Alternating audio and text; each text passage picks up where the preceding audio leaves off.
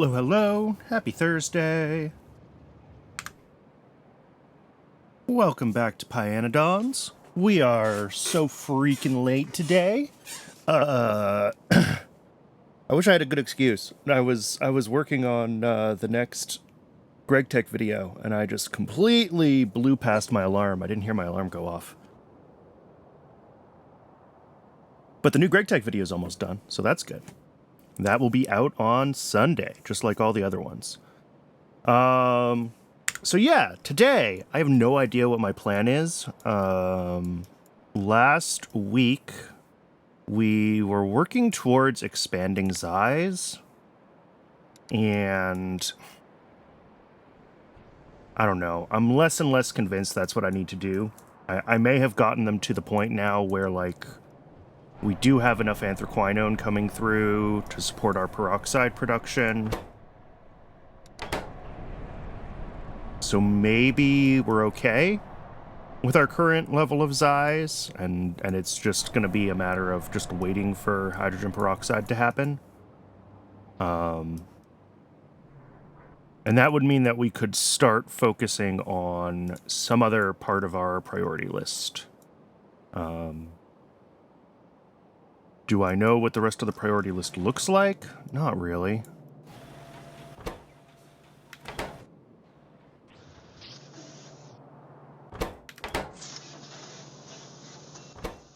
What's this waiting for? Transistors. Transistors, I'm sure, are just waiting for, yeah, silicon. So, like, this is going to be a thing where we just kind of have to keep waiting for silicon to build up enough to be shipped around. And as long as there's, you know, etching solution available, and there's plenty of it, I think we're good. I think my issue with prioritization that I found last week is probably resolved, so I think we're okay on the etching solution production now, or as okay as we are gonna be. Yeah. Yep, I'm just not that worried about it anymore. So I don't want to push on Zeiss any further. I think they're fine. I think the thing to work on is going to be, well, who knows? Nuclear is still blocked on power, and power is blocked on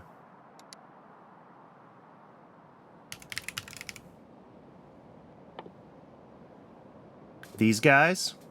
So we do have some things that we are not making yet to be able to make these. We're going to need,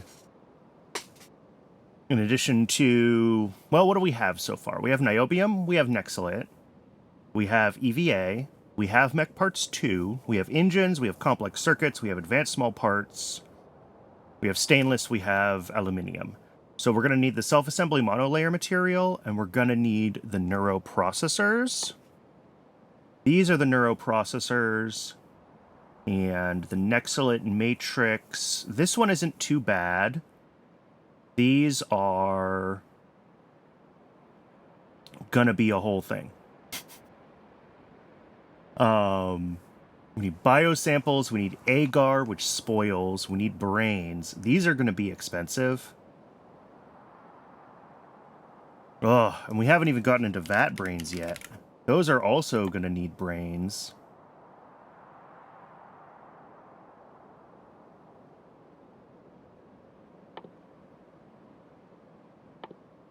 All right. Well, I think those need to be the things that we work on. Next is these intermediates, right? The neuroprocessors and the self-assembly monolayer material.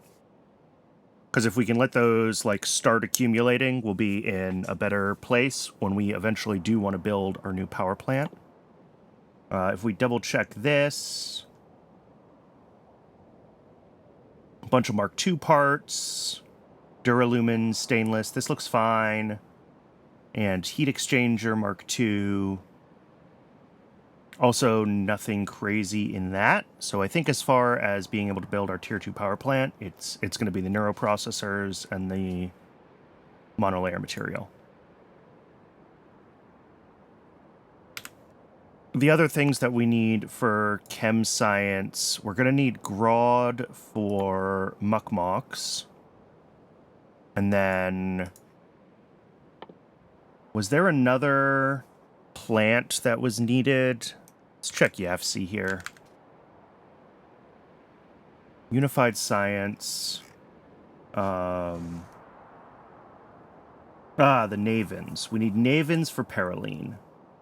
So maybe we should start thinking about Navins, because we do still need to bootstrap those, and I think I have them researched already.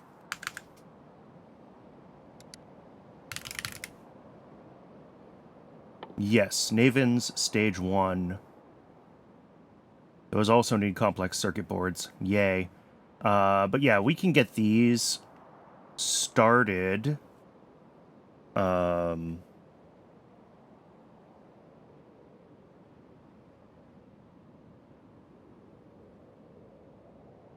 Figure out the scale we're going to need to build to.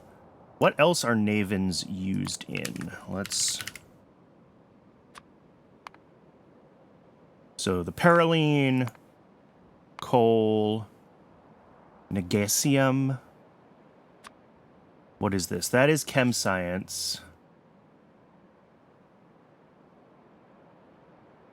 Oh, is that one of the ingredients for Pi 3? Yes. Okay.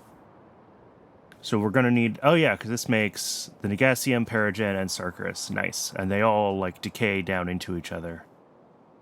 Love it. A better Negasium recipe? Yep. Oh, no, but we can't ever get that one. Denatured Seismite? All right, well, that's just later stuff. Rec-A proteins, how far out is that? That's pretty far out. Okay. I'm not going to worry too much about getting to Pi Science 3, like the end of Chem Science. If they were used in an earlier Chem Science tier, I'd worry about it.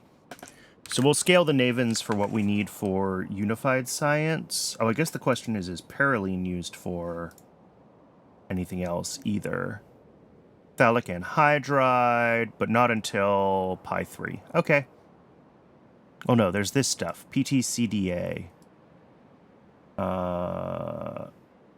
Oh, that's part of the self-assembly monolayer material. Oh. I didn't realize that. Okay. So yes, we definitely need to do this, but we only need the, like, 0.17... Well, we need as many Navins as we need for whatever we decide to scale self-assembly monolayer material to. Alright, so let's make a tab for that. Is there a hyphen in self-assembly? There's not.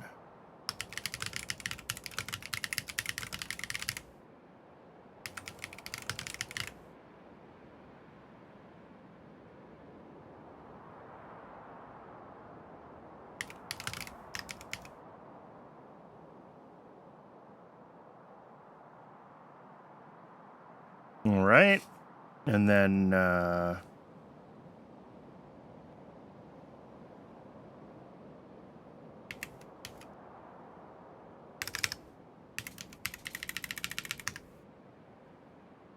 so if we just scale this to one machine, which is not a lot of it to begin with, but the PTCDA we can make on site because it's only used here. The special alloy we will want to make separately because that has other uses. The chromium molybdenum nickel special alloy is used in bulk inserters, so we want to make that separately as well. Rayon comes in, Nexolite comes in. Trichlorosilane. Alright, I'm currently making trichlorosilane on site for, I think it's in the electronic grade silicon. Yes. Okay, but this process, that's right. I think I talked about this last week. This process recycles all of its hydrochloric acid. So it ends up kind of as it's a closed loop, right? So we'll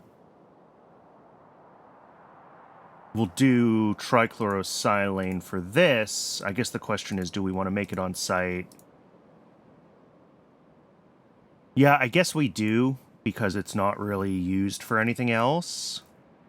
Organic acid anhydride. is also used in chemical science packs, so that'll have to be made on its own.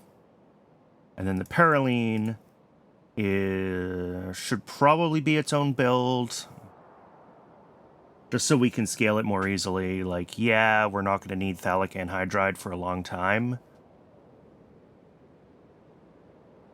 but I don't want to just build this into its own thing. So this looks like the build, and I guess we could triple that if we really felt like this would be massively overbuilding, to be clear. And then in electronic grade silicon, do we make silicon on site? No, we make silicon somewhere else. All right. So we'll ship in silicon. We might have to make more silicon, scale up our silicon build, but that's not a big deal. So then the other things that we need the builds for is the Paraline, the organic acid anhydride, the chromium molybdenum nickel special alloy, and the niobium aluminum titanium special alloy. So let's get those tabs up. Let's clear out a bunch of these tabs we're not using right now.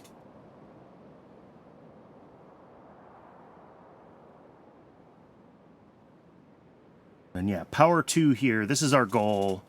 We need 20 of these biomass power plants, which is why we're sitting on some things. Ooh. Oh, efficiency modules for this. Yeah, it doesn't really do anything. I mean, it saves a couple of megawatts, but doesn't seem worth it.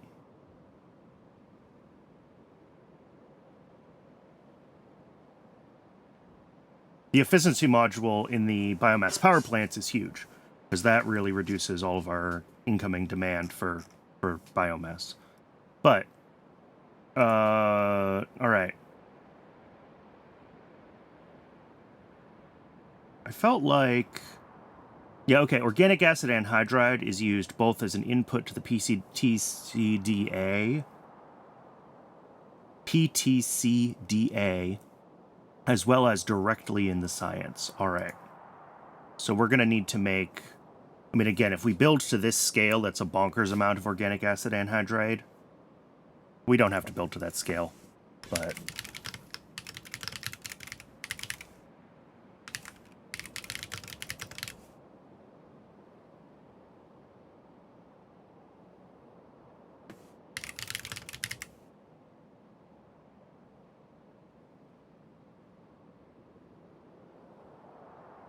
Ooh, this needs geothermal water coming in. Interesting. And fatty acids. Am I currently making fatty acids? Or am I making, like... I'm making processed fatty acids. I know that much. Here, let's head back into the game again, and let's double-check where we're doing... Yeah, we do make fatty acids directly here from oleochemicals. Cool. Probably not a lot. 20 a second. And then some of that feeds into making the processed fatty acids for... Looks like 10 a second right now. We could definitely expand this. I don't think it's a big... Other than needing more oleochemicals if we wanted to expand it. Like, this is easy enough to grow.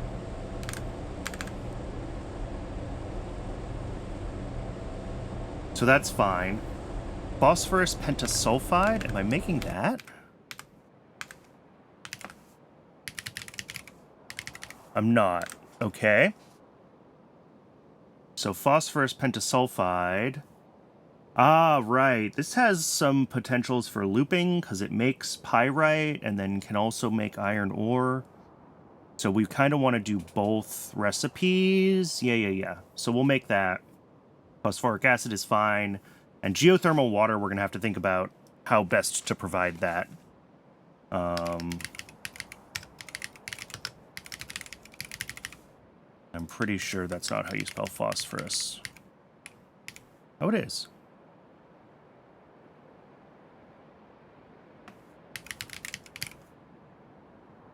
So we're going to make phosphorus pentasulfide. And then the pyrite will also come from phosphorus pentasulfide. Yeah. Something like that.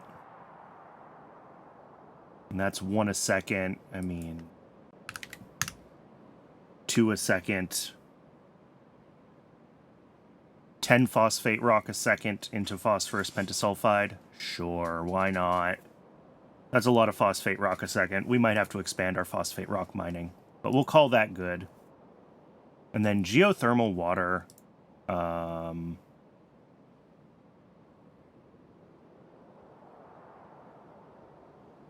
Either chitin, which I think I'm voiding to something else right now, but or we need to hook up a geothermal fissure to rails. How many fissures is that? Oh, just a tiny amount of one fissure. Yeah. I think that's what we want to do, is we just hook up a geothermal fissure to rails and provide geothermal water for things that need it. That's fine. All right. We've got the special alloys. Let's get those.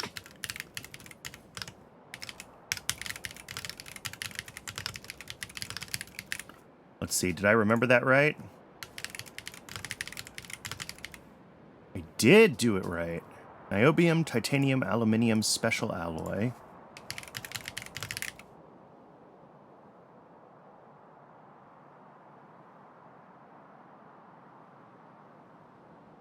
I don't think we need 5 a second. No, we need like 0.2 a second. Okay.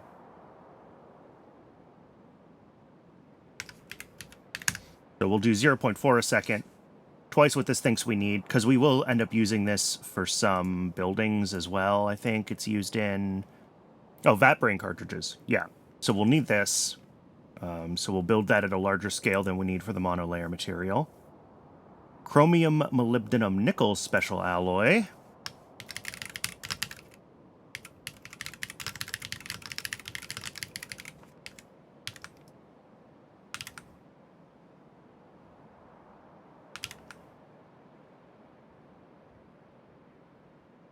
I think this one, we probably only need the 0.2 per second, because we're not... Well, wait, what's this used in?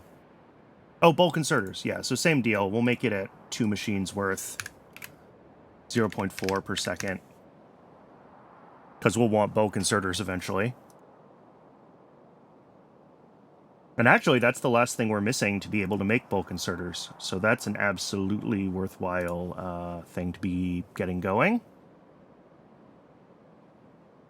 And that just leaves the Parylene, I think, is the only thing we need to document.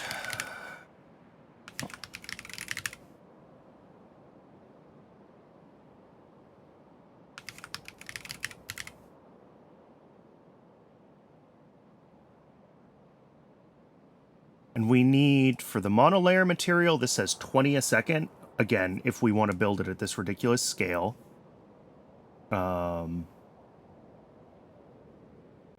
And then for science... Oh, it's only what's needed for the monolayer material. Okay, that's fine then.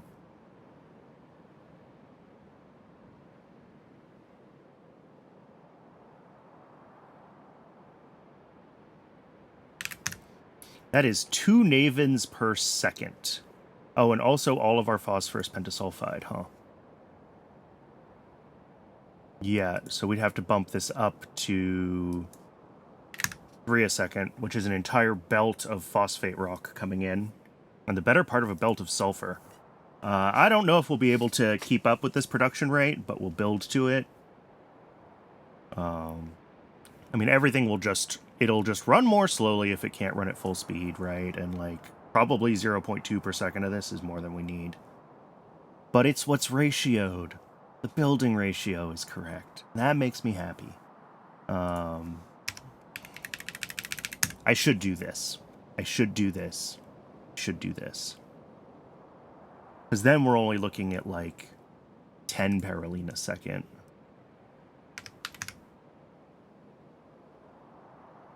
these can go down to just one building each, and we'll still have extra, I think. Yeah, because it's 0.067, so 0.2 a second is fine. 0.2 a second is fine. We don't use condensates, we use diesel.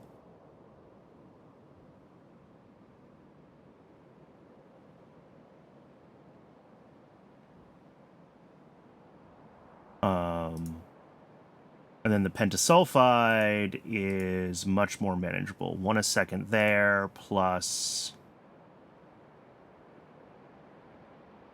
Here, we can half this. So only 1.5 per second. Yeah, that is a much more reasonable ratio of these guys. That's only half a belt of phosphate rock. Yeah, let's do this one. Okay, this is the scale we built to. Like, yes, it's annoying that we need 2 of these when we don't have everything else we need, but it is what it is.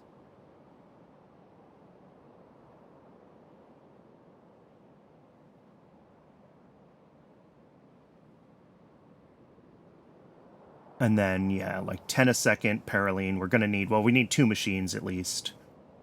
So that's the speed we will run this at. And then Navens, we have to build to a scale that we can do 1 a second Navens.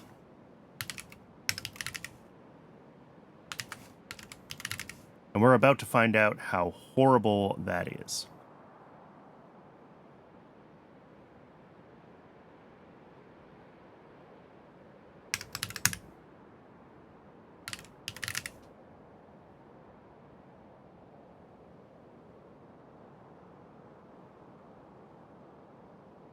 Okay, 24 machines. That doesn't seem, I mean, it's not small, but it's not huge. That's well within the realm of, like, our other AL builds. Fertilizer comes in, guts comes in, Naven spores we'll do on site. Regular spore collector, please. That's a lot of spore collectors. And then the improved fungal substrate, I imagine we want to make somewhere centralized, because that's a bunch of ingredients. Yeah.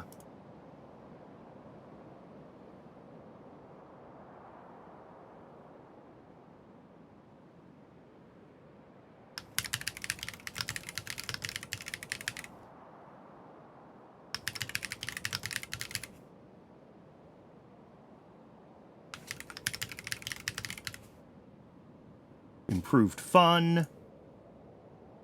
All right, yeah, we'll just have 1 machine, sure. Water pumping. We make wood on site. We make the regular fungal substrate on site. We bring in biomass. We bring in bones. We bring in urea. We have to make the incubated petri dishes. We bring in petri dishes. Okay. This looks quite manageable. Am I already building... I know I'm making fungal substrate, but I don't remember if I'm making it, like, globally, or if I just made it as part of our Phawagy build. We just made it as part of our Phawagy build. Okay. So we will need to do that as part of the improved fungal substrate. I don't think it's worth centralizing fungal substrate. It's a simple enough production line here. All right.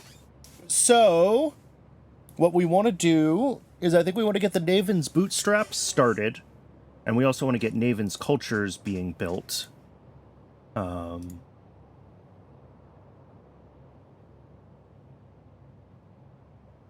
Hopefully those don't have any weird ingredients. That could bite me.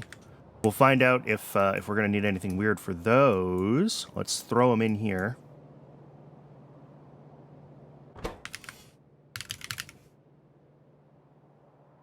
Red circuits, which we do have access to. I think the bots have access to.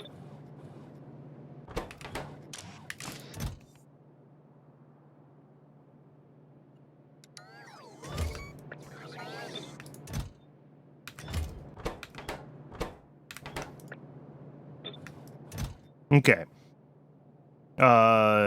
Duralumin is a problem. Complex circuits are a problem.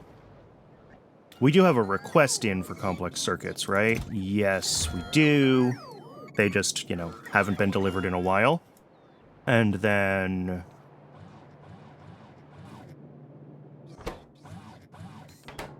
Duralumin is just my constant nemesis in the mall. It should be running more consistently now and should be slowly catching up. It is. I could probably request Duralumin into the mall from...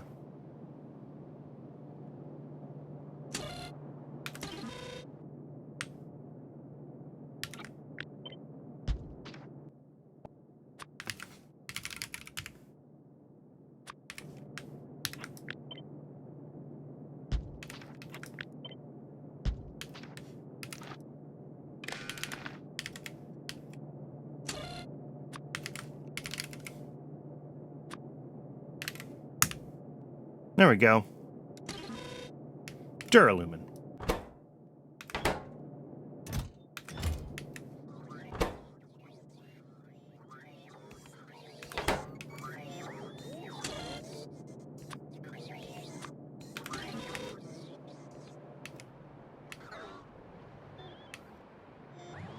That should help.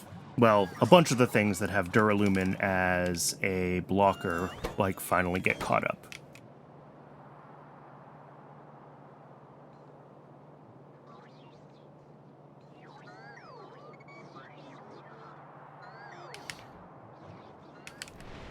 Okay.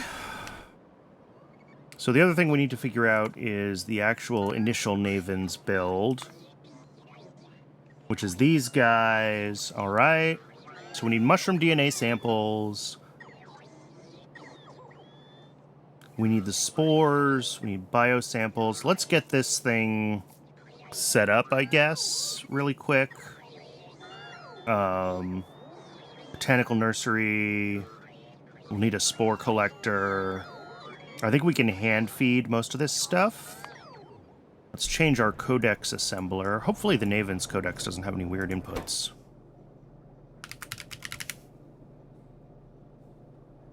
It has some weird inputs. Lamps and glass, yes, but we're going to need red circuits for that. All right.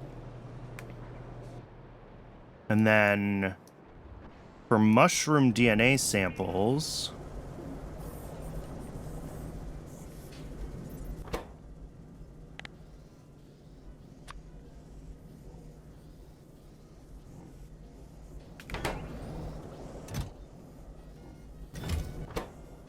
need Phawagy codexes, which I doubt we're requesting here.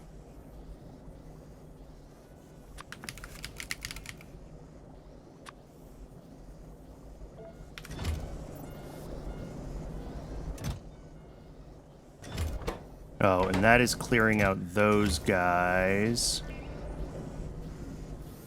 Let's make this a provider chest. And then the other thing we need is wooden chests.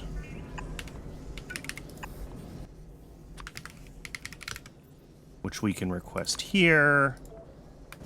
All right. Oh, and we also want to request those...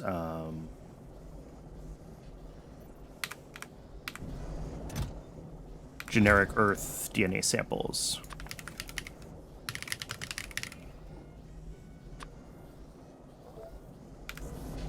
I'm hoping that I have some Phawagy codexes that exist in the logistics storage, but apparently they don't, so we're going to have to make those as well. Okay. Let's swap this assembler over to Phawagy codexes first, then.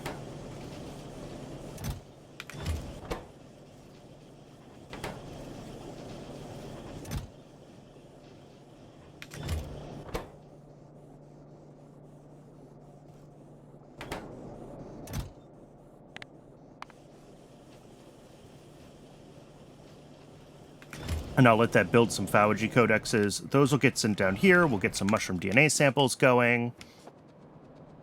And I will grab the stuff that we need. And I guess I can just handcraft the Naven's codexes if I really want to. What do we need? Lamps, glass, and complex circuits? Yeah.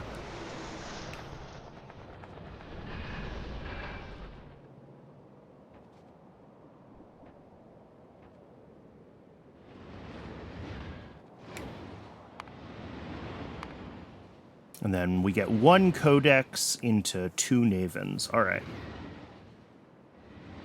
And then good alien samples, cDNA, biosamples. I'll have to hand deliver some of this stuff. I always end up hand delivering a bunch of stuff when it comes to the alien life bootstrapping, but that is fine.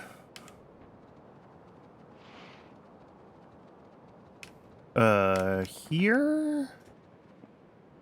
Yeah. Yeah. All right, these are the last of our red circuits for a while, so...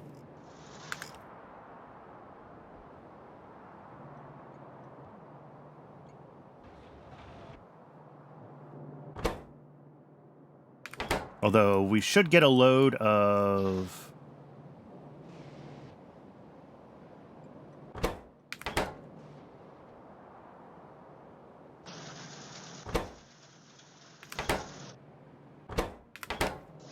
Yeah, this has MOSFETs, so this just needs its, I think the next load of N-doped silicon will go to transistors, and then those will end up over here, and it'll start spitting out complex circuits again. And one batch makes quite a few of them. Especially now that everything is prodded. But with 137 of these, I can only make 2, I think, of the Navens codexes.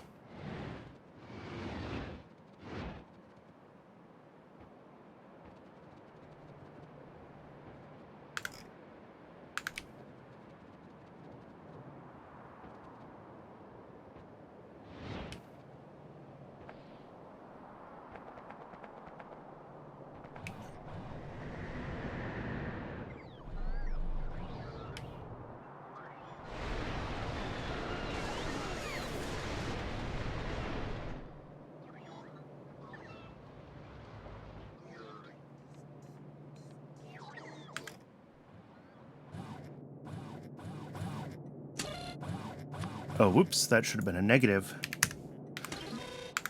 Okay. So what do I need? I need glass and I need lamps. That's up here somewhere. Where am I? What am I looking for? Down here is where I want to be. Lamps are here. Lamp output is... Okay, there we go. Lamps... Glass is here, actually. Let me grab...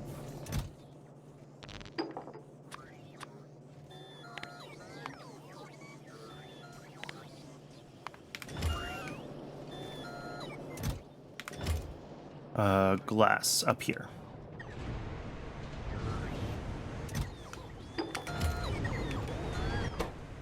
Uh-oh, our hot air stopped again.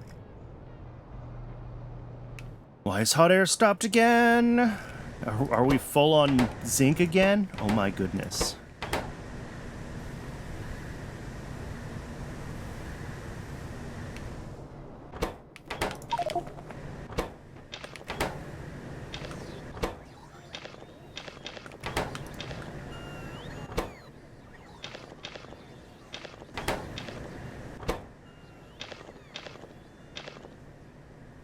Cool.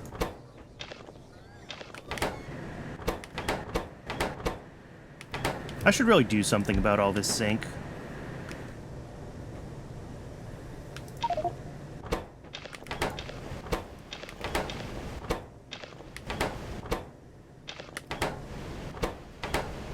But for now...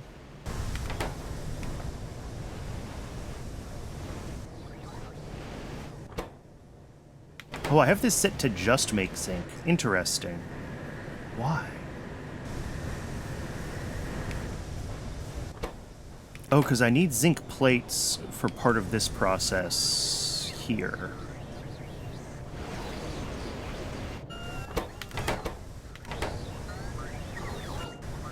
Sure. I could probably refactor this and set up a station to just, like, inject the zinc ore into the rail base. Maybe I should do that.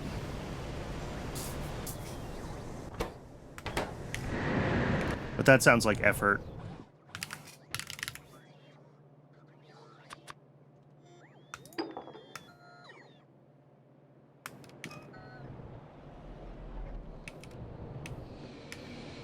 Do I have a spot set up somewhere where I can kind of try to bootstrap a bit of AL stuff?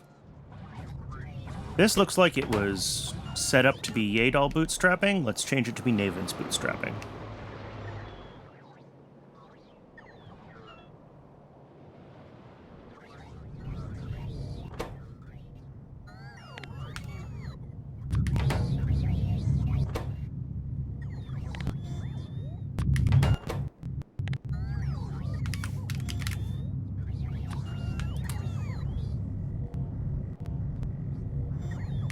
Oh, we already had some mushroom DNA samples sitting around. Cool. Everything I did to set those up was totally unnecessary. Let's turn that off then. And down here. Well, okay, this will run a little bit. It'll make some. I guess I can just let it... Well, will I need any more of them? That's the question. Yeah, I'll need some for Bodos. Okay. So yeah, I'll let this make a few of those, because we'll need them for Bodos. And the only other thing that I need for this is going to be good alien samples, then.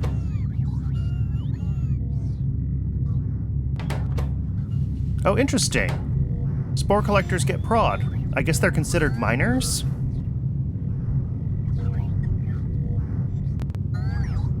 Did not know that.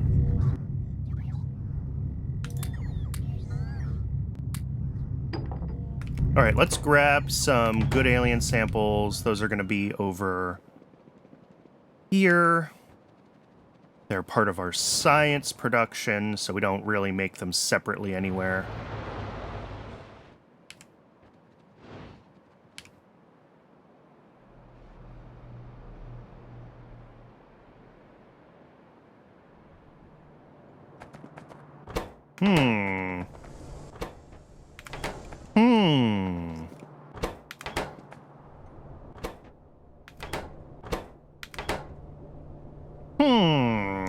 That seems bad. Rock cocoons? No moss? Plenty of moss? What?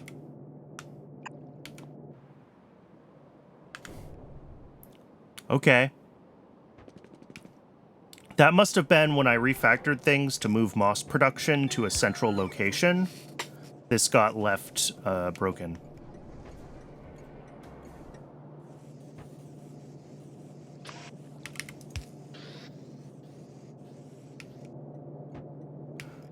So this has not been running, unfortunately.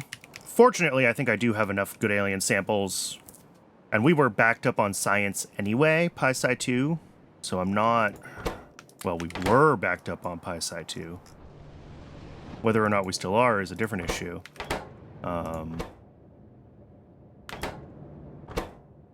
Yeah, we have lots of good alien samples still.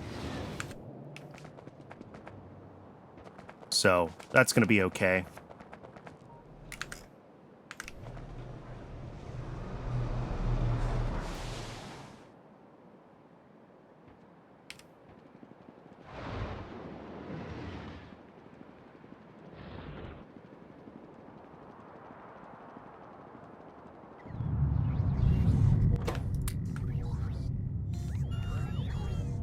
Cool. So now these just need to finish growing their spores, which is going to take a while. And the Navens can start bootstrapping. Have we gotten any of the buildings yet? Not yet. Oh, they need complex circuits.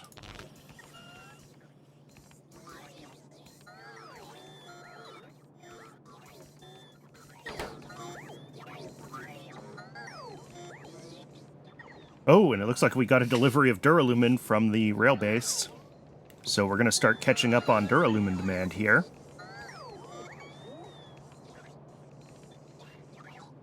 Again, there's just a few things that aren't running, and I think most of them are either Duralumin or something that uses Duralumin related.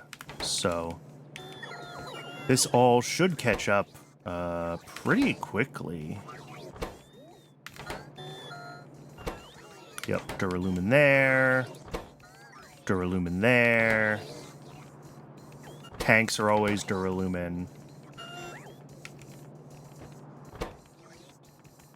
Relisia's needed Duralumin.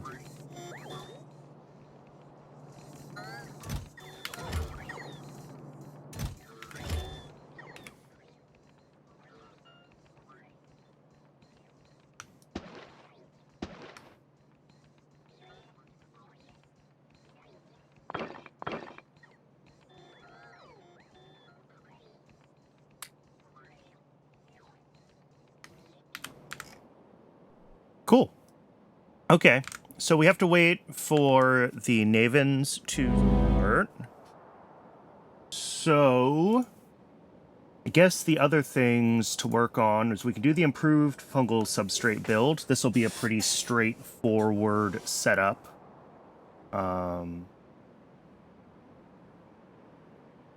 We can do the... Well, this one needs the Navens, so there's no sense building this yet. Chromium, molybdenum, nickel, special alloy is... Yeah, these special alloys are going to be pretty easy to do. Both of them just take in fuel and 3 plates.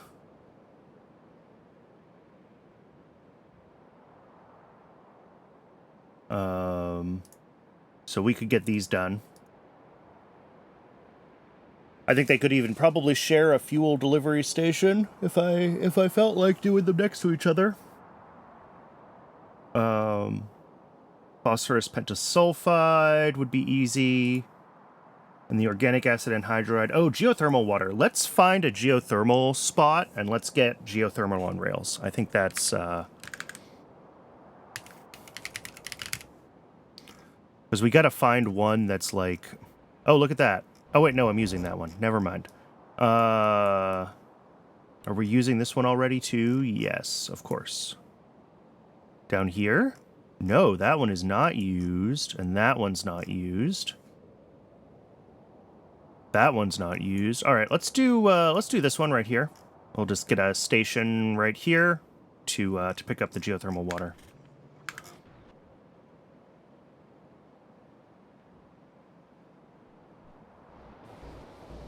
All it needs is, what, a pressure pump and a geothermal plant? Yeah. This isolated power grid that I have for these geothermal plants is only for the ones that I'm using as power. That way, geothermal can always provide, like, my absolute bare minimum. We won't ever totally black out power. These days, the amount of power I get from geothermal is minimal. But still.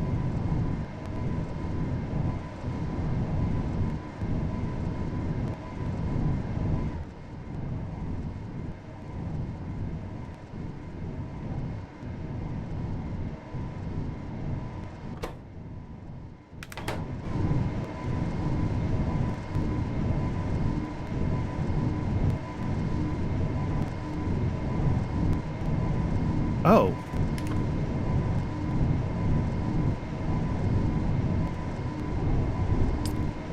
And I think I want a couple of extra turbines down here.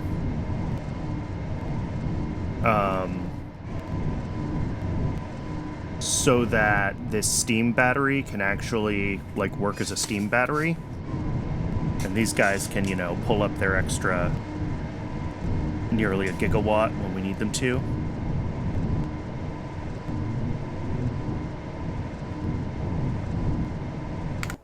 Yeah, so let's grab the geothermal plant that we need. Let's grab a pressure pump. Let's grab 2 turbines to drop off down there. Oh, we don't make geothermal plants. What do you need?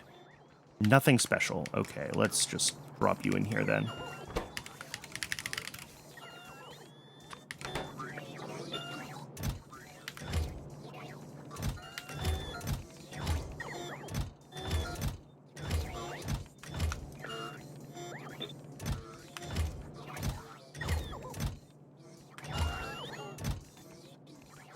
I think one stack of these ones is probably actually fine. These guys, we are going to want to go up to the full... It's 5 stacks what I decided my standard was these days? Yeah.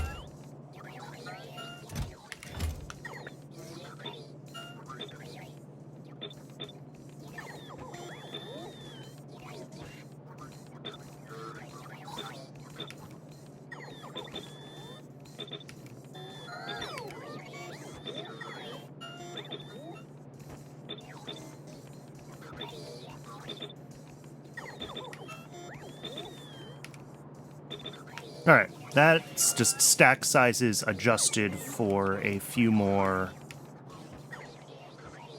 machines.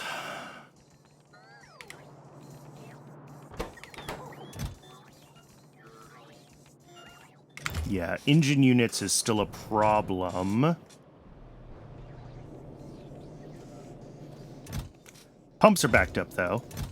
Okay.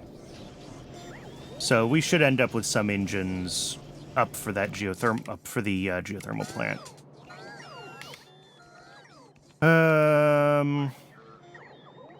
What can I do in the interim while I'm waiting for that? All right. Well, that's not going to be the first thing we do then. I guess let's get our 2 smelters and let's set up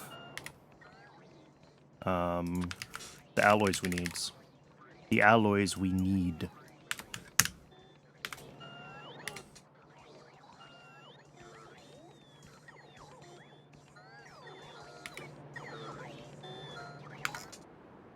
Do I have existing, like, slots that I could squeeze these into?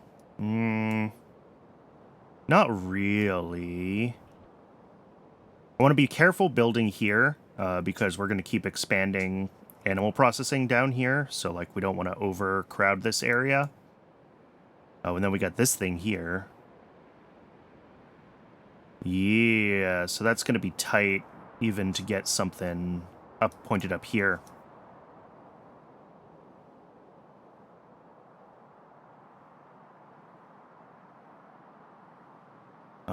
Oh, but we can build pointed south from here. Yeah, we'll build south right here for both of those smelters.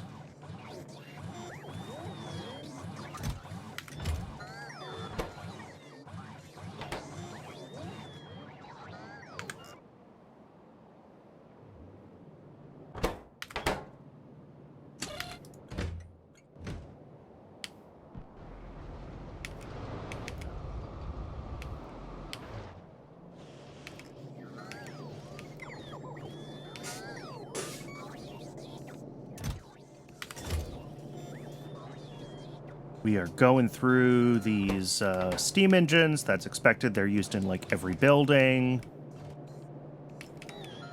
A lot of this stuff is starting to accumulate. Oh, Duralumin to these guys, yeah.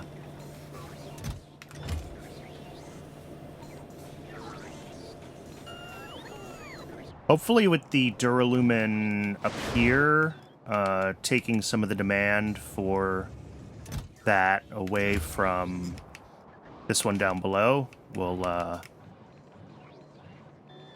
be able to start passing more Duralumin on to the to this processing over here, to gearboxes and brakes and stuff. We only need this stuff in small quantities. This just feeds them all, but we still want it functional.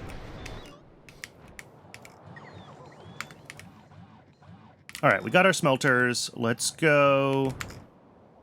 Let's drop off these extra high-pressure steam turbines first. Again, that way we're just making sure that the steam battery we built is actually useful.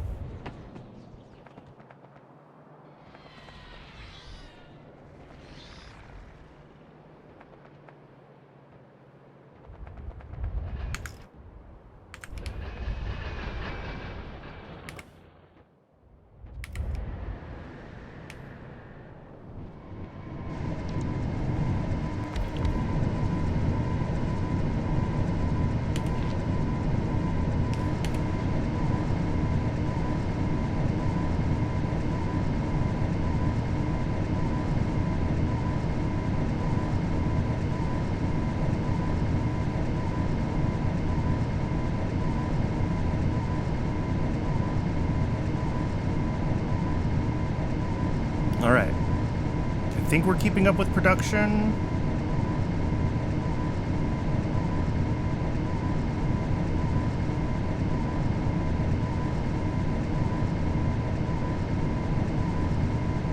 And yeah, each of these has an extra... We've got like 500 megawatts of headroom here.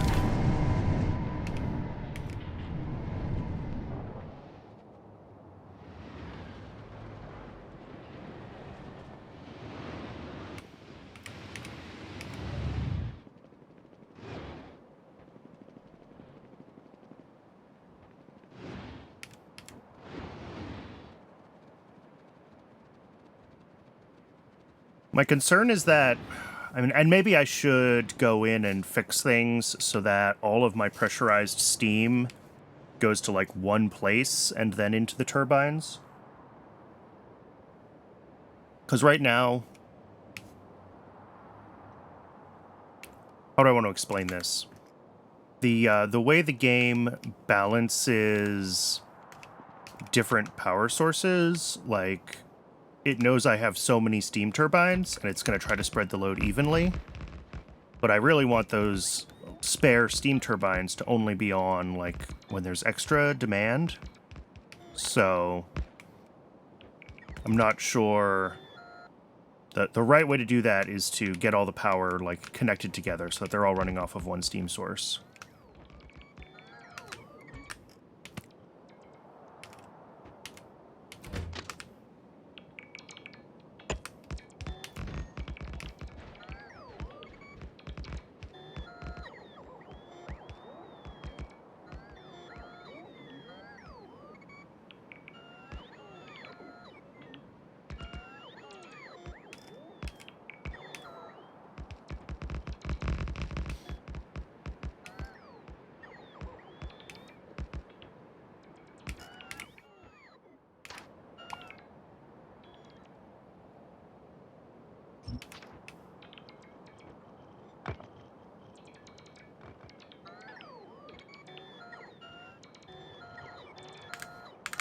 So, as far as inputs to these two alloys go,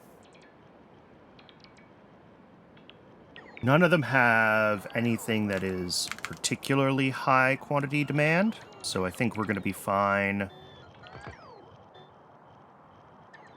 Just shoving everything onto a few belts. I do want to put things on belts. I don't want to direct feed it, because I know that we're going to expand these eventually. So, solid drop-off. Solid drop-off. One of these needs, let's see, niobium, titanium, and aluminum.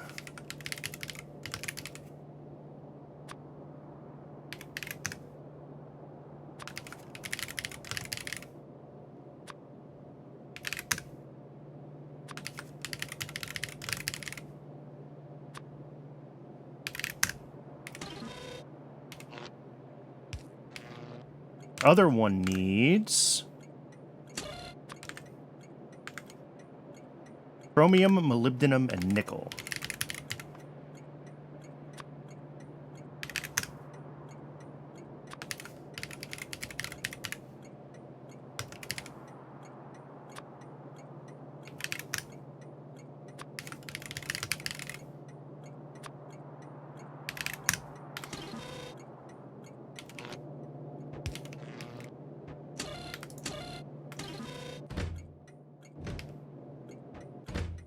Cool, all of those trains have been dispatched. So for the chromium, molybdenum, nickel, I mean, I guess it doesn't really matter.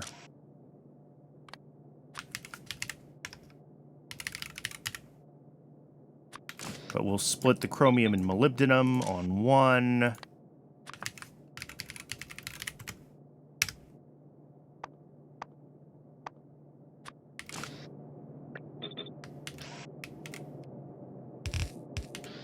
And then we'll throw nickel onto this one.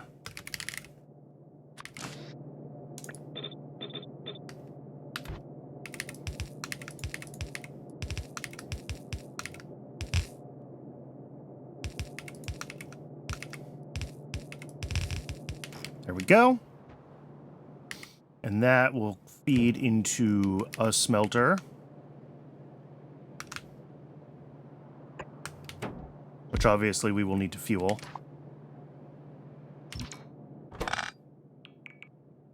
Chromium, molybdenum, nickel, special alloy. Yeah, 1 nickel a second, and like less than one of the others. So I think that's that, that, and that.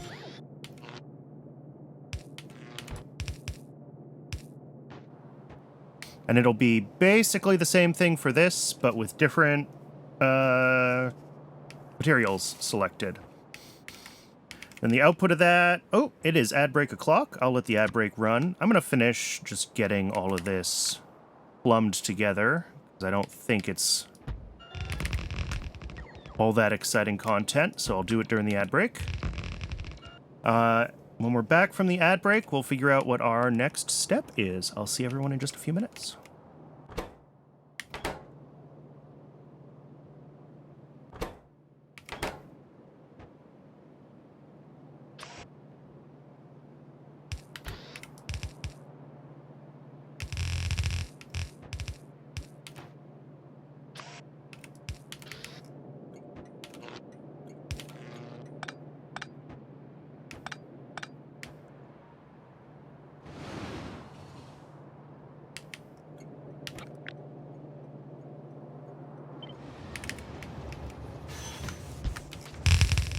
And here...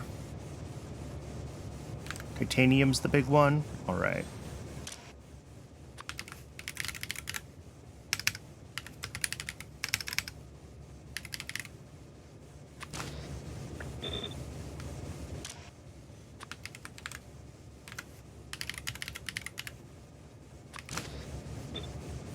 Oh. Shoot. Ah!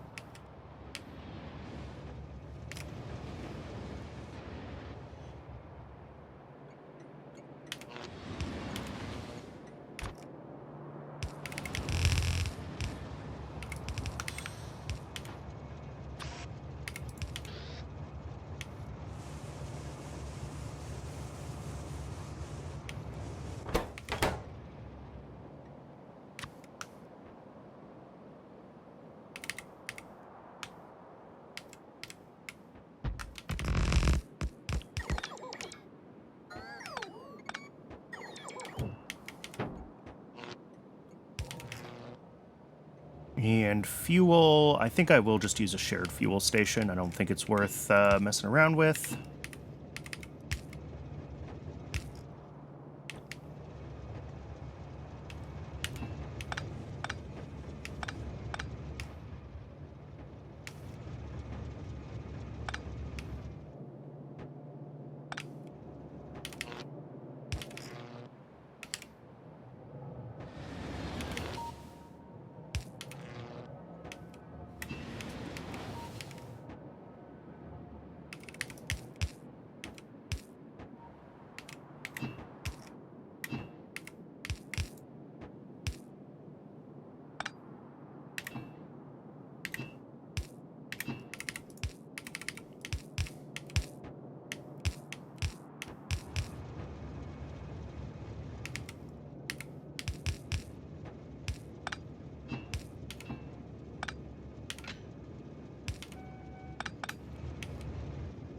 Welcome back from the ad break, everybody. We're just wrapping up this build.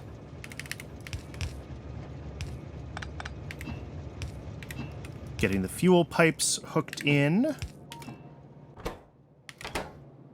And I think that is the last thing that's going to need to happen, is we're just waiting for fuel delivery. That's coming from halfway across the map. But this will get its fuel very shortly. These will both turn on. I don't think there's anything else to really keep an eye on at this build.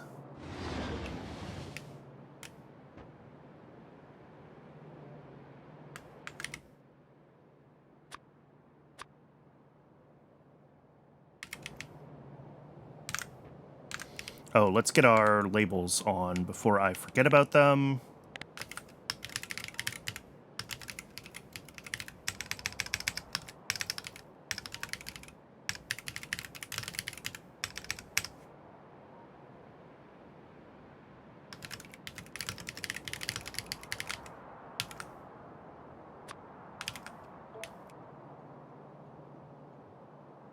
And then the other one is niobium aluminum titanium.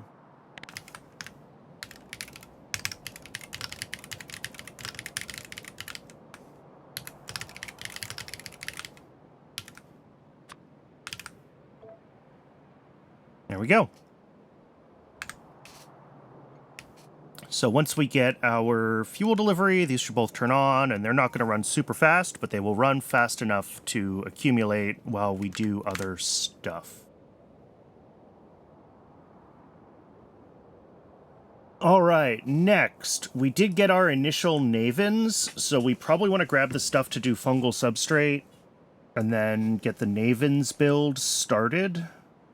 Yes, so let's do that. Let's grab the shopping list for improved fungal substrate.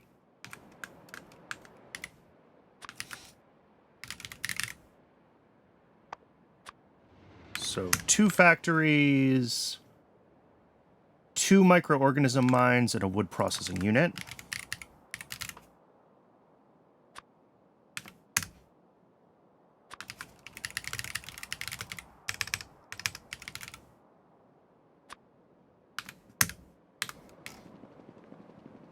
And then I guess I'll do this build up here where I've been doing other AL-related things recently. We may as well just keep growing in this direction. It might even fit.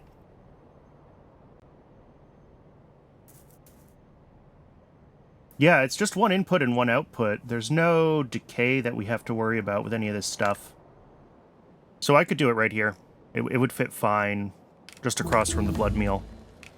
So I think that's reasonable. Oh, and Grodd is finished, so we'll want to be thinking about those soon as well.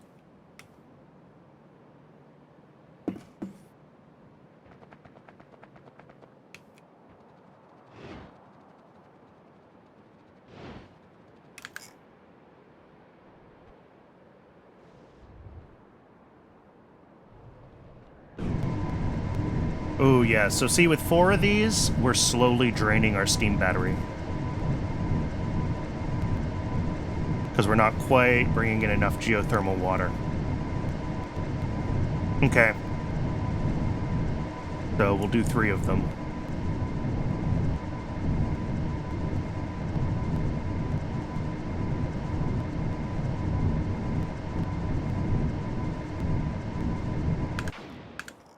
Where am I? Here. Okay. Let's go pick up that steam turbine on our way back into the base. And then we can grab the stuff we need for the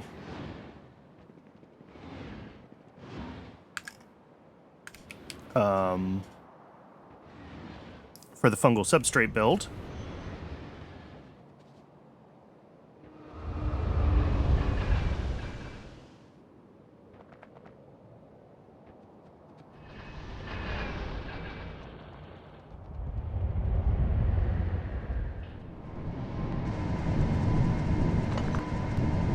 All right, with 3 of these, we should start to accumulate steam again, I hope.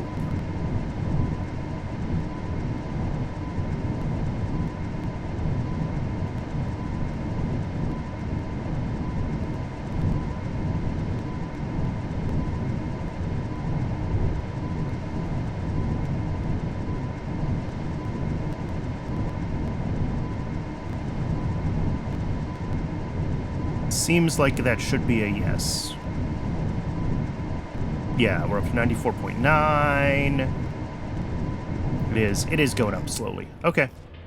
I'll check on that again later.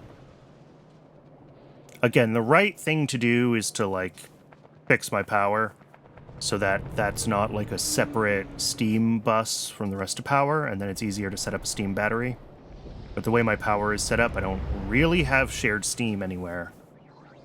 So it's hard to manage that correctly.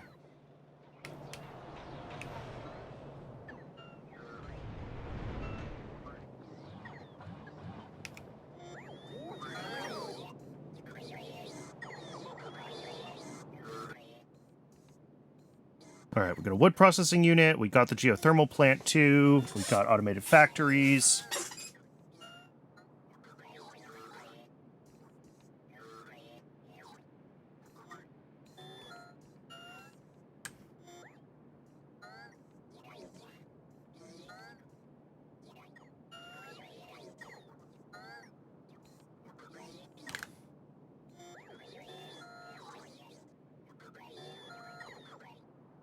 Are we ever going to get this wood processing unit? Maybe? Maybe, maybe?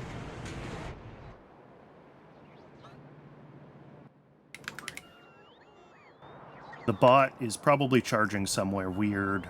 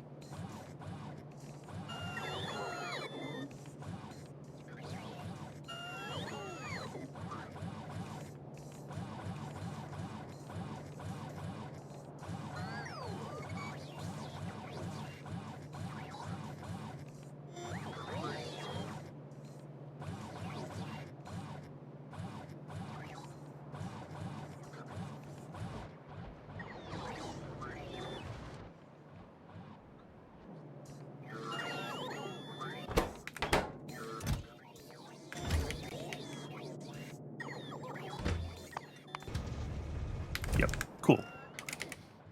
Okay, and we got the wood processing unit. Let's do the geothermal build first while I'm thinking about it. And then we can wander over and get the fungal substrate started. Both of them should be pretty quick builds.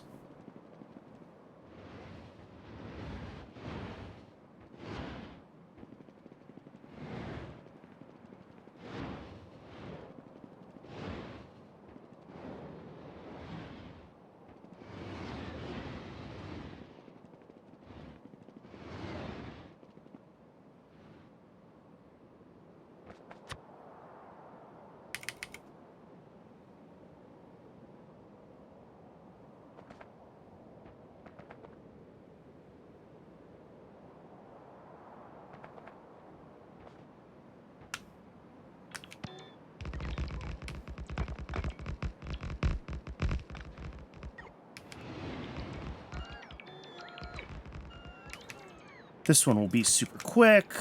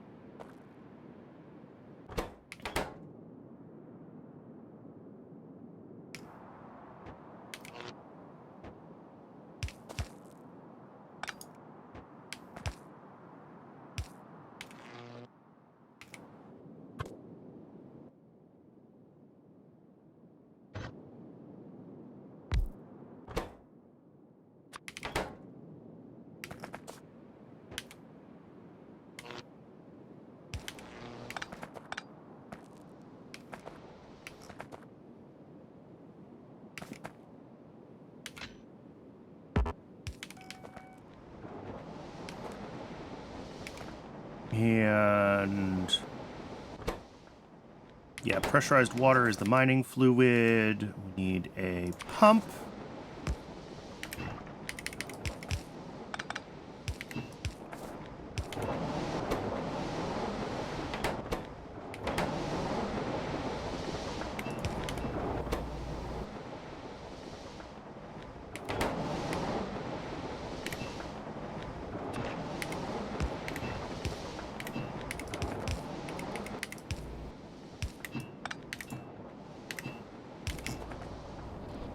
Cool. And that'll just be available whenever we need geothermal in the near future.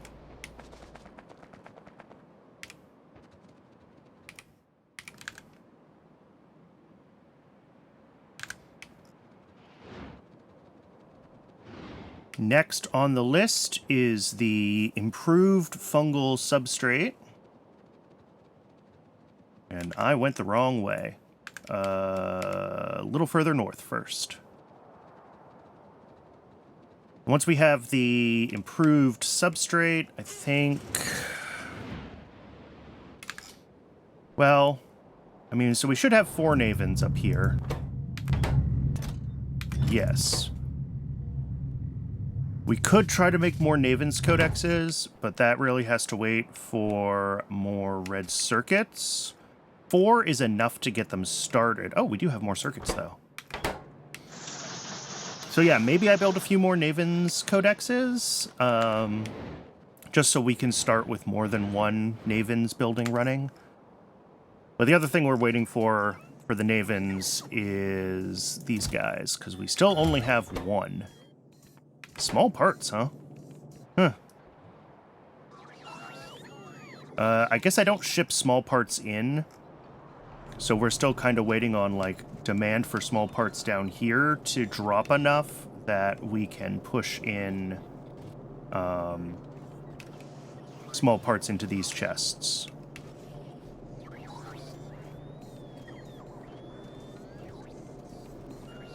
And, like, clearly that just hasn't happened yet.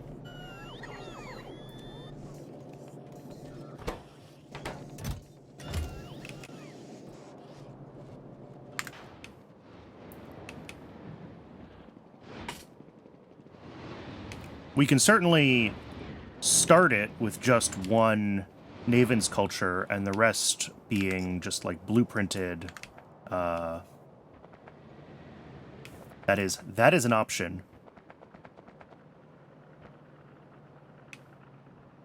I don't know if it's the best option, but it is an option.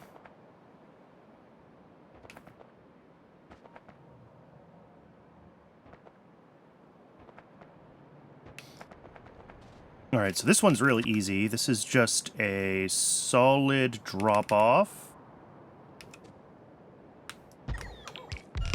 into a solid pickup.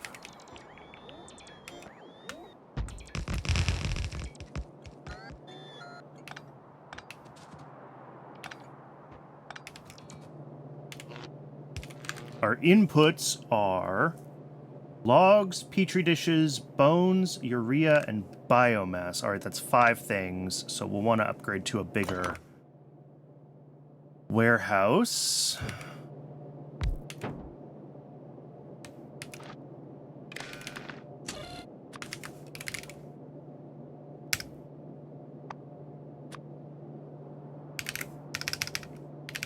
Log,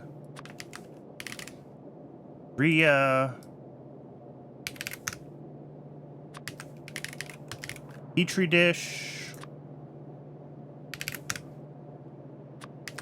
bones,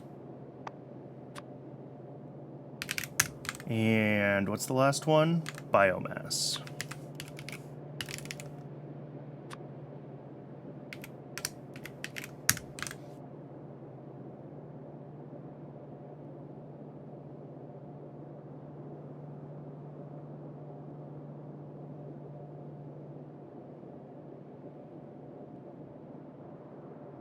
All right, so we start with log and biomass.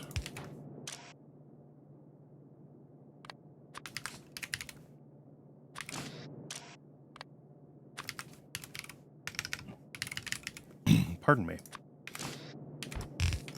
And that'll feed our first automated assembler, making the basic fungal substrate.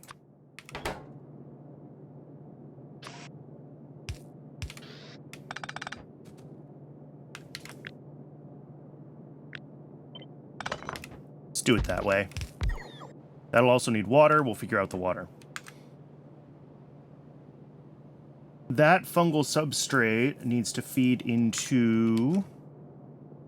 All right, we're going to have more biomass.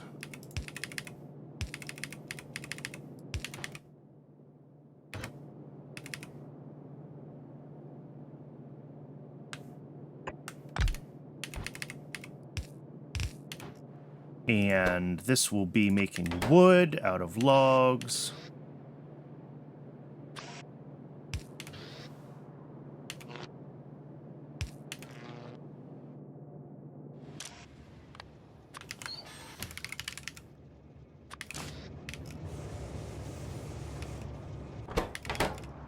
So this belt is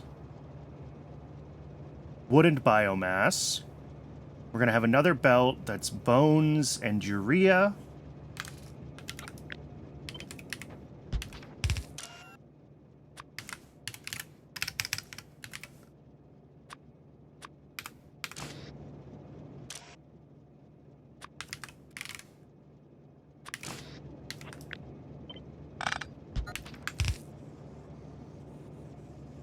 Then we're going to have one last belt. And this is just going to be our Petri dishes.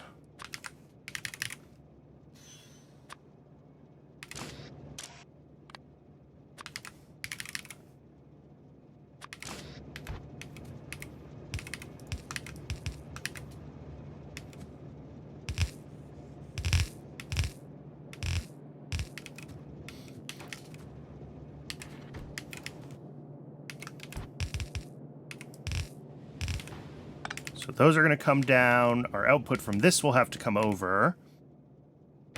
Let's do you... I mean, let's do it right next to it. Improved fungal substrate. Yeah. So this will be just direct insertion. These two belts come in.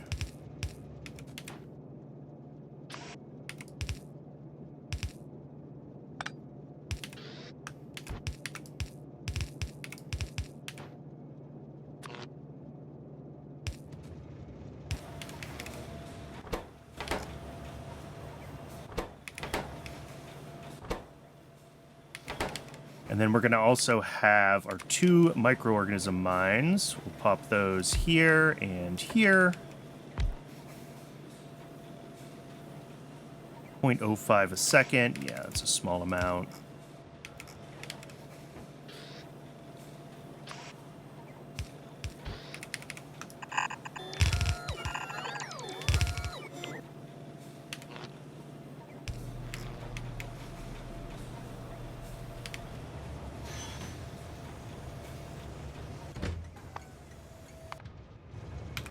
We've got bones on the way. The only thing we're waiting for now is biomass.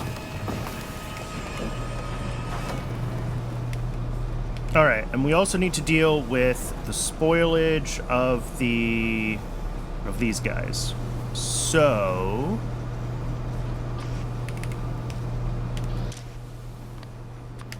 that is Petri dishes.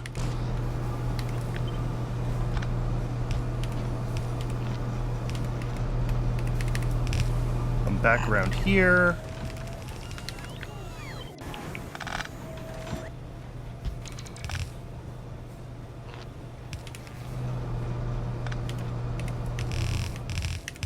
Spoiled dishes just feed right back in.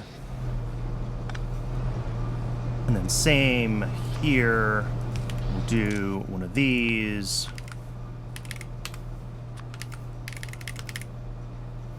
Petri dishes can feed right back in.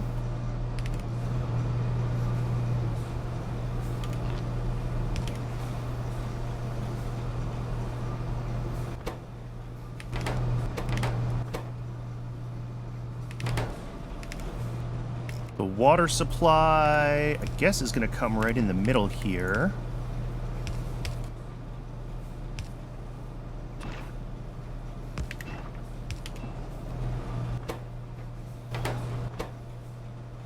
Alright, so we're really just waiting for bones and biomass. And it looks like both of those are currently en route. Delightful. A train is stuck. Where is this train stuck? Oh, good. We had another fuel train latch issue. Sigh.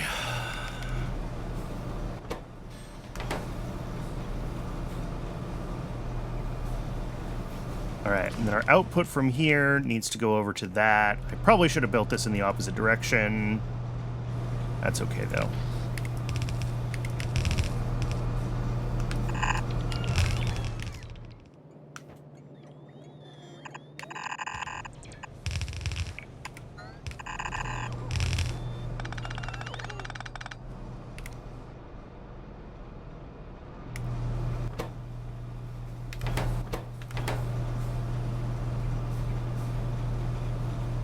Yeah, I think once we get the biomass delivery here, this should turn on.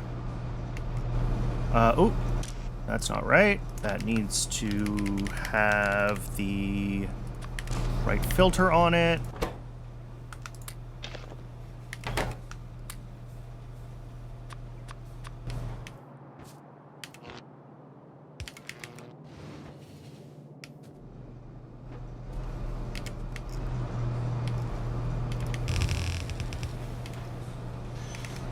Biomass. It's all going to the right places.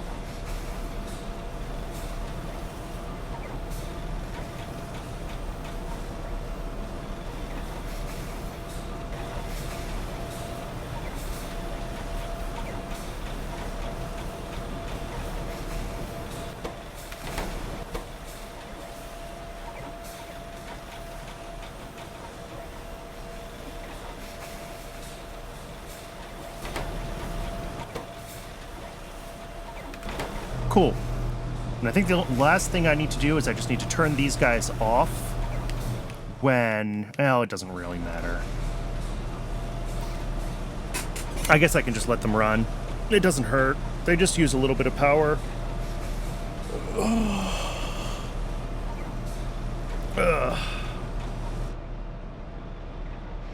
Cool. That is improved fungal substrate.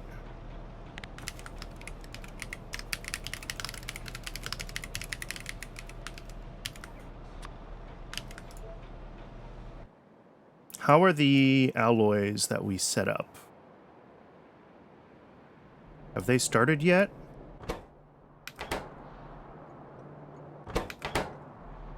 Yes. I forgot an inserter down here. Cool. So I'm gonna have to go down and fix that. Other than that, how are we doing with Naven cultures? Still just one of them. Okay.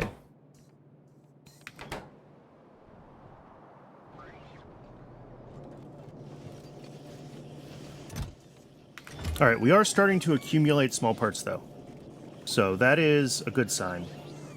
That does mean that they should start to get built sooner rather than later. So we're still not quite ready to do the Naven's build itself yet.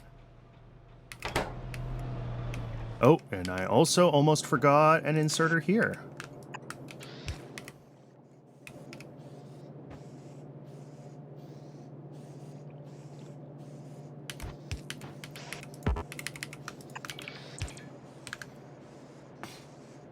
So, next goal.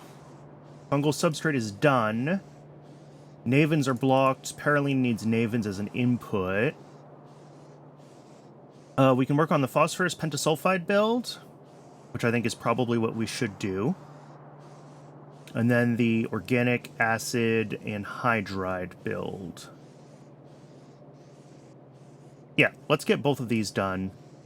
Phosphorus pentasulfide and organic acid anhydride. So what do we need here? 6 high-pressure furnaces and 1 mixer. Okay. Because we'll build these down here. And we can fix this broken inserter at the same time we get these built.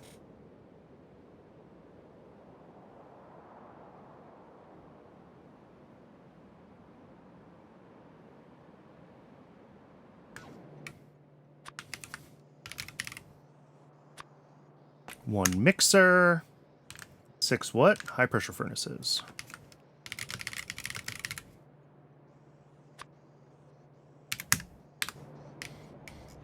All right, back to base we go.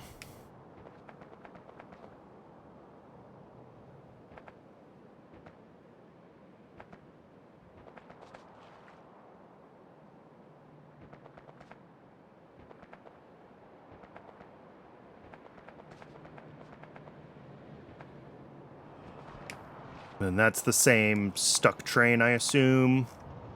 Yep. But this is running, so like, yeah, there we go. I was gonna say it should make its way out soon.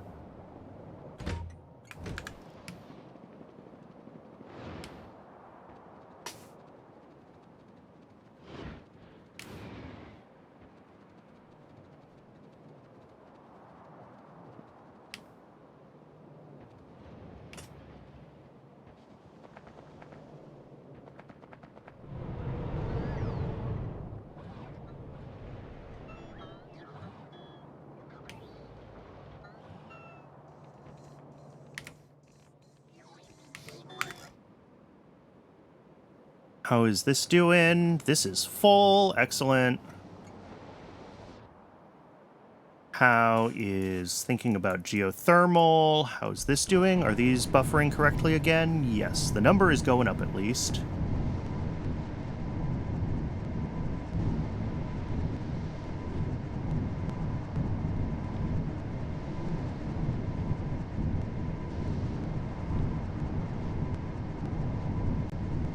So 3 of these appears to be the number we can run currently.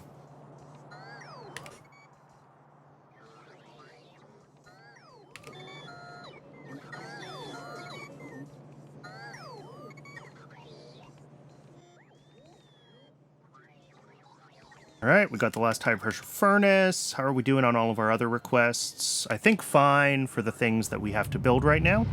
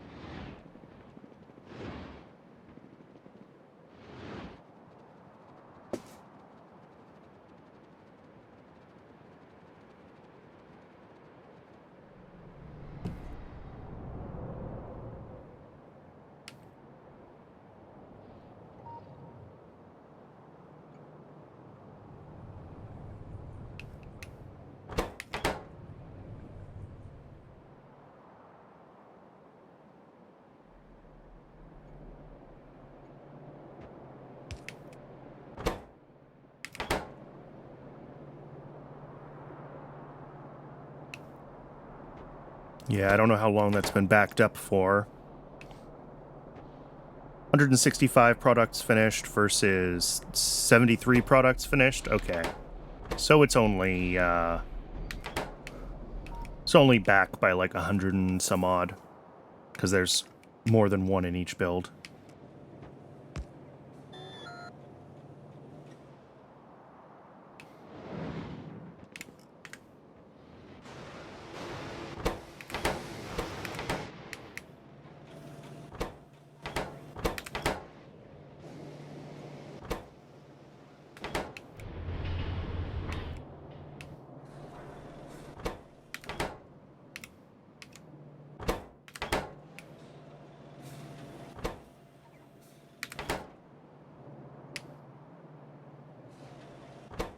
Gearbox Mark 1s are apparently, well, they're the limiting factor for mechanical parts. For these guys, it's the electronics, which are currently blocked on MOSFETs, which is, you know, the usual blah, blah, blah, blah, blah.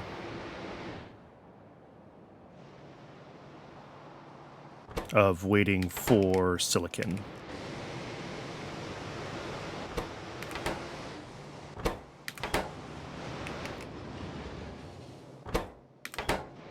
Does look like we have plenty of transistors, though.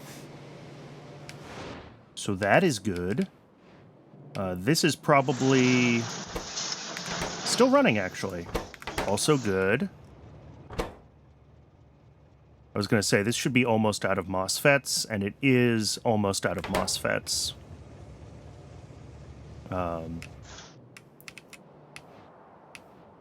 And silicon for MOSFETs is a little ways off, but not too bad. Yeah. This is all going to work at a fine rate, kind of, once it's all going.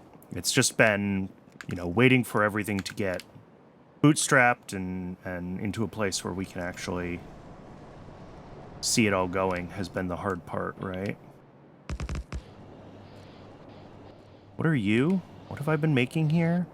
Ethanol.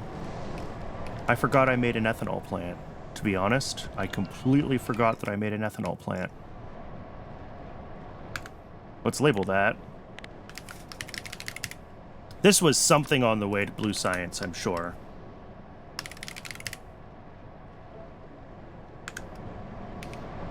But I certainly don't remember.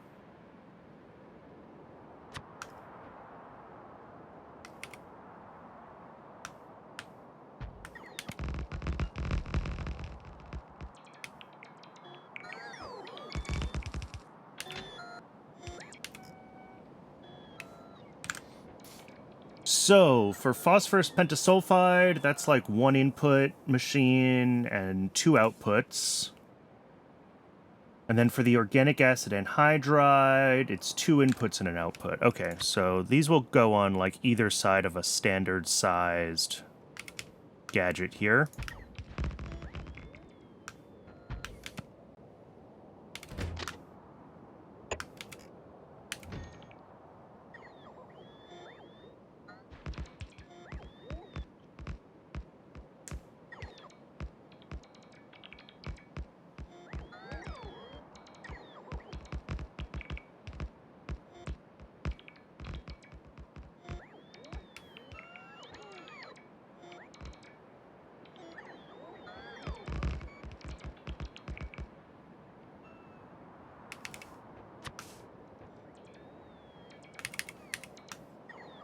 Solid drop-off, solid pickup,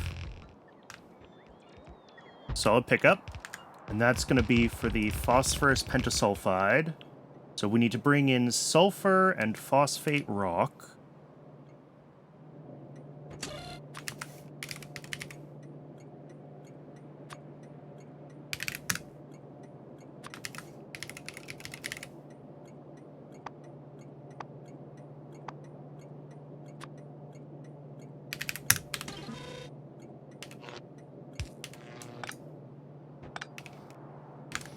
And then we're going to feed in sulfur and phosphate rock into 4 high-pressure furnaces.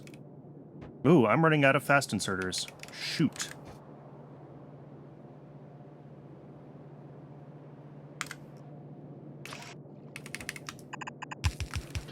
I thought I was going to have enough.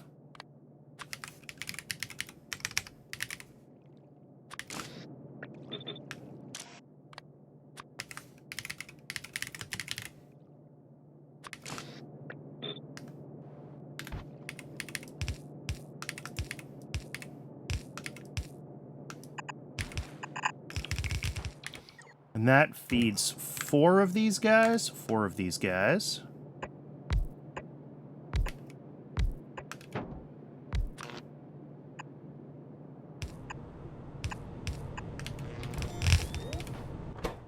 Making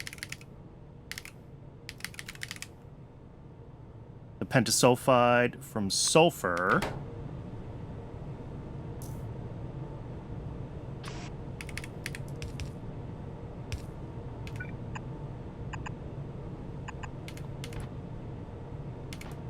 right?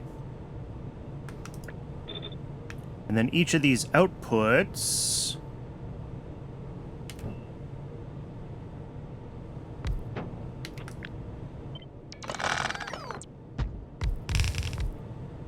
Yeah, I don't like that. Let's not do that. Let's not do that.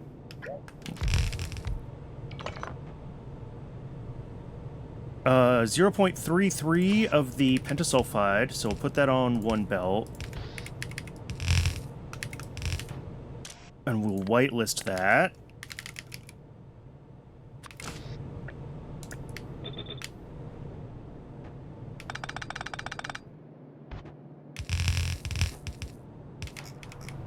And the other thing that's going to come out is the pyrite.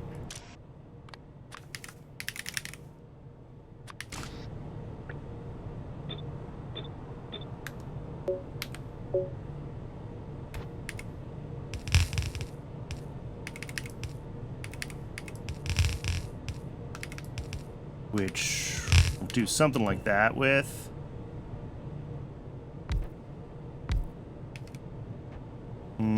Let's go one lower even. And then here we will output half a belt of phosphate rock.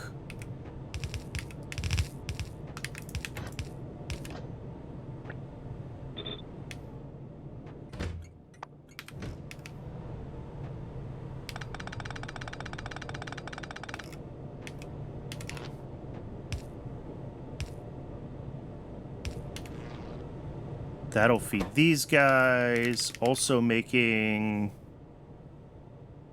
this version.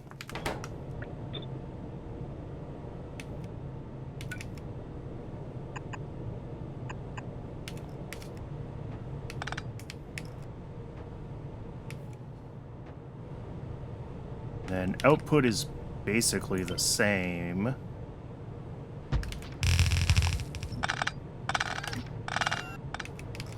Except our secondary output here is iron ore.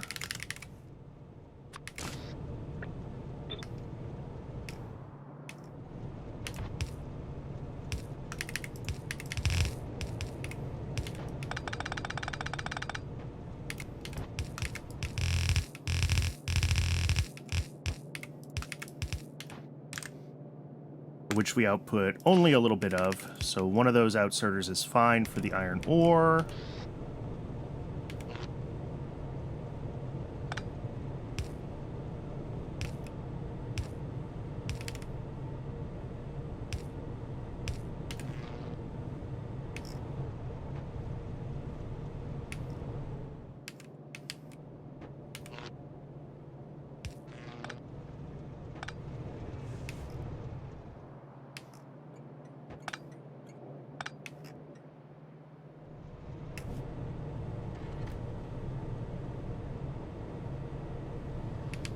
I think that's it.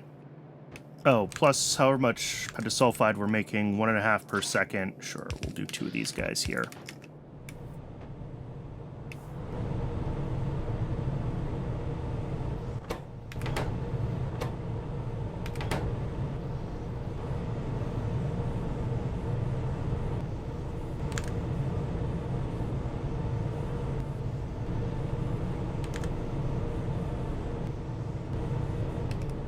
All right, and then this is all going to back up because we don't actually have enough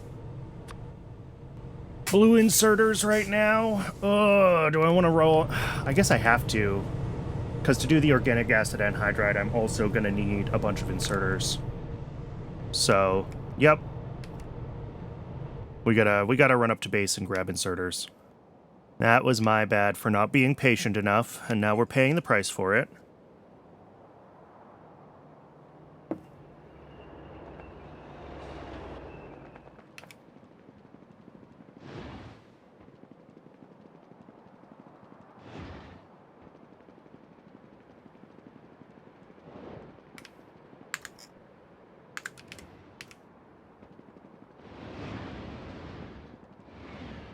Hopefully we do have a bunch of blue inserters just sitting around up there.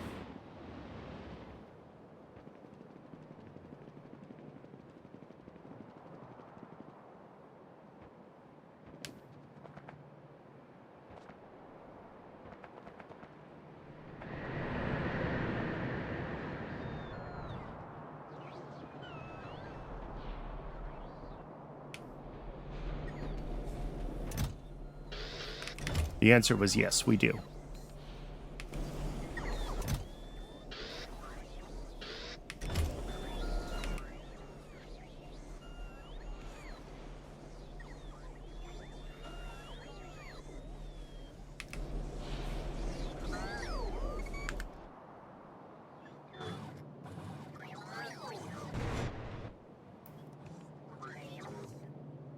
How are the Navens doing? Still just one.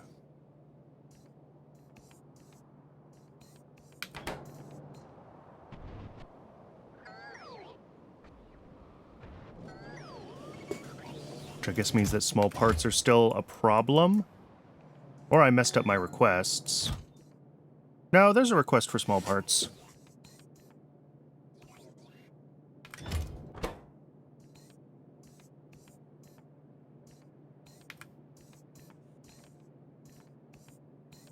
I mean, this is only going to be able to make one more anyway until we get a delivery of red chips up here. Which, like, we will eventually.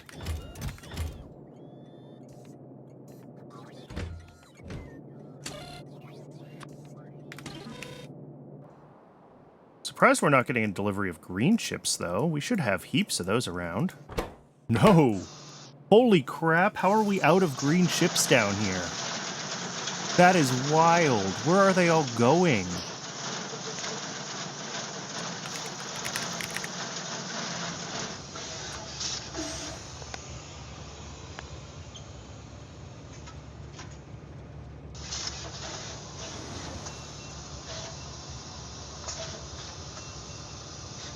So, okay, the mall, obviously.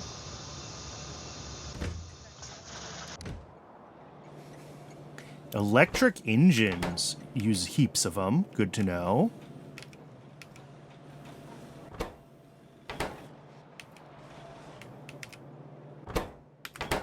We don't even have that many electric engines yet. But you have plenty around.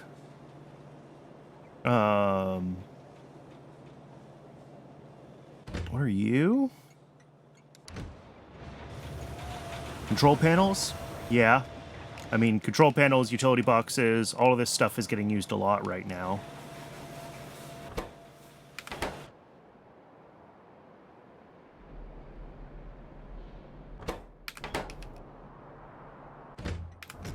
Is antimony broken again, or is it just still catching up? Antimony is stopped. Whoa! Hello, Ash.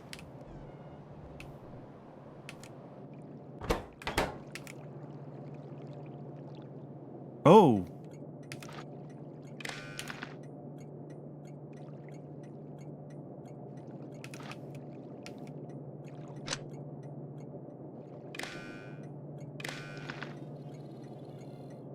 This was not properly connected to the circuit, so it wasn't being used as an ash source. Yay!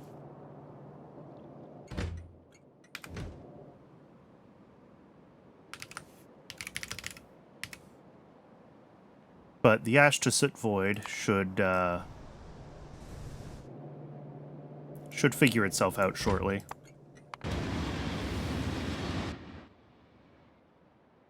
Yeah. Okay.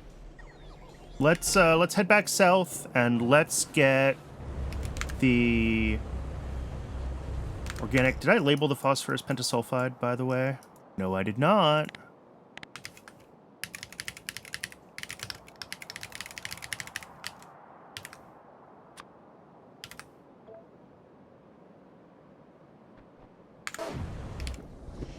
Let's head down there. Let's get the organic acid anhydride build done.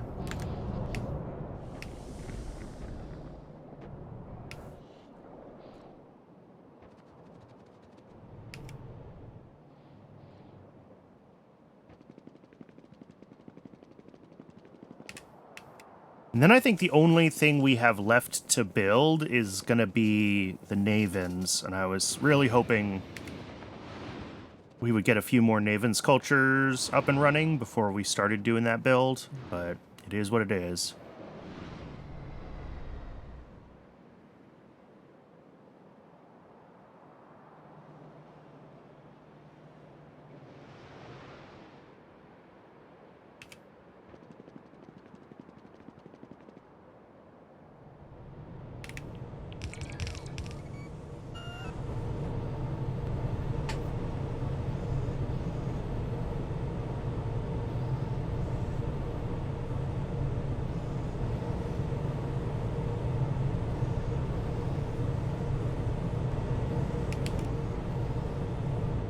All right, there we go. We have pentasulfide. So on this side, we need a fluid input.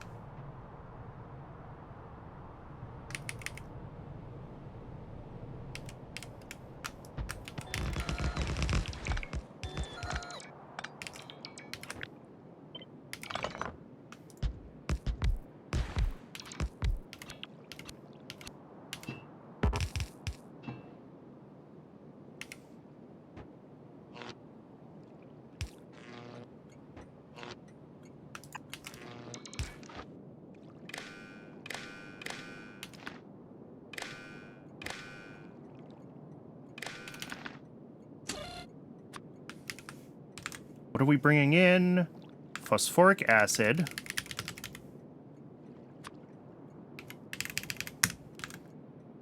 Geothermal water and fatty acids. All right.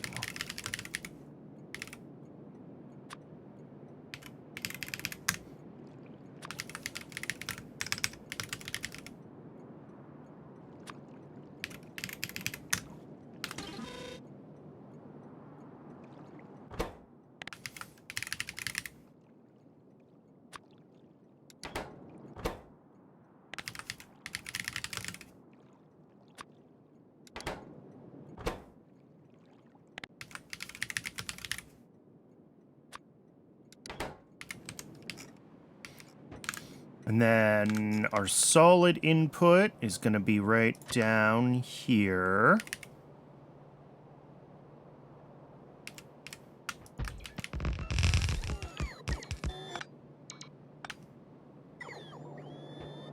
And the only thing this brings in is the pentasulfide.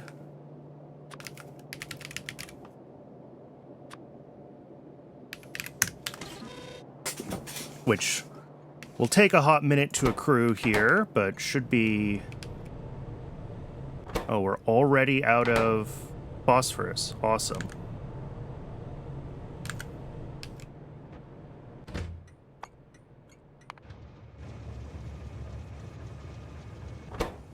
I mean, we have plenty of it. Might... Yeah, because these only stack to 50. Let's say bring 2 trains worth. That way we keep a little bit more of it buffered here before we, and it'll dispatch the trains a little more frequently. Well, it'll dispatch the trains at the same amount of time. We'll have a bigger buffer still waiting when the train is dispatched. All right, but that's requesting the pentasulfide, and if we double check in LTN... Yep, we have just the 2 trains. Beautiful. And then organic acid anhydride is going to be a fluid, so that'll come out of this station here.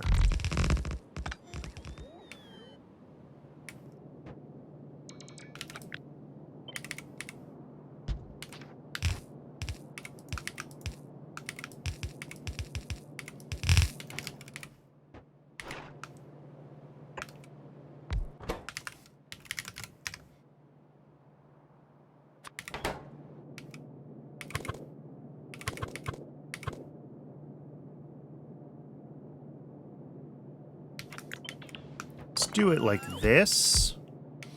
We have our 3 inputs here, right? Because we're going to want to be able to do like multiple of these in theory eventually.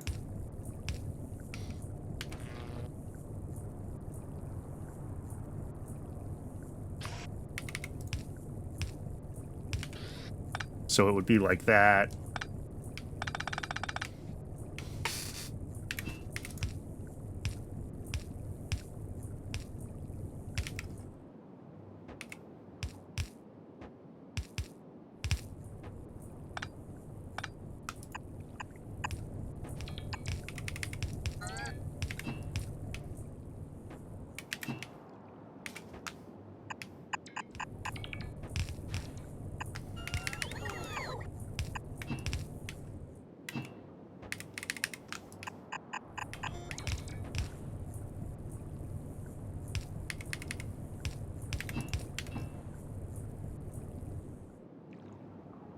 Wow.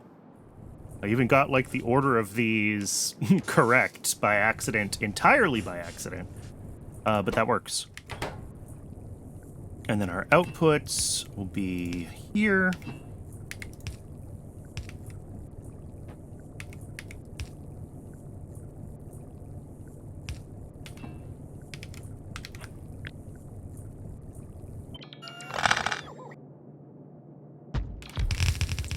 Move everything over just a little bit. Give myself a little bit more room here. For this to kind of do that thing.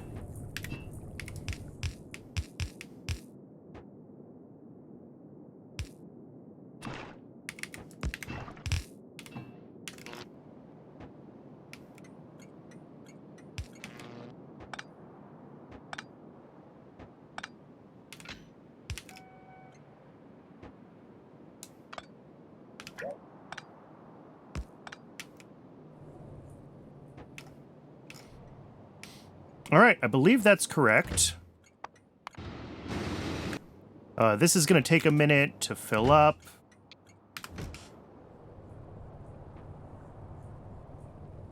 Oh, we need more trains. Again. Always. We always need more trains.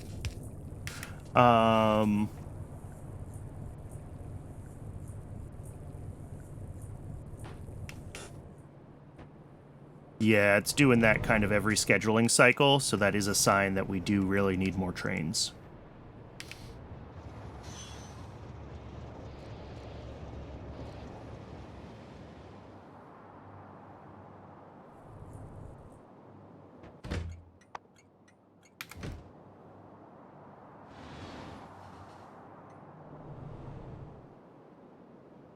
Cool.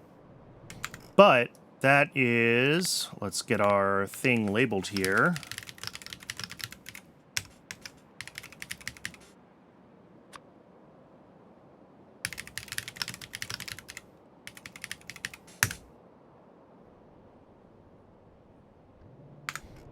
That is another build done.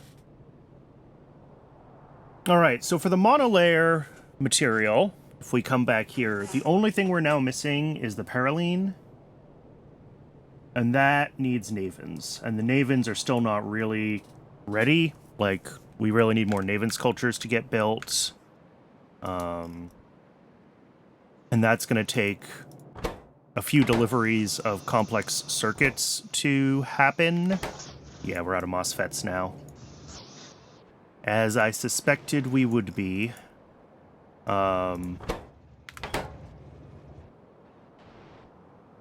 So that's going to take a minute.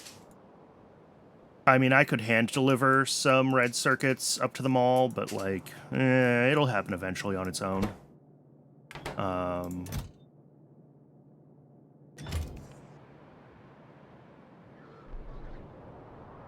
So the other thing that we need, well, we can think about Grodd, but I'm going to bet Grodd also needs... Oh, these ones aren't as bad. Okay, so yeah, we might be able to get Grodd bootstrapped in preparation for Mukmoks. The other option is that we still need to make the neuro whatevers. The neuroprocessors. Think we have everything we need to do these. We just have to do them. So that is also something we could think about. We will make that decision after the break. I need to get myself a little more water during the break time. I recommend everyone else do the same. Get some water, stretch your legs, take care of yourselves as a human being. And when we're back from the ads, we'll figure out what our next steps are. I'll see everyone shortly.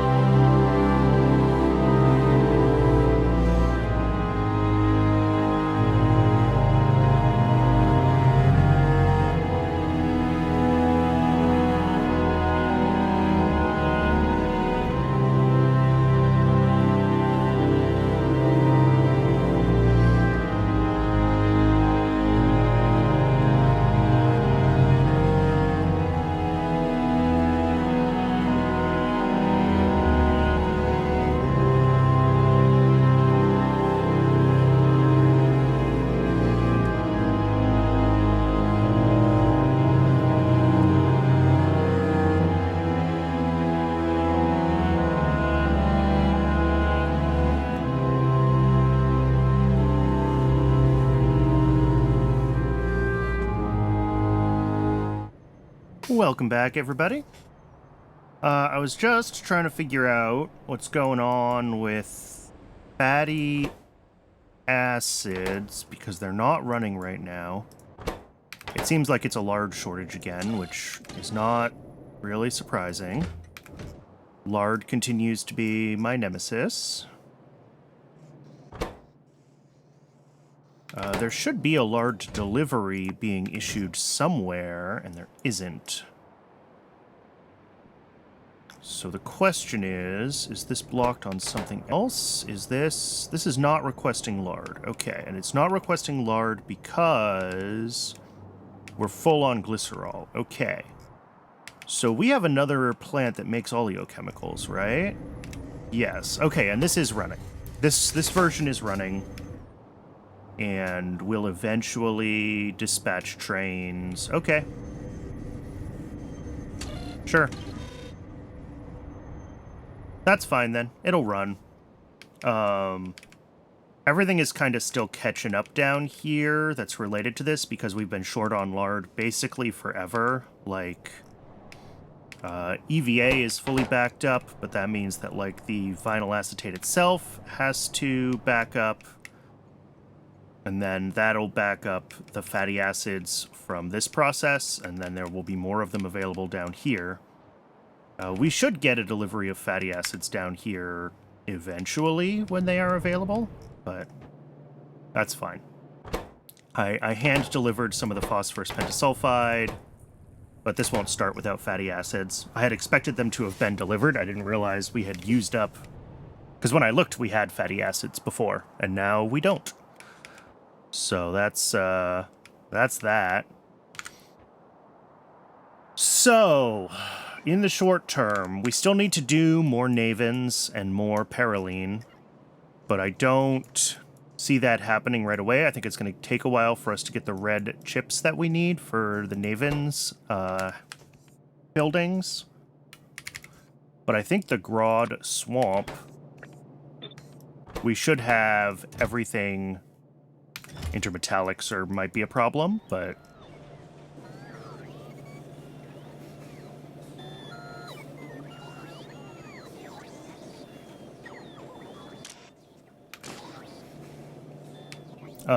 yeah, we'll eventually get enough intermetallics in here. They're accumulating slowly, so yes, we'll be able to start making Grodd Swamps. So let's get the Grodd bootstrapped next. We're running low on intermediates, like, on the way to...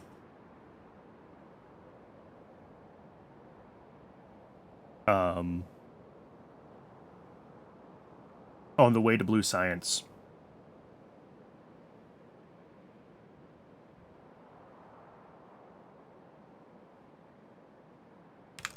The other things we can check... Well, we don't have to do it now. But as we're getting closer to Blue Science, is we want to make sure that we're building all of our other sciences at a big enough scale. Yeah, I've got 6 machines making automation science. That seems like it should be enough. We need 3 machines making Pi-Sci 1. Yes.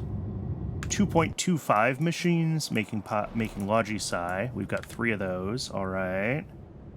And 2 machines making Pi-Sci 2. Yes. Alright, so all of that is going to be fine. It'll be just the chemical science that we need to build then. But we do need to remember that this is based off of a scaled-down production quantity for our science because we're expecting to make up for that with Vat Brains.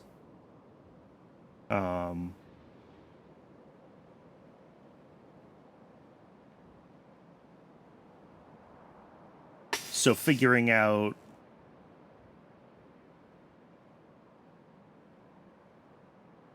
So 1 machine making VatBrain cartridges can power 2 VatBrain computers. We'll need to figure out if we can make... If we're making 1.5 brains per second for this. That could be its whole thing.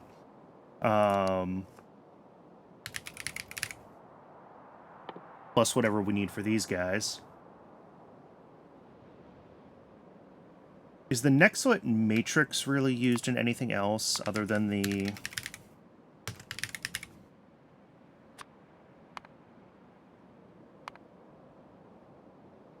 It's used in the Nenbit matrix, which seems like it's just a higher level tech.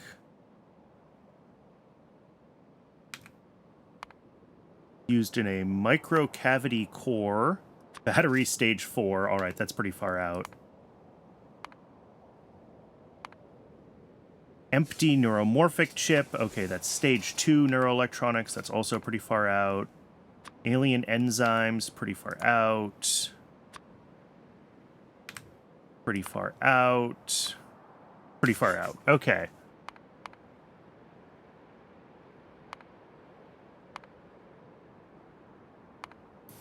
Alright, and then these are used in a bunch of Mark III things, so we'll want a reasonable production quantity of these guys.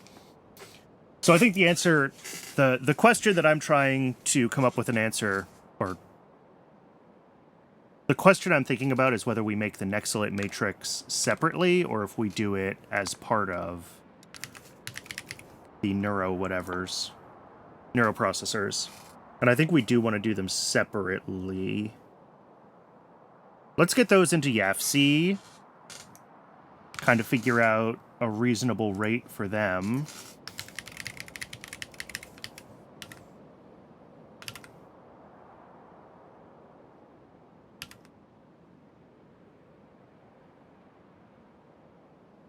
I mean, sure, one data array making neuroprocessors, why not?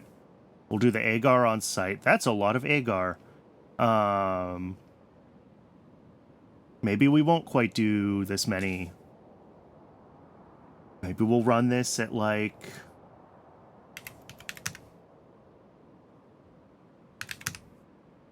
here. That's probably a more reasonable number, right? Like, when we look at the Surmet and the optical fiber and everything else feeding into this. How much Surmet am I making? 5 a second. So yeah, let's call this our neuroprocessor scale. And then we need the Nexlet matrix.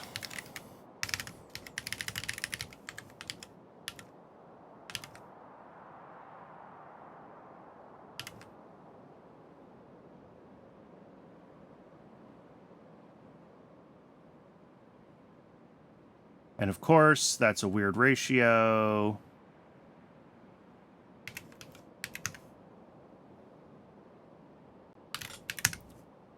But we'll build it here. All right. So Nexlet matrix looks really easy. That's just epoxy, Nexlet plate, vacuum is always on site. Do I have nanomaterial factories yet? Why does that sound like it's something that's going to have, like, horrible inputs? No, we can make those. Okay. I don't think I make them yet, though. Oh, I do. I'm so far ahead of myself.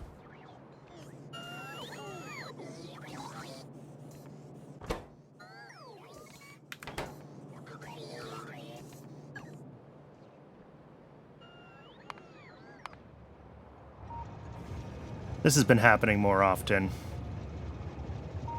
It's very frustrating.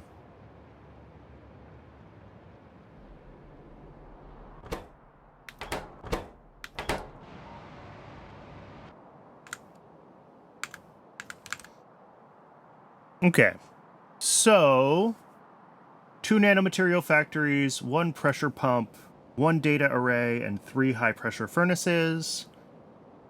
This is just a bunch of weird inputs. I think this is the kind of thing where we just, like, do direct insertion and move on with our lives.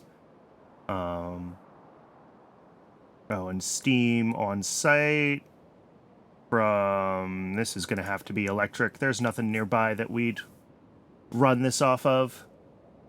But it's just 1 boiler. That's not too bad. Are we making biosamples yet? Yes. We are.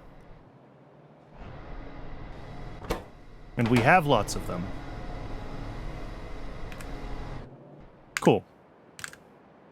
I think everything else on here looks like stuff that we've already done before. Nickel, PCB substrate, optical fiber, yeah. A lot of this is the same as what's used in red chips.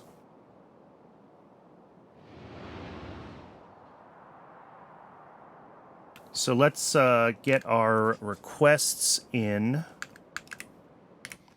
for the bots.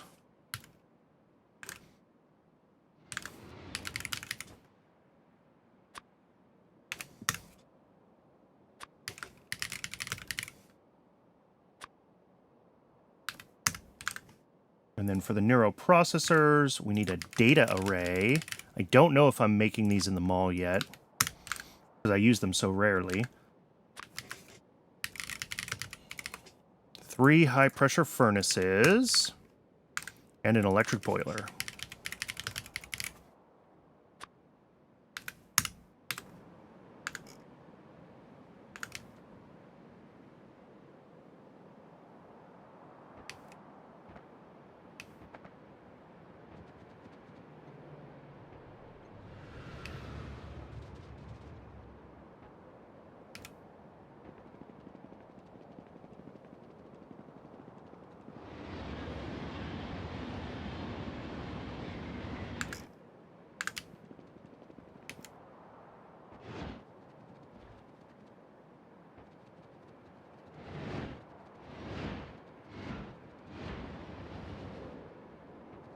Oh, and before we go and build all of this, we really should figure out bootstrapping Grodd. We should get those started.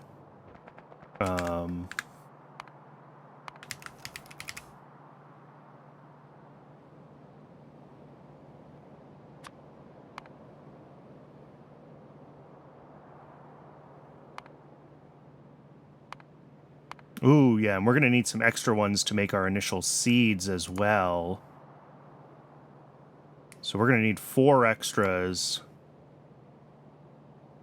Plus however many modules a single Grodd thing takes.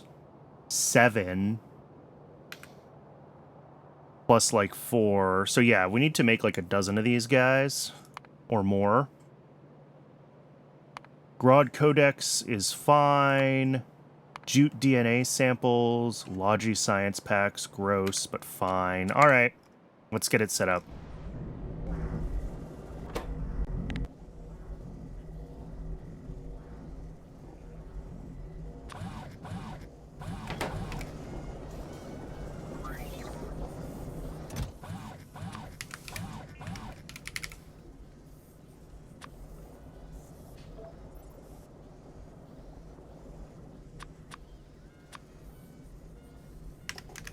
Grodd Codex is here. We will also want them up here. We'll change this to make the Grodd.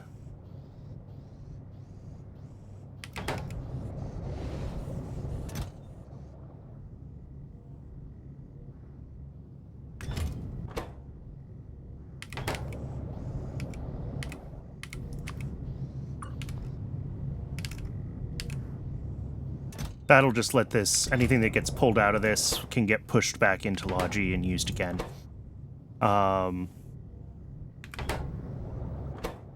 Planter boxes, huh?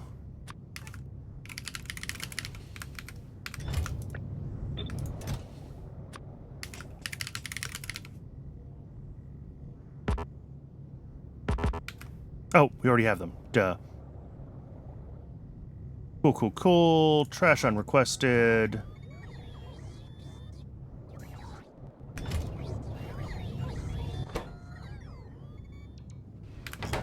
So then we just need to make the Grodd Codex down here.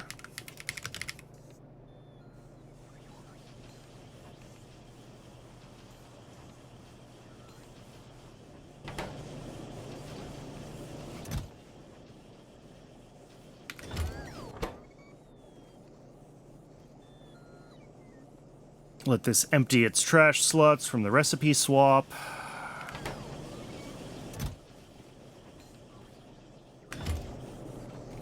But that should get this going, and we will have Grodd soon. And then again, I expect the Grodd building to not be too terrible to make a few of. Yeah, we've already got a couple. Cool. We'll have to figure out how much we're going to need, but that's a different problem. Yeah, I was right that we don't have the data array. We do have all the stuff for data arrays, though, so let's just get it in the mall. Ooh, small parts might be hard.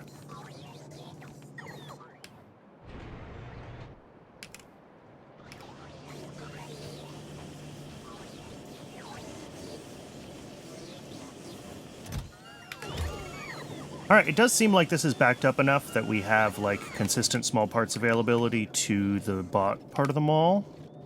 So that is good. Yeah, of course, it's pumps and engines that are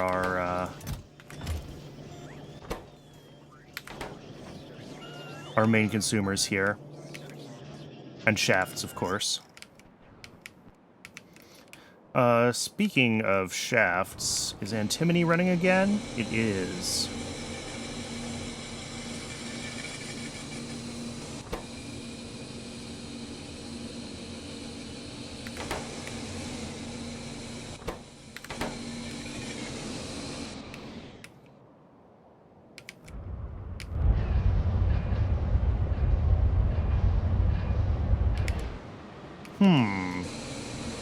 I would have expected more of these to be running more consistently.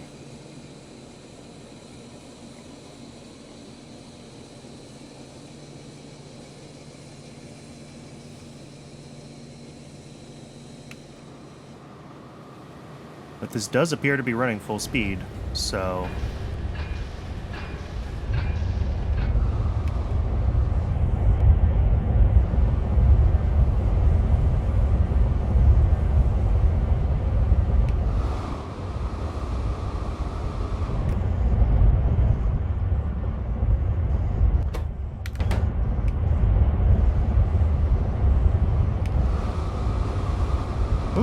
We may have briefly been out of antimony ore. I think this is all kind of re-running itself. Interesting. Oh yeah, we're out again. We might need to change this to orange inserters. That might be part of our problem with our situation here.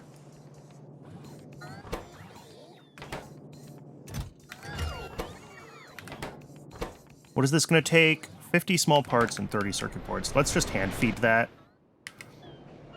That way we get our data array.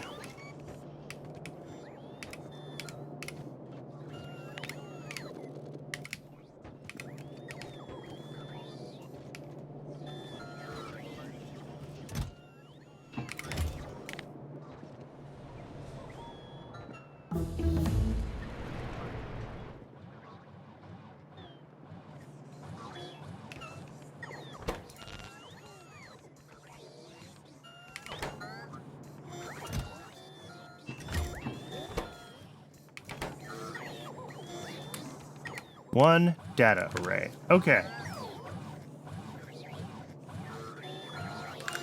So we got to do the Nextlet matrix and then the data arrays. That's all going to go down below where we've been doing everything else that's kind of at this tech level, the mechanical parts and everything else down here. How's this going? It's going.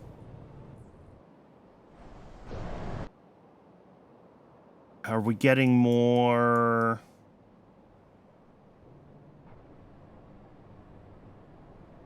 fatty acids? Almost.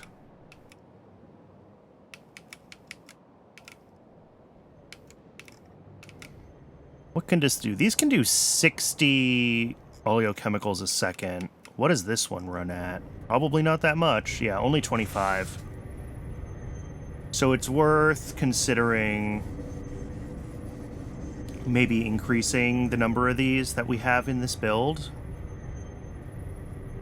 just to be able to push through a little more of the oleochemicals when we're backed up on the glycerol.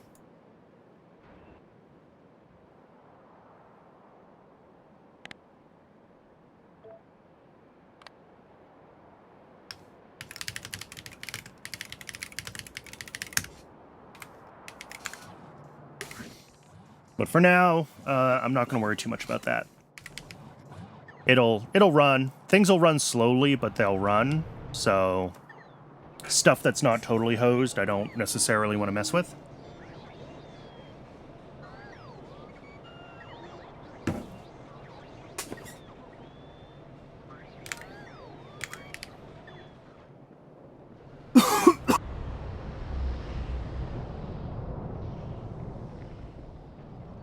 Excuse me. Sorry. I think I was a little late to the mute button there.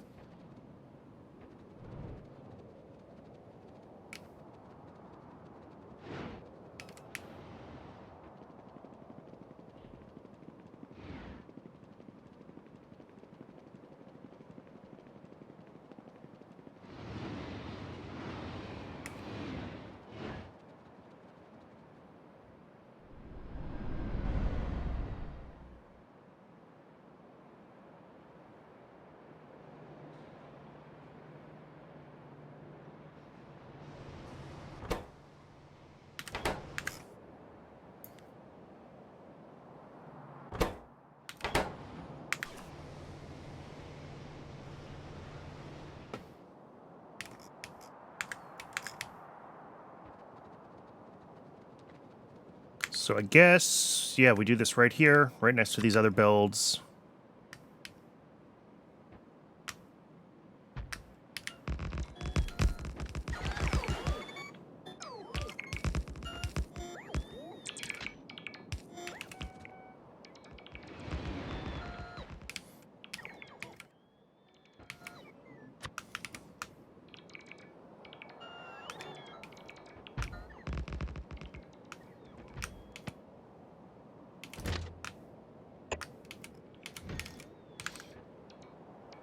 So the Nexilate Matrix, yeah, it's just 3 stations feeding a couple of machines.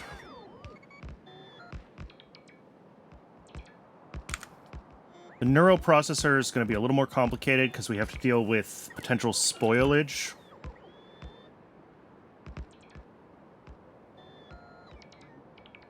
But there's also no... Okay. There's no fluid input to that one, so it's still just 3 stations, I think is what it's all going to come out to. So we will do a fluid drop-off here.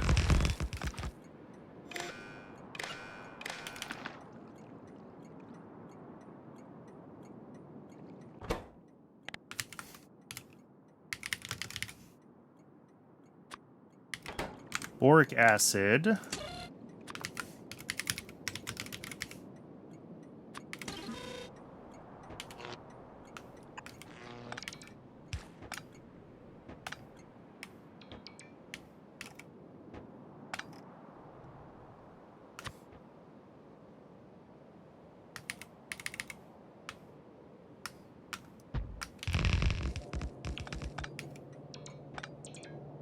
And then the solid inputs are going to be epoxy and Nexilate plate.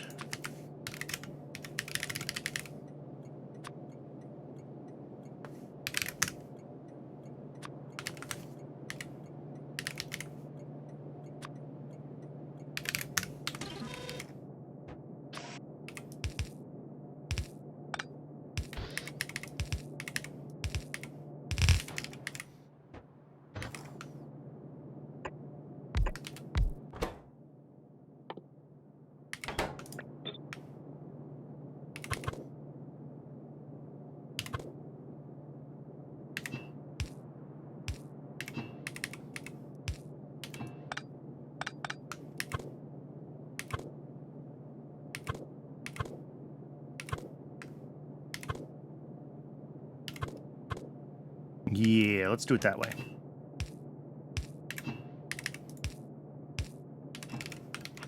Let's even pull these a little further to the left. All I'm doing is I'm making room for the pressure pump to go, like, right here. Except actually in the right spot.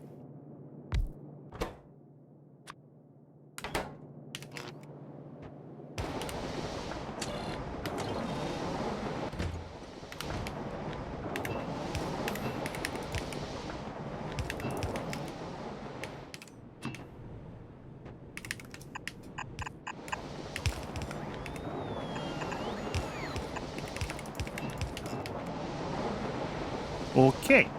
And then each of these takes a couple items in. Nothing crazy. Beautiful. And then we're going to have an output, solid pickup.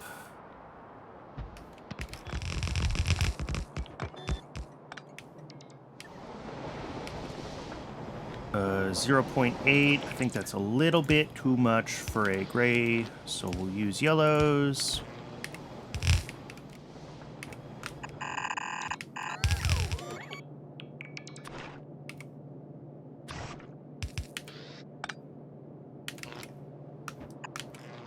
All right, that should be the Nexilate Matrix ready to go. Oh, I actually request boric acid we need. And down here, 2 trains on the way. There's Nexilate plate. We'll get one for epoxy very shortly. Oh, that's probably it right now.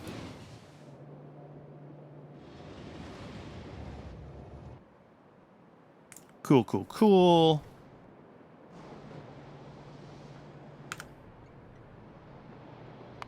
This is the same train that's been stuck fuel here. Yeah.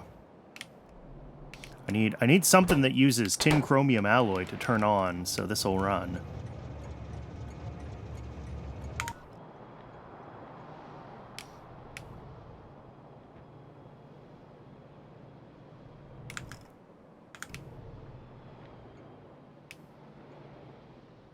I think that's good.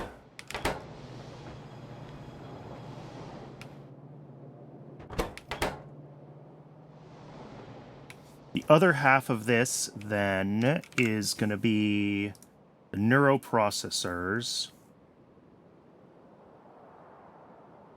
which are going to need... Yeah, this is going to be one of the weirder ones. We're just going to accept that. I'm going to do this... Here. We'll do a deposit here, because we're going to be requesting a lot of items, and we're going to do direct input to the data array.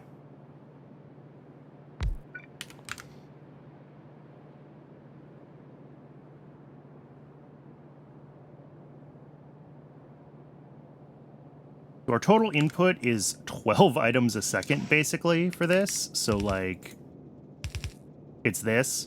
We got to do full speed.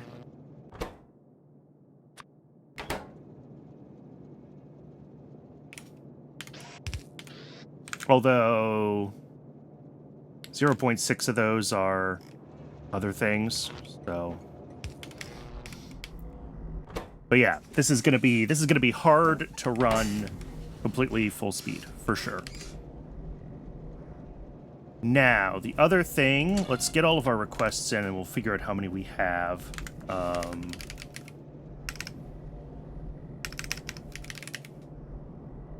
We need seaweed. We need optical fiber. We need air core inductors. We need the Nexilate matrices we just made.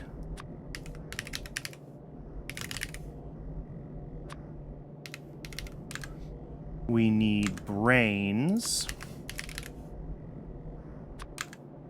We need nickel plate.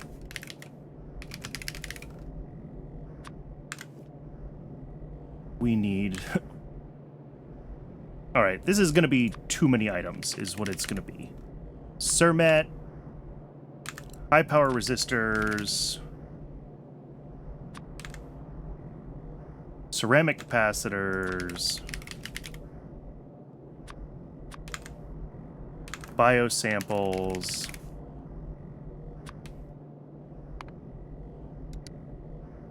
and printed circuit substrate.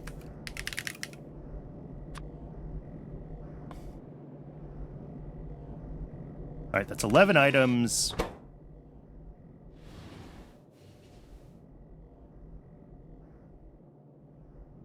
You have 16 slots. All right.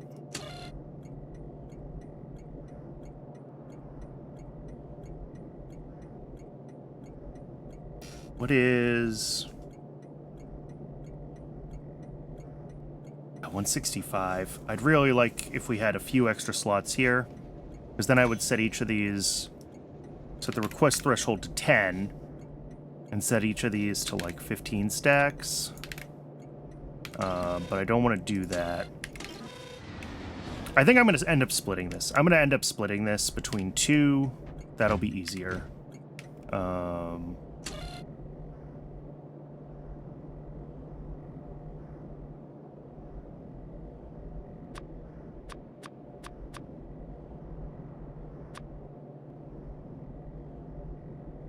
That way I can set the request threshold to 20.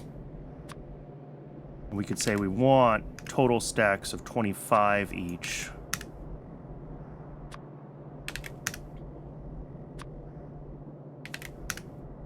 And that way it'll bring full trains. Yeah.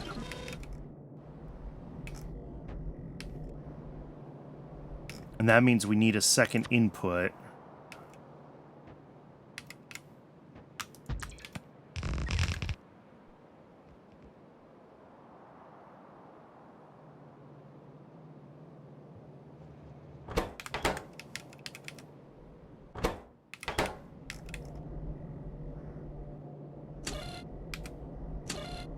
Oh, all these need to be negatives.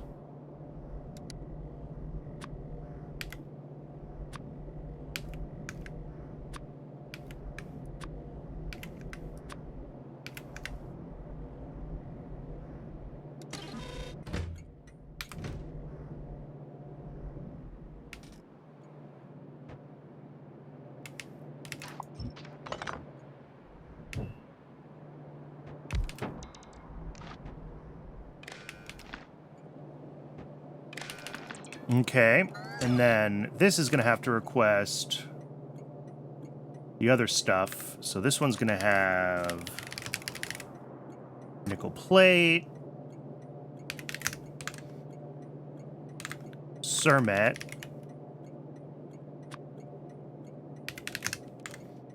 high power resistors, ceramic capacitors,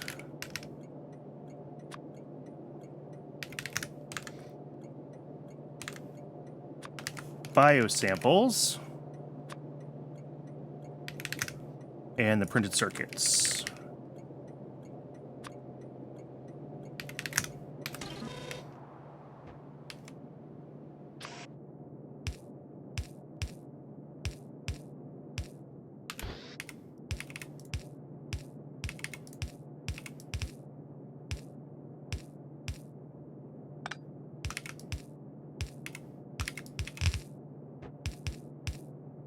And those will all come up here.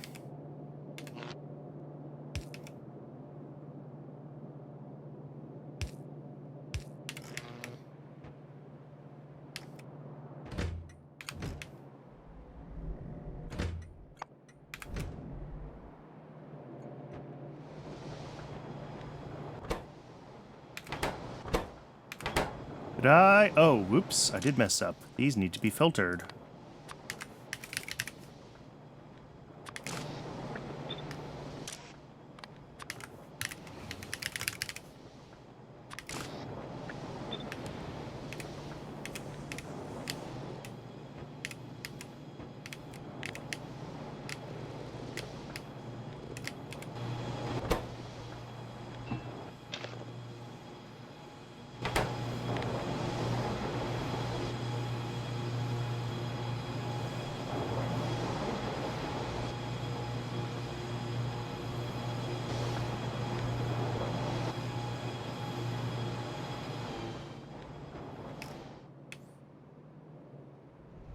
Oh, and of course we got the brains first. Lovely. Let's deal with that, because we're potentially going to have brain spoilage here. So we do need to have output for jerky.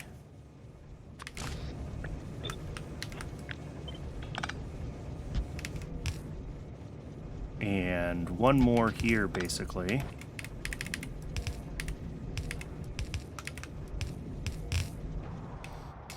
And rather than... So initially, I was like, we need to have a space here for jerky somewhere, and like, in theory, we do. In practice, we are directly south of this. So I think I'm just going to feed this right up there and do it on belts.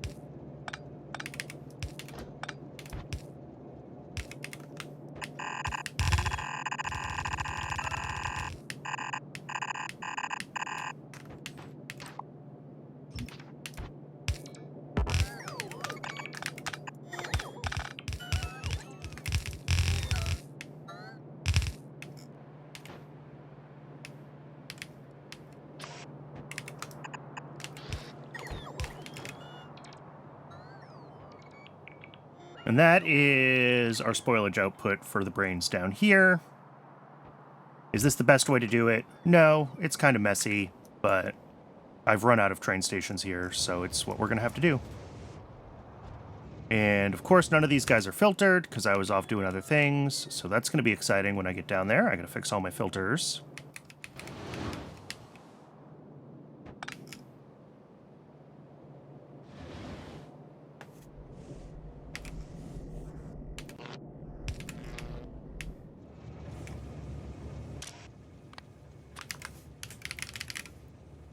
So biosamples.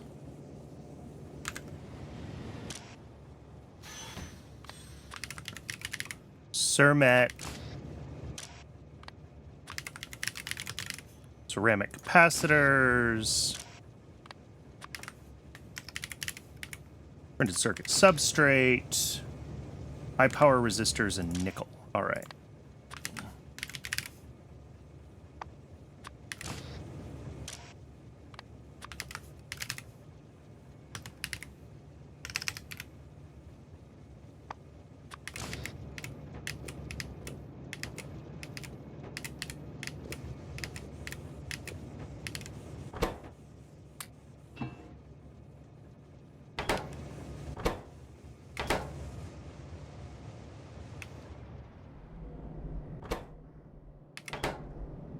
And do we have more stuff on the way here? We do.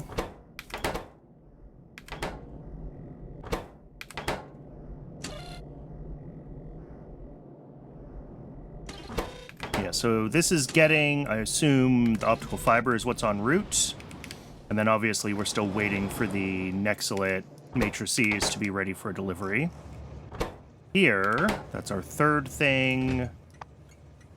There are 2 trains en route, so this will all be ready to go soon.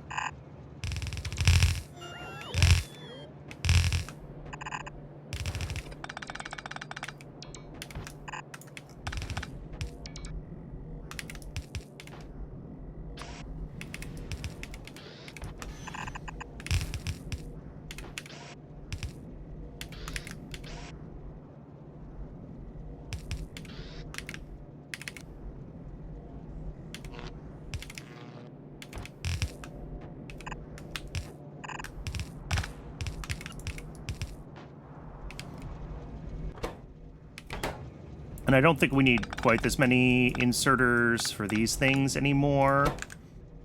2 a second, 4 a second, 5, 6 items a second now.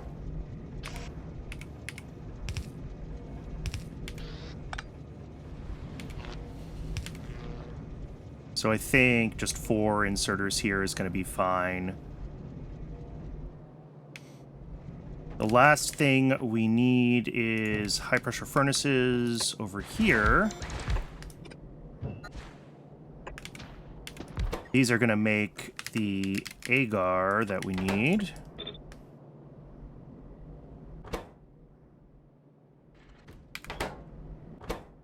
Which does decay. Ooh, I forgot we have agar decay as well. That's fine. That will also just come right up here. We've even got a spot for it.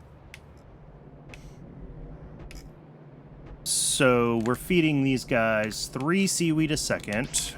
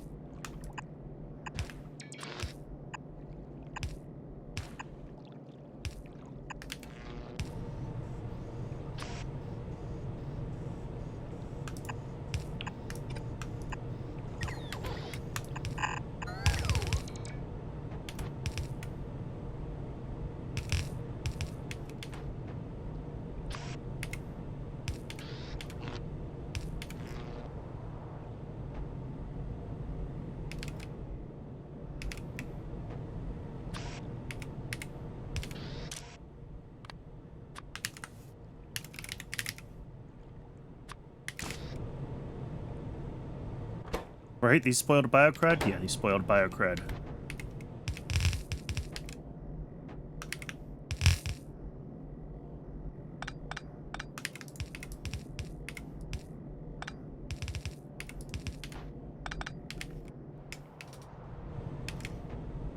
And also here, whitelisted to biocrud.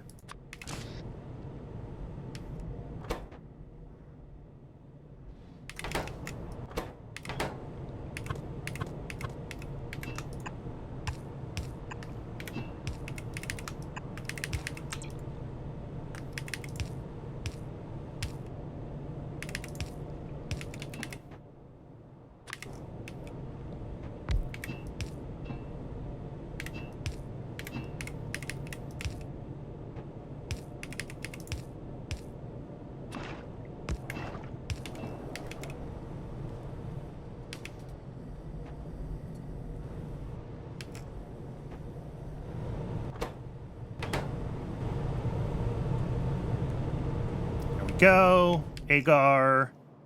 Now we just need to take this decay belt and filter.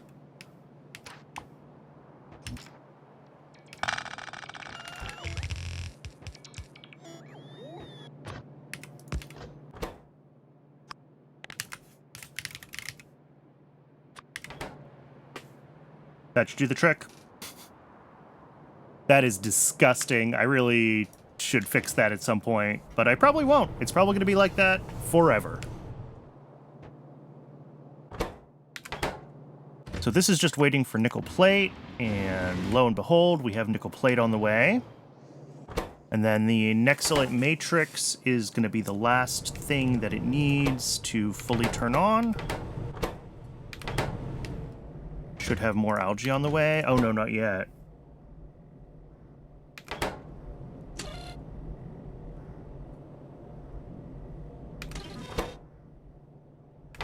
I can actually bump the algae because we go through so much algae for this.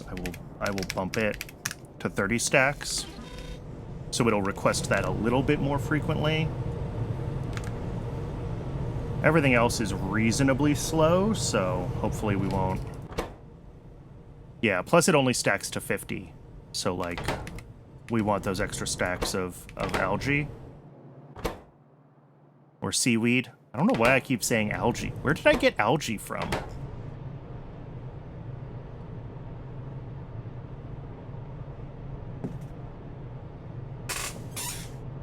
I think, other than waiting for... There's nickel plate.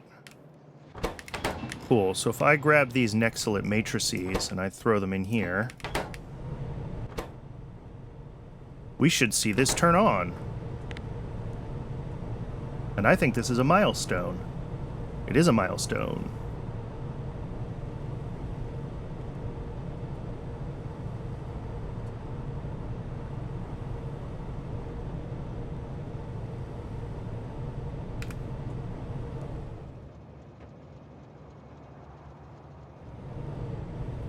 Which means... Yay! First neuroprocessor. Oh, and I don't actually have an output for this figured out yet. Let's figure that out. Solid pickup station right down at the bottom.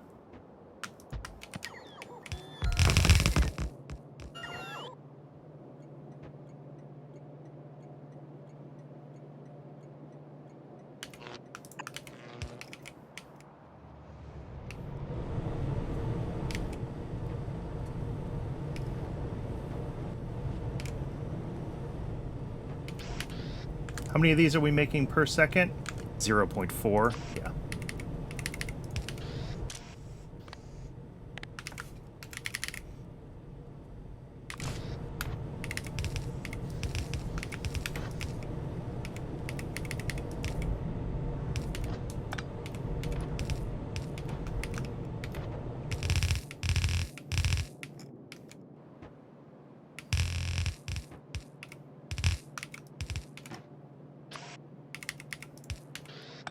There we go.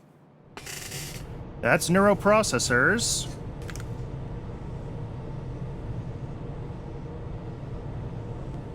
So, if we flip back to our EFC, for the Naven, or for the self-assembly monolayer material, we're really just missing Navens for Paraline.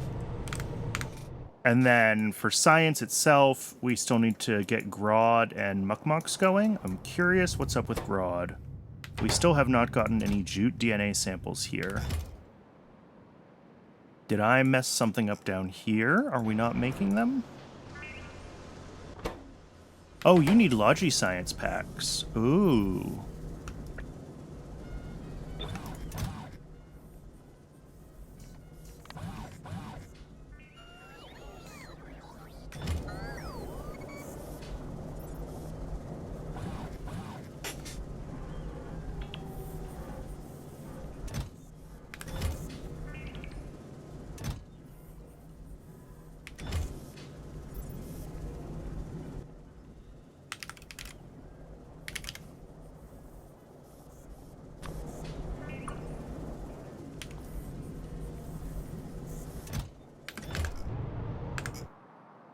I make active provider chests, right? I set them up when I set up all the other ones. Yeah.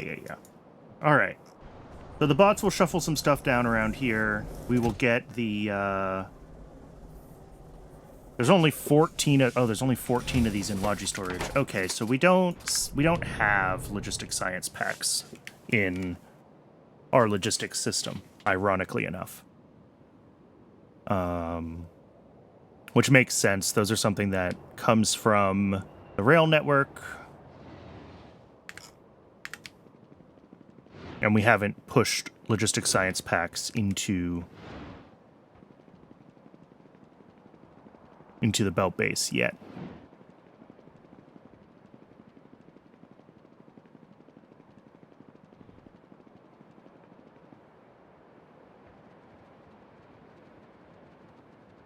Hopefully we have some extras and I can just grab like 1,000 of these and drop them in Logi storage. And then let the bots have them for making various DNA samples. Why aren't we running? No Sarkarus. No cotton guts.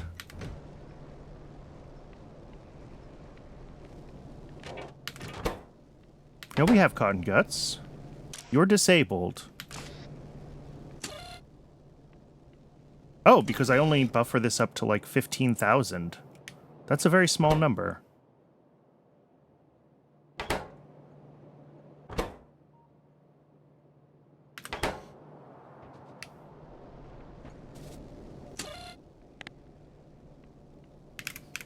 Let's do like 60,000.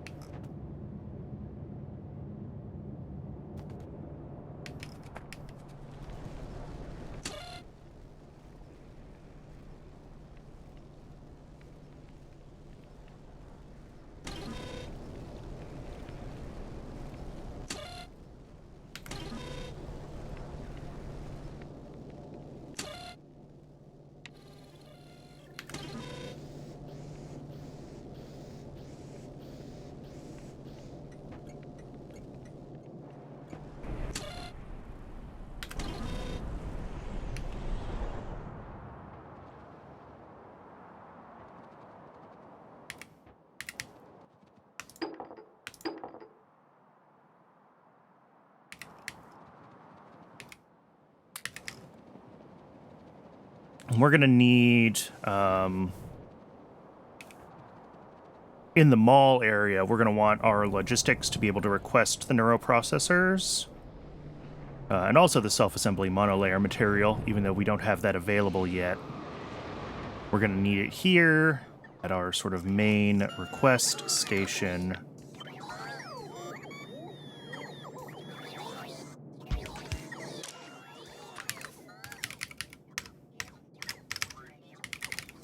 Neuroprocessors will get brought in.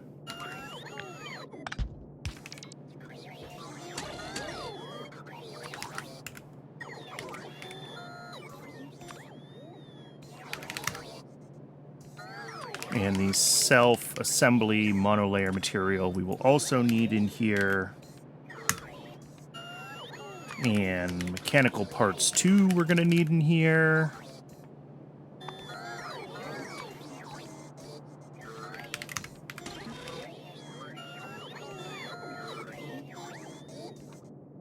We are running out of space.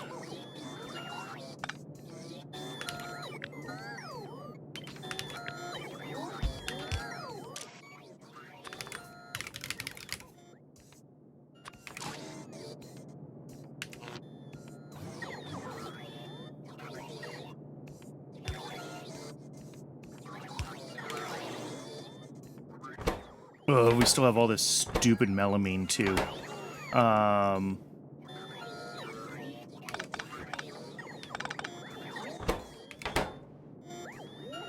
do I want to handle this? I think what I'm going to do, we're going to move the melamine to here. We're actually going to... We're just going to not request melamine for a little while. Whoops.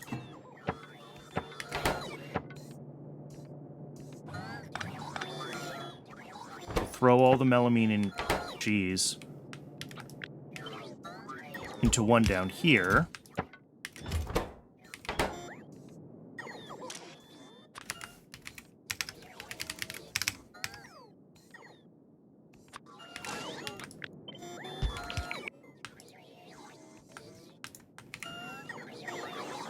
Those need power.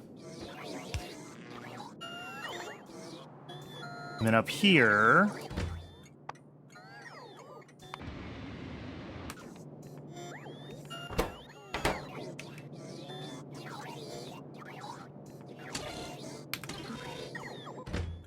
I really hope one of these isn't... no, it's Duralumin. Alright, that's fine. Up here, we need one more of these, and this is going to be the self-assembly monolayer material. Okay. That should be everything that we need to be delivering in for the mall in the short term. Let's actually double-check that over here. Let's get the things into the mall that we're going to want for our power plant. So that's going to be heat exchanger Mark IIs. That's going to be biomass power plant Mark IIs. EVA and stainless steel are also going to be missing. And these turbine Mark IIs. Brakes, control panels, gearboxes, utility boxes. So yeah, we're going to have to bring in a bunch of other stuff as well from the rail base. But that is why I cleared out this, because I figured we could pretty easily get another row of these guys here.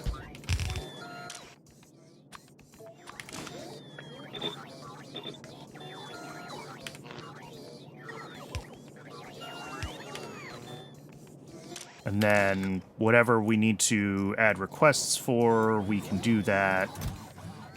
These ones are all accounted for. These ones, we're going to need EVA and stainless steel.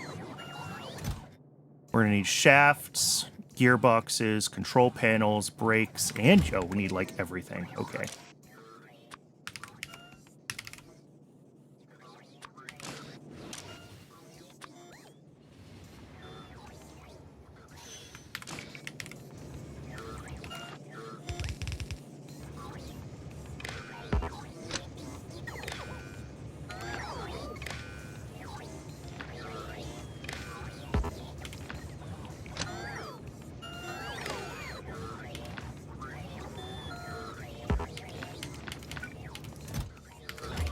The other thing I need to make sure that I do is get these,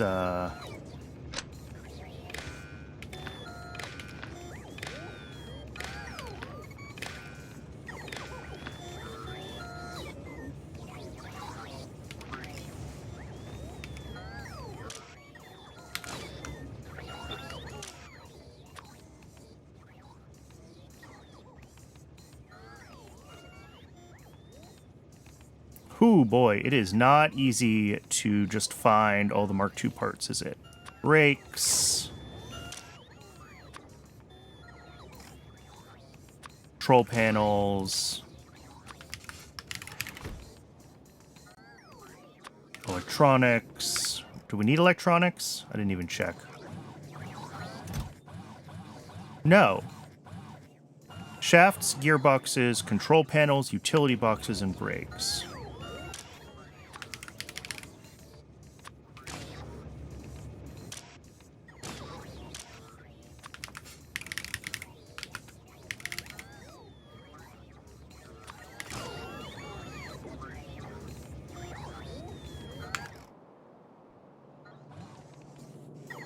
Plus...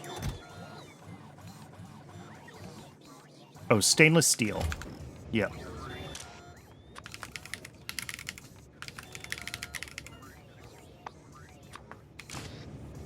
And rubber, question mark? Surely we put rubber somewhere.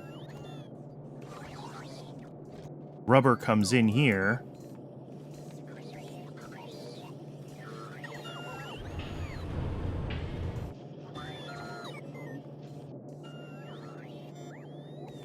Is there a spot where I feed rubber into Logi?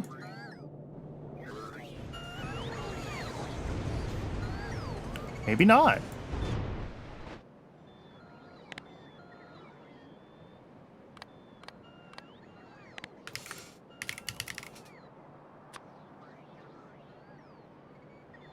No.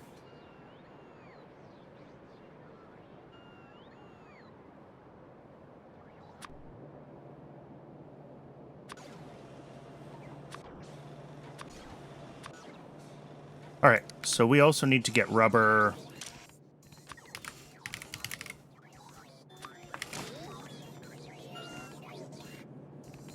All right, so all of those things that I just added as filters down here also need to be put as proper requests into here.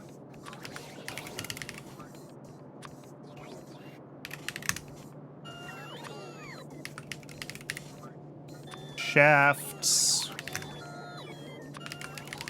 Gearboxes.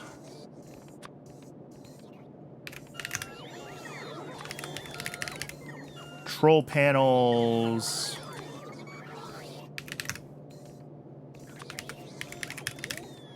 Utility box. Brakes.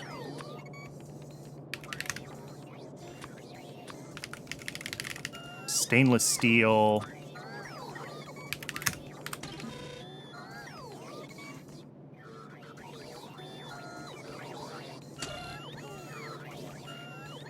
All right, that was 7 things that I just added.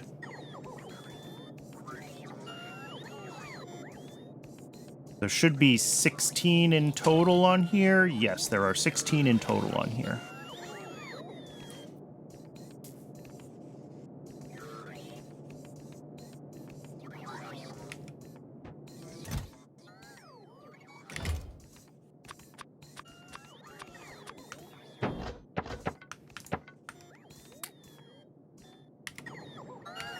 And I think that's everything that we need to request for these things to be able to be built. Oh, no, EVA. I'm missing EVA.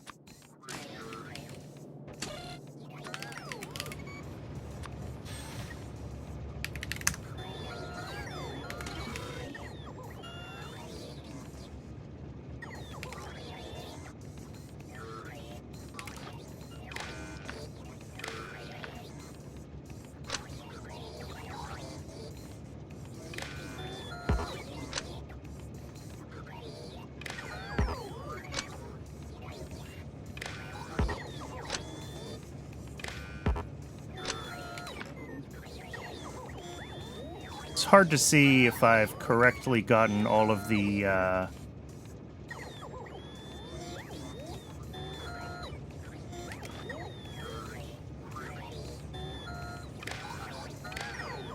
guess I could have them all connected to their power poles instead of to each other.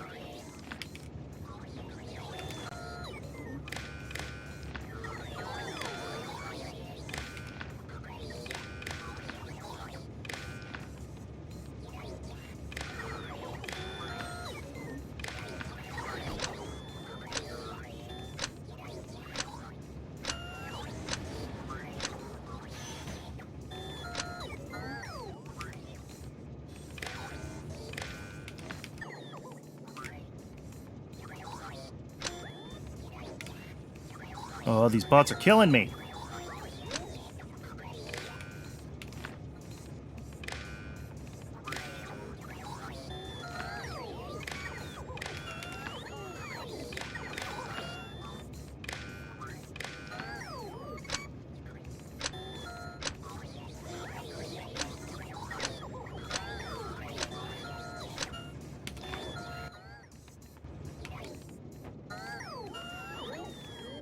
All right, I think that's right. I don't think I see any more that are directly connecting anything else to anything else.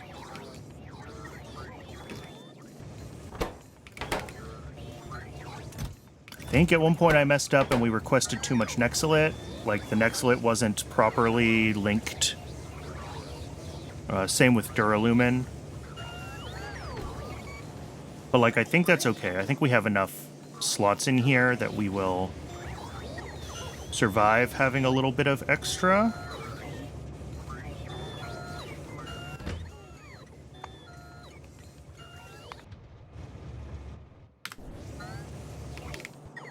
Without it jamming up, right? We don't want this to end up overfilled. But I think we're in a good spot. I think this will be able to request most of the stuff that we need now.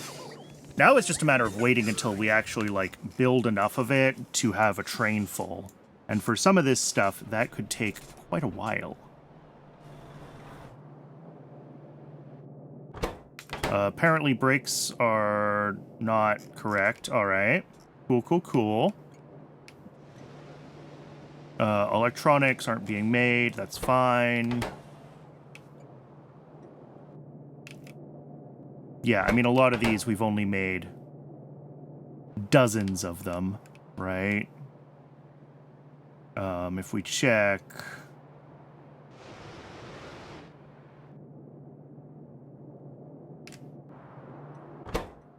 We're doing better on utility box Mark IIs. Those are slowly accumulating. Mechanical parts, kinda, sorta. Antimony has really been screwing me up. And it is at least running again. Has our iron nexolite antimony been running again? Hard to know. Because I think that's what's blocking shafts. Or at least it was what was blocking shafts. No, now it's solder. Oh, that's bad. We have no molten tin. Tin? How you doing, buddy?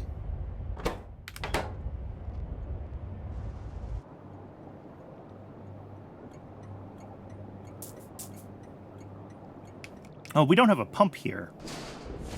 So tin will just, like, suck down all of the molten tin, turning it into plate, before it will end up stashing any molten tin away. I should probably fix that.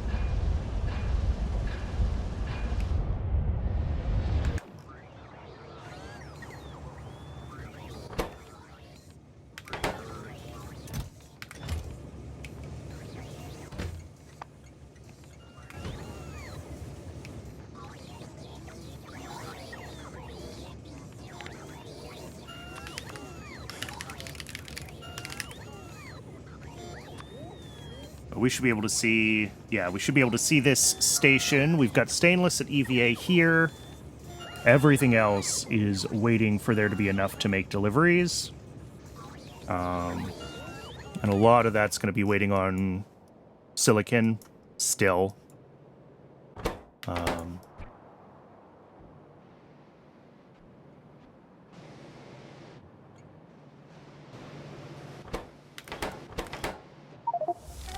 Hey, Grodd finally ran. Awesome.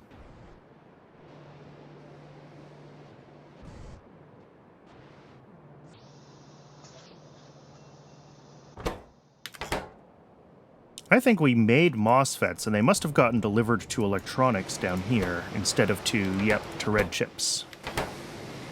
That appears to be correct. These are running.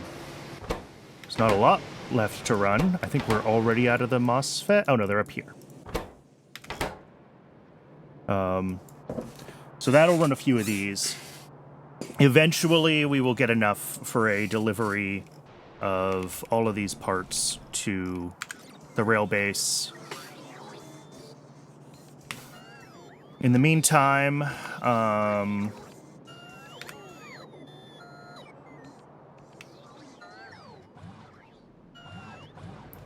I think one thing that I can do to try to make sure we don't overbuild some of this stuff, I'm going to restrict these. Because these are all very expensive buildings, and I really don't want to overdo it.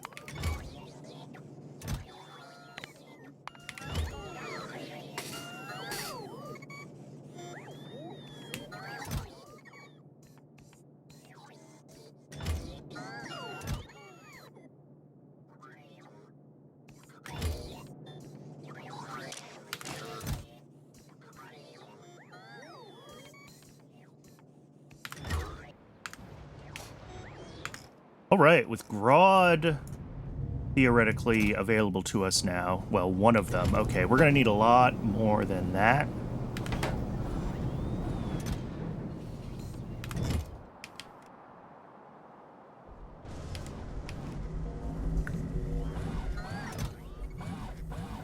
This is... Okay, this is running as fast as it can. So we just need to sit and let the Grodd kind of bootstrap for a while before we're going to be able to do that, and we need Grodd before we can start the Mukmoks.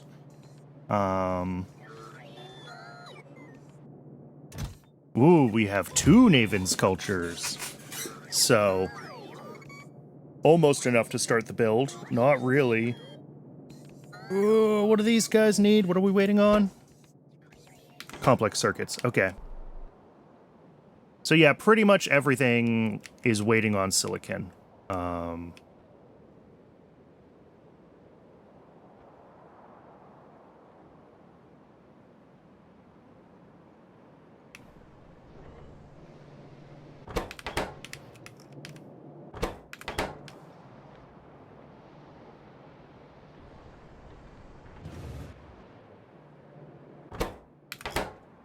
That is going to continue to be the thorn in my side.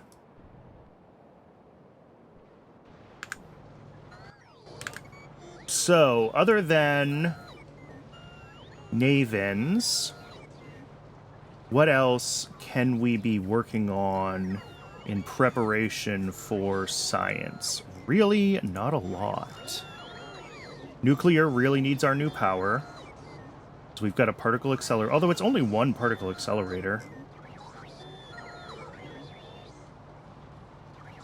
Maybe we can start doing nuclear. Like, looking at this, the 0.01666 nuclear samples a second that we need. Oh, and that's double what this actually consumes, so...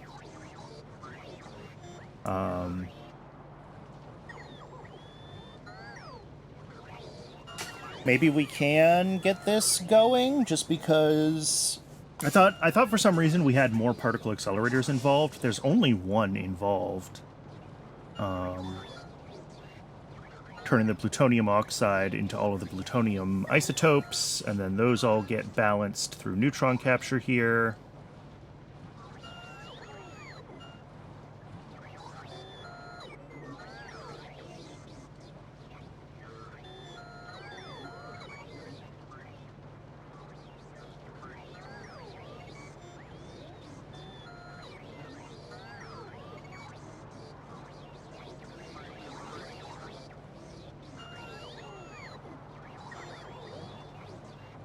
And then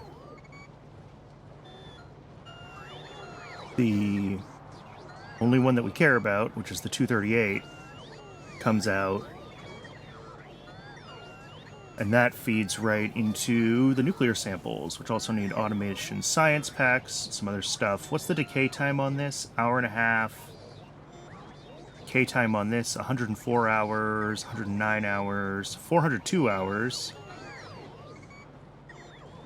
104 hours. Okay.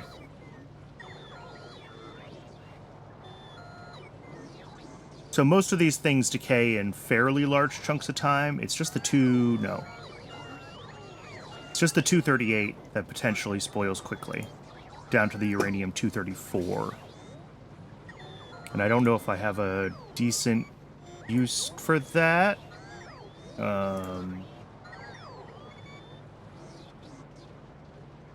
No. But that spoils down to uranium oxide. Yeah, which just spoils down to ash. So any uranium-234 I get is just ash, ultimately. All of this stuff spoils on a long enough time frame, though, that I don't really think I need to worry about it. Certainly all the stuff that's on the order of hundreds of hours I'm not worried about. Plutonium-238 spoiling, we might want to worry about.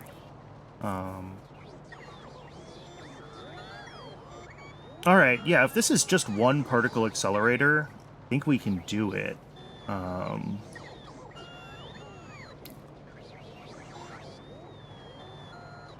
So we're going to make this a requester chest blueprint. Then we can import that blueprint string. I'm going to plop this down somewhere, doesn't matter where. We're going to need to definitely add some more buildings to our setup over here. Oh, and we also need to figure out bringing in uranium fuel cells.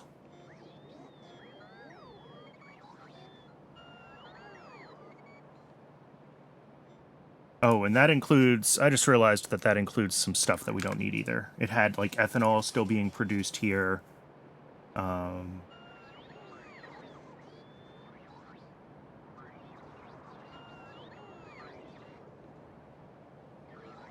Yeah, the phosphorus acid is just an output, but the antimony oxide and the plastic bar we can actually recycle back into the process, which is great. Hydrogen peroxide is an input.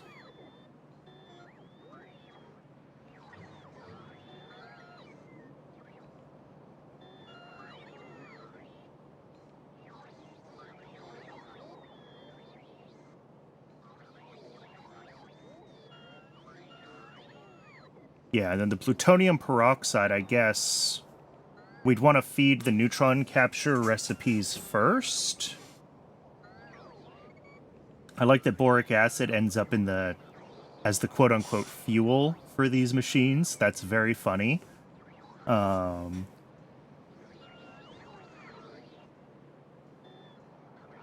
really the question is, like, when we're looking at this, you know, do we use these in any other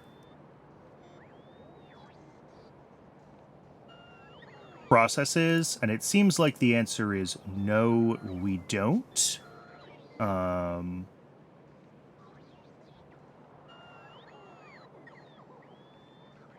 So I think it's fine to run this here. Oh, industrial solvent. I don't think we're making industrial solvent yet. Maybe we should look at that first, and we also need to look at uranium fuel cells first, because we're not making those either.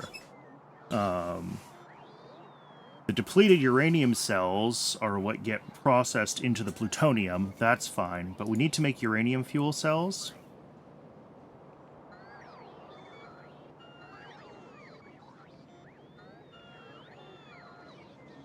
So we need U-235, and we're going to have extra U-238, and there's not a lot we can do about that. It's going to spoil.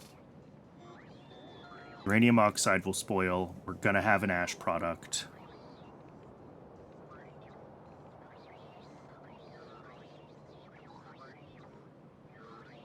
At least until we can recycle uranium oxide. But that's a future me thing. So we're going to have this. Potentially we'll find other uses for U-238. I mean, we can make uranium text plates. That's funny.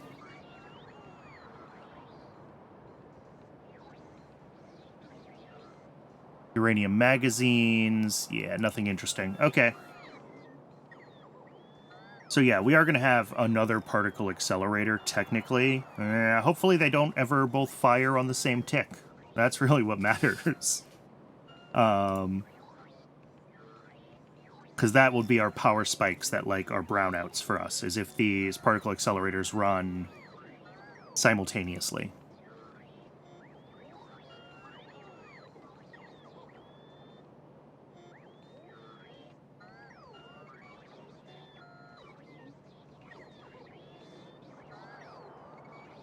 Okay, so this is easy enough. Yellow cake, I'm assuming we don't need... Yeah, not until we're doing, like, more advanced stuff. Uranium pulp. Uranium pulp. Uranium pulp. Powdered uranium. Uranium ore processing. Okay, so this is all the uranium ore processing, like, up to yellow cake. Yeah. So we'll have to figure out... And I think it's reasonable to split that there, like, even though we don't need yellow cake again until, like, Pi-Sci whenever. Pi-Sci 3. I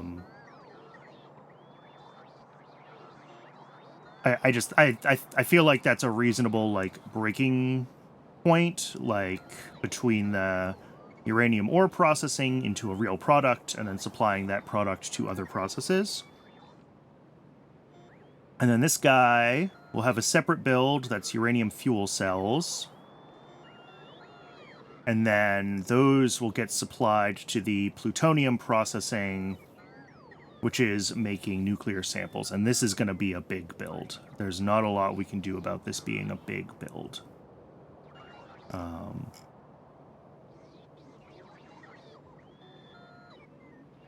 Although this is double-sized what it needs to be, apparently. 0.00825, I think, is our number.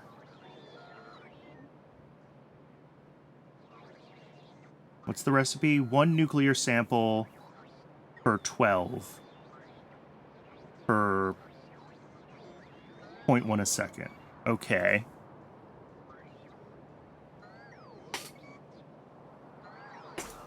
One moment. It's too dark to see my calculator. I had to turn on my lights. 1/12. So yeah, 0.083333. Or 0.083333.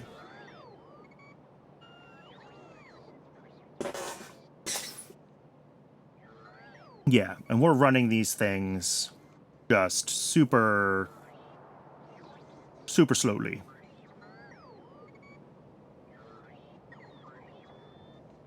We're just dumping the heat because we have nothing else to do with it right now. And then all of this is just what's needed to process to a level for our nuclear samples. I don't know if uranium fuel cells have any other use other than going into a breeder reactor. Doesn't seem like it. But we'll split all this stuff off into another tab.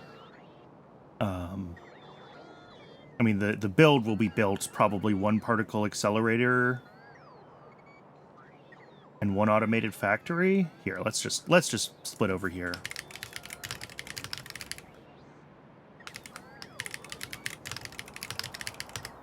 Uranium fuel cell Mark 01 is the item.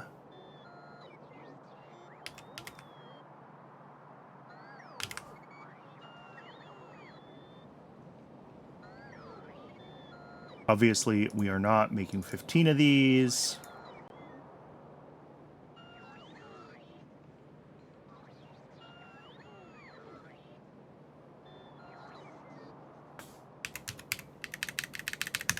All right, there we go. Scaled to 1 particle accelerator.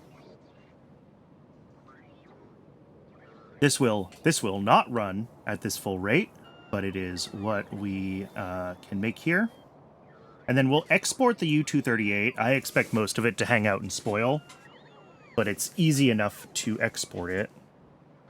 The other thing we're going to need is the yellow cake. Is that just straight up called yellow cake? Yes.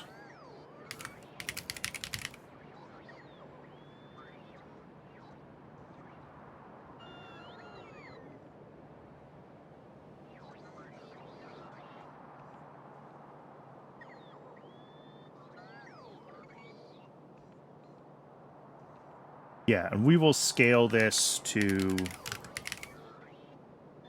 I kind of scale everything to 1 belt of ore in, and I see no reason to do this one any differently. 12, 12, 15, 2, 1, 1, 1, yeah. We'll scale it to a belt of ore coming in. We're going to need a bunch of steam. The standard outputs from ore processing.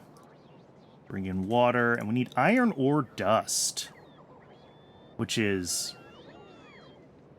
weird and awkward. Do we make that in our current iron processing? If I look at iron plate here, the answer is yes. We could fork it out and pass it on to yellow cake. It's only 0.3 a second out of our 7.2. Yeah. It's like a fifth of our iron. Jeez.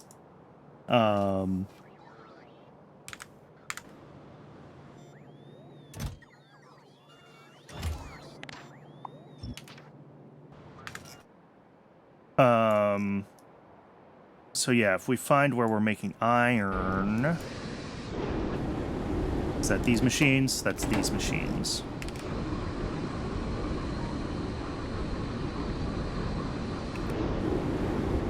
So we'd want to fork it off like right there.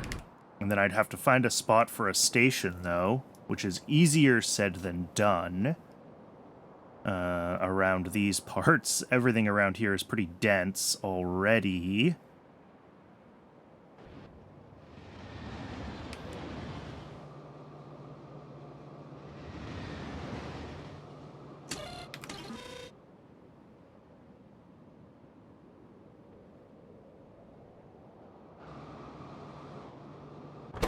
Oh, I have a duplicate stone to gravel build. I think this can be completely removed. In fact, that's what I'm going to do. We're going to remove that, and then we're going to set this to high priority. Highest priority. And we will let this gravel get used up, or whatever things use gravel. And then this stone will end up just in my inventory, and that's fine. And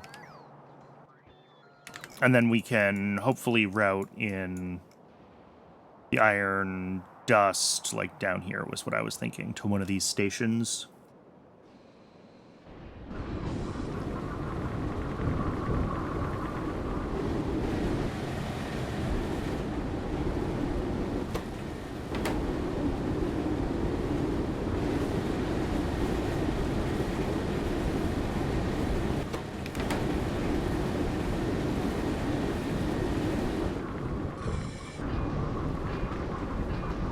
Yeah. I like that plan.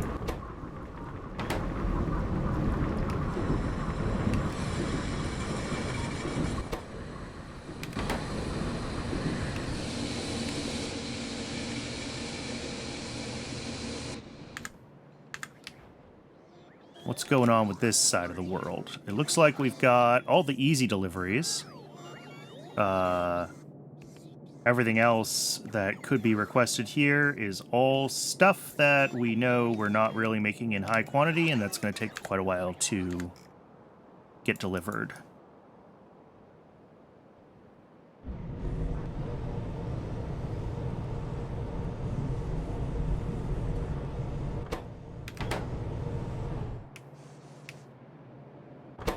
Although these are chugging along just fine.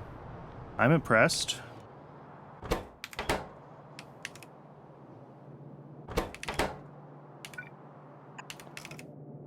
That also needs to be high priority. It's my fault. I missed that earlier. Wasn't really thinking about it.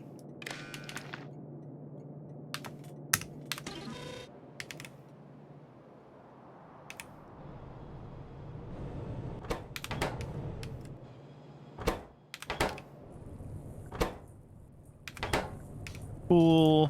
Cool, cool, cool.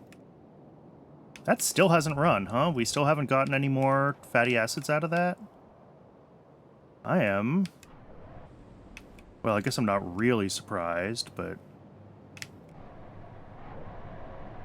Yeah, I guess the delivery came up here. Hopefully it makes it down there soon. Because, yeah, that's not prioritized.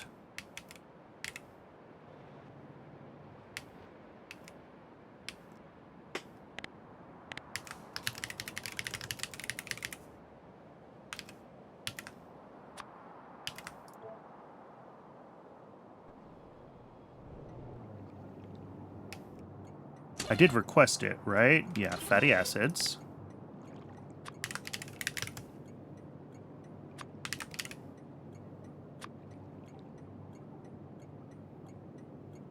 Yep, so it should get a delivery soon, if it hasn't yet.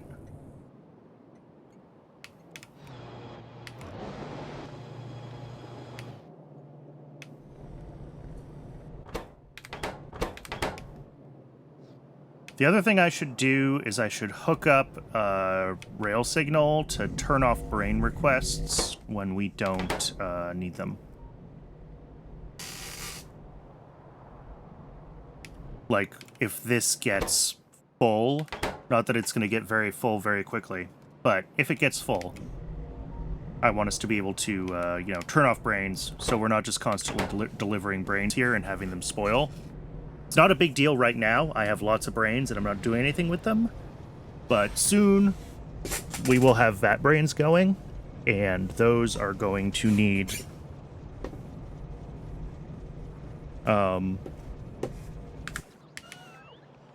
words are hard. We're going to need lots of brains for vat brains.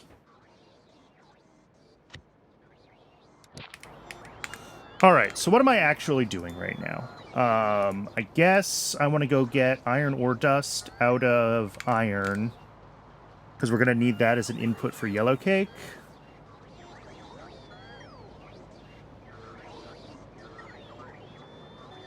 I guess. I don't really want to do that, but I don't know what else to work on, so... these guys, we kind of just need to keep running. Yeah. It's gonna take a bunch of them.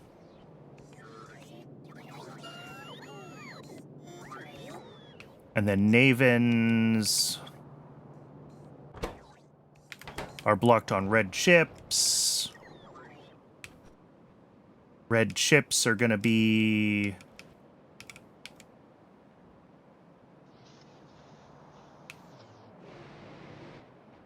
I mean, who knows? I think the next delivery of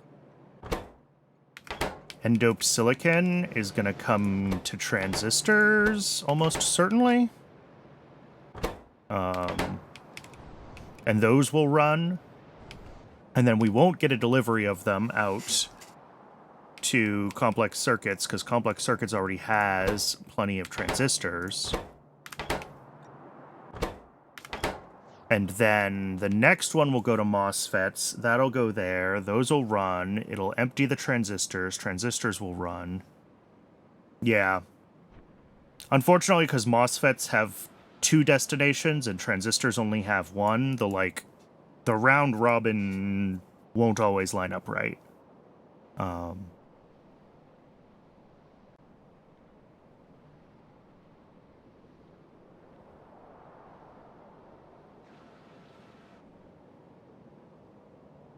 So it's gonna take a while before we get the next couple of loads of complex circuits, unfortunately. All right, I think I can do the iron plate fix. I think I could do yellow cake. I think to make uranium fuel cells, I think we probably have everything we need for that. Nope. We need some more stuff for particle accelerators. We need more electric engines. Electric engines are blocked on what? Rotors. Oh, look, shafts. Shafts, last time I checked, we can double check this, were blocked on solder. And that's just because of how tin is set up, right? Yeah, so tin should now be, accumulating. And I don't know where molten tin gets delivered other than to solder. But it looks like tin has, backed up here. So we're just waiting for enough molten tin to...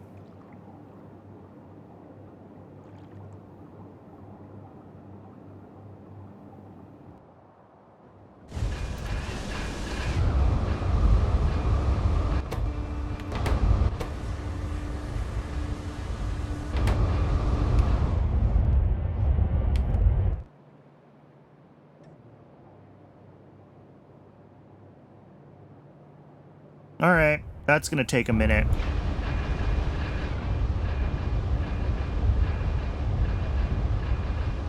And I think this is still just, the system recovering from previous issues. I could put a pump down there. All right, let's go do the fix-up for...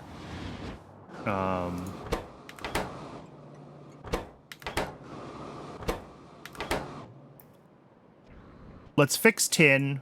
We'll add a pump in here so that it's kind of always at least leaching a little bit of the available molten tin instead of fully prioritizing plates. And then we can also change iron so that we can dispatch a little bit of the iron powder or whatever it's called. We need that for uranium processing.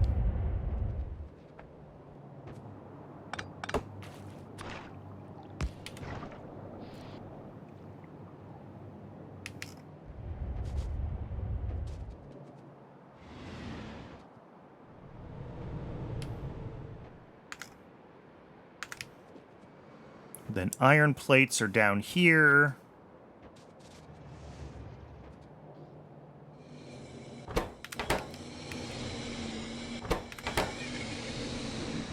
Almost certainly this is going to, like, molten steel right now. Yeah. Our delivery of stainless steel to here would have caused a... stainless request, right? So all of that's kind of trickling its way through.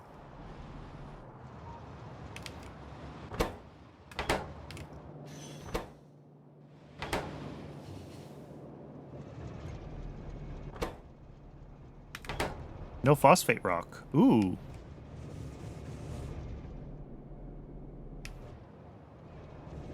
Interesting. Oh, we do have phosphate rock coming. Okay. So, for this, I think we'll just split it right here. Set the output priority. So that we only pull out whatever we're not sort of actively processing.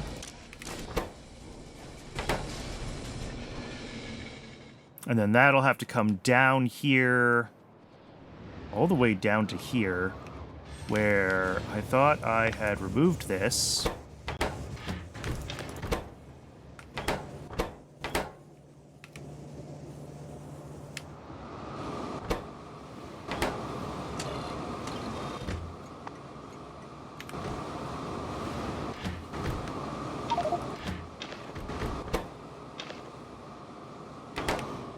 All right, this station, we're gonna switch. What is, oh, my personal roboport's off. So this is gonna be a pickup station now instead of a drop-off station.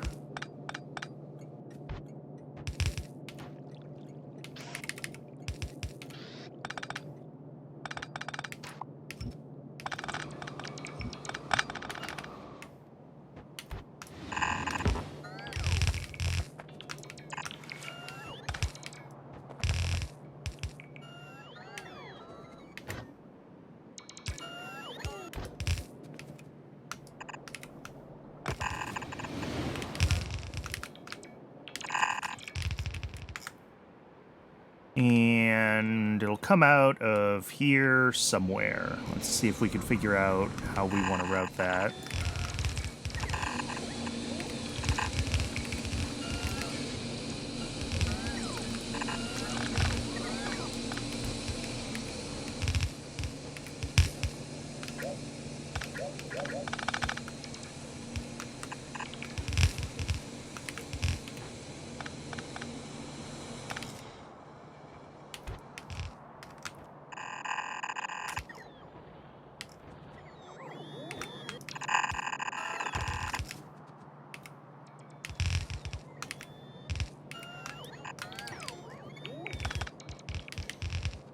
I think that'll be it. I think that's all we need. And then whenever iron is backed up, which should be most of the time, yeah, we'll just get these little, like, pulses of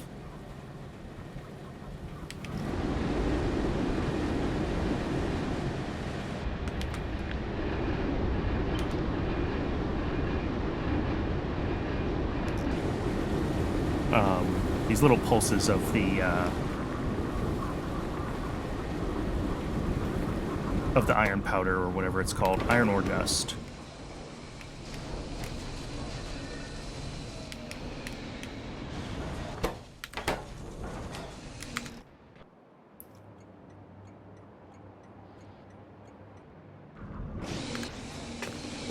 But iron is busy right now because everything is turned on, because we're trying to request kind of everything up to the mall, right? So like this is going to cause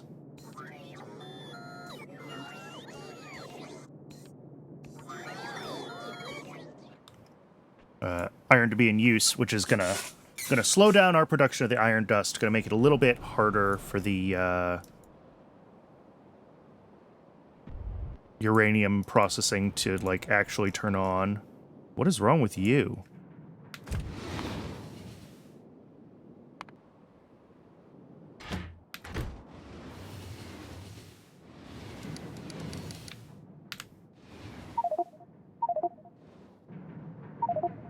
Oh no!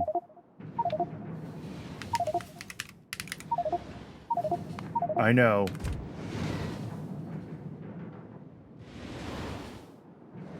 Jeez, that was scary.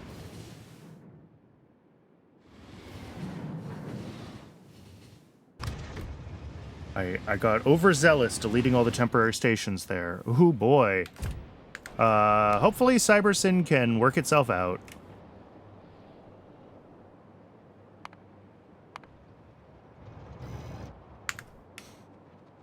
I've done that before, and I think it's fine.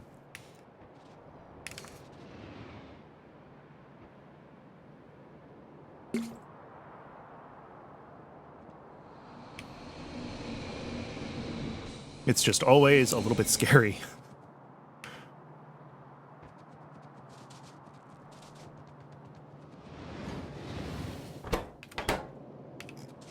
Alright, so that'll be iron ore. Molten tin. How is molten tin doing? 6.3k. I don't know if that means that we got a delivery. Probably not. No.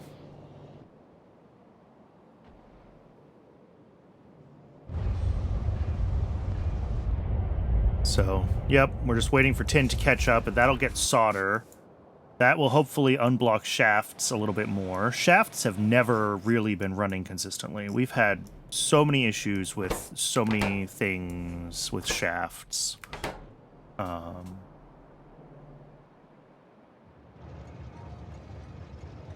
Good, I have 2 trains stuck on fuel deliveries now. What does vitroloi need? Also antimony oxide? Yeah.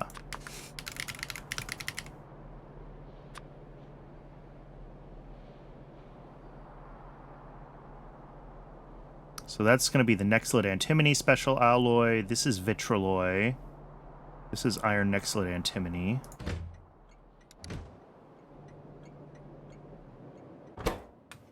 Yeah. So all of everything is just waiting for antimony. That remains my big bottleneck. It does seem like it's running.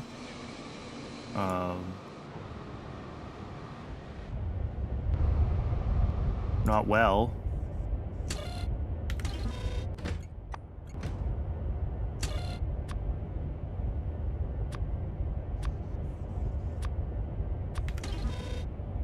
Ooh, it also has no coke. Cool.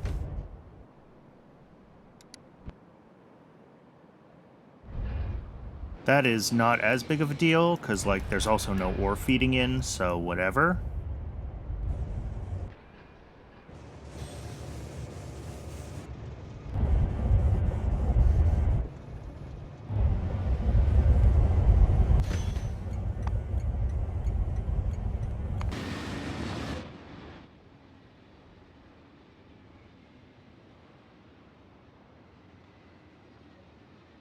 Yeah, maybe I should change this station to just be a, to use bigger inserters.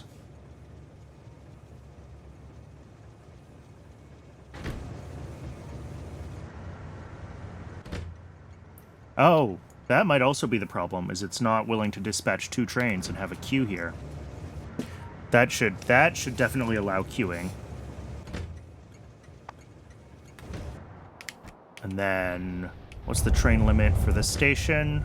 4? Yeah. That definitely needs to allow queuing.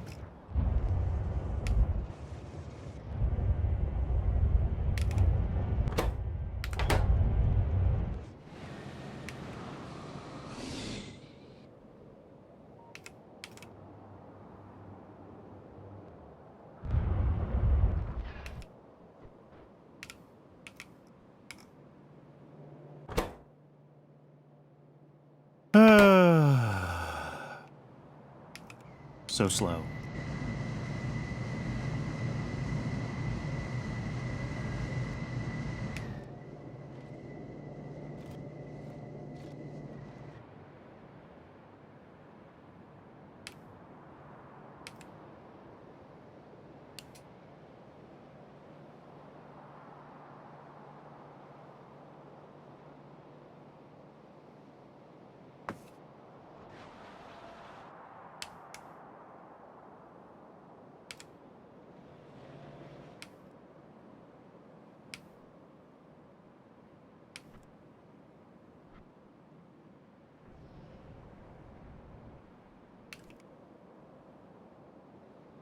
I'm not really sure what to work on next, to be honest. It's like, alright, we got the iron ore dust.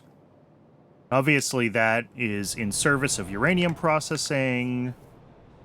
We come back over here. So, like, this is definitely an option. We can work on...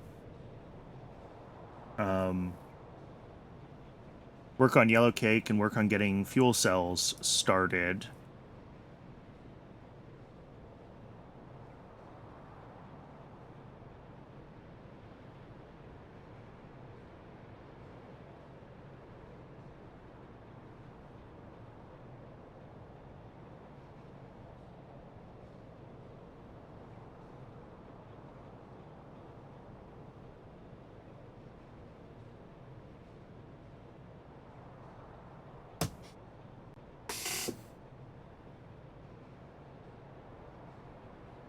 I think if I say 0.01, all of these ratios come out nicer. Yes, there we go. Because that's exactly 2 neutron absorbers for each thing. So that will be our production rate for the nuclear samples, is 2.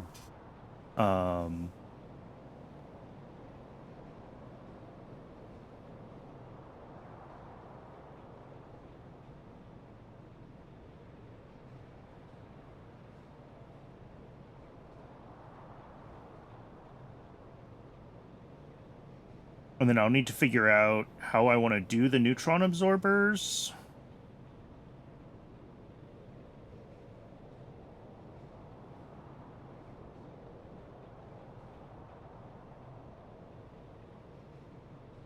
Because all the ratios are kind of funky. So we'll need to figure out how we want to do that to pull out just the plutonium-238 and kind of reconvert everything else.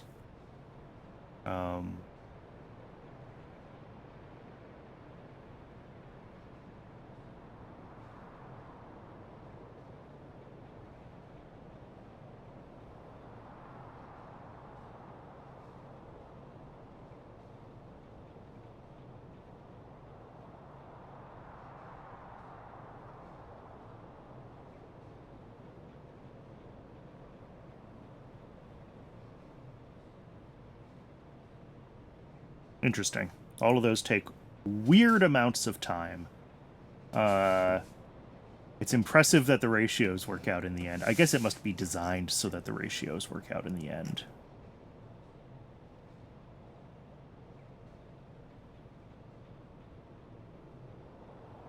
Oh, industrial solvent we still need to do. That's going to be a whole thing.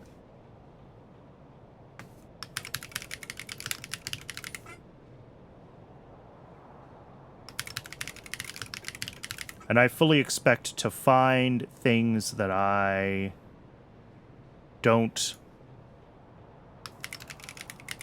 make yet in this process.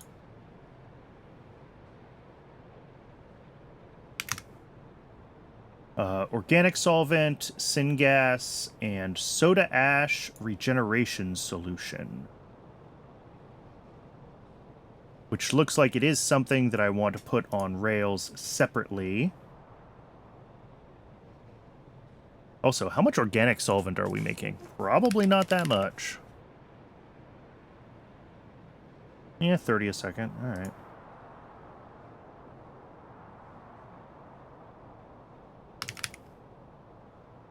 What is this called? Soda ash regeneration solution. Also, apparently this is a lowercase s.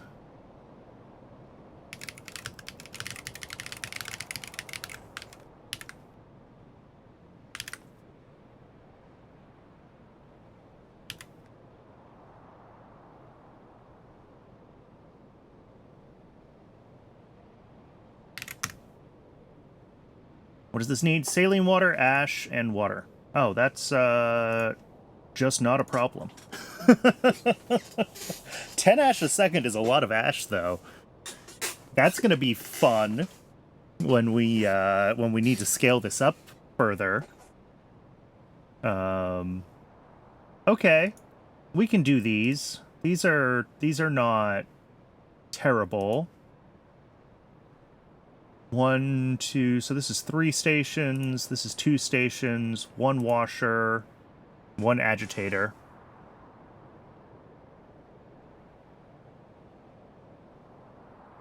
And that'll get us industrial solvent available. And then... I guess this isn't work in progress anymore, is it? This is just nuclear sample.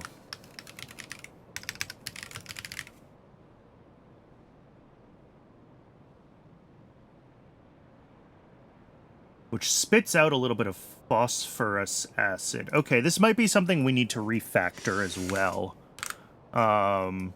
We come up here to where we're doing... Yeah, this brings in... Oh, that's phosphine.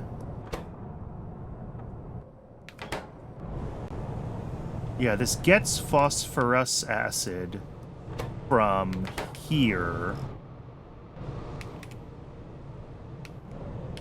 But there isn't, like, a rail intermediate for phosphorus acid? No. But I guess to recycle it, the phosphorus acid, it's easy enough to have a drop-off. There's actually enough space here to do a drop-off and a pickup. So I could switch to feeding in phosphorus acid from outside and push it onto rails.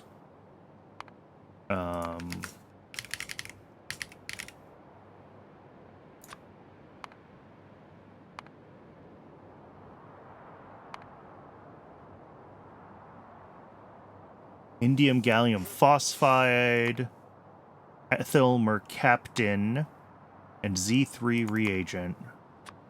Stage 4 electronics, no. No. Oh, actually, this is used pretty soon. Okay. Yeah, I think that's a worthwhile refactor to get the phosphorus acid on rails. Since it seems like we're going to need it separately in Blue Science real soon. So we can, well, again, we'll disconnect these two things from each other, and we'll run the phosphorus acid down to an output here, and an input that will push back up to the phosphoric.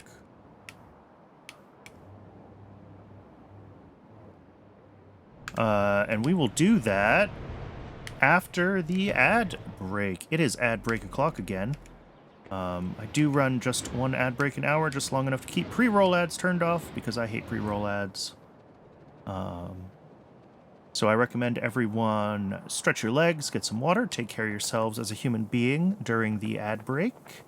And when we come back from that, we'll get the refactor on the phosphoric and phosphorus acid done. And I think it does make sense to also grab the buildings, and we can do the industrial solvent as well.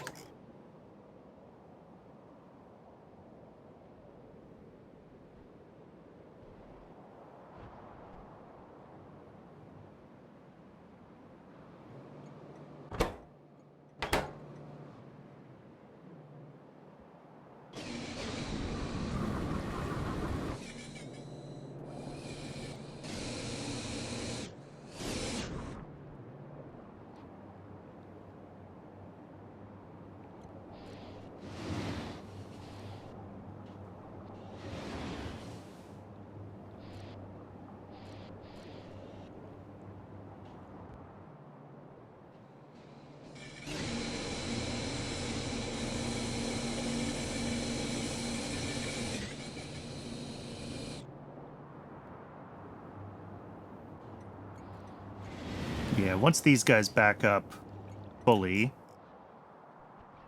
we'll start pushing a lot more of the iron or dust to that station.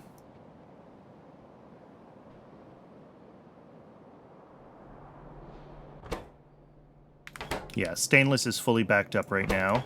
Awesome.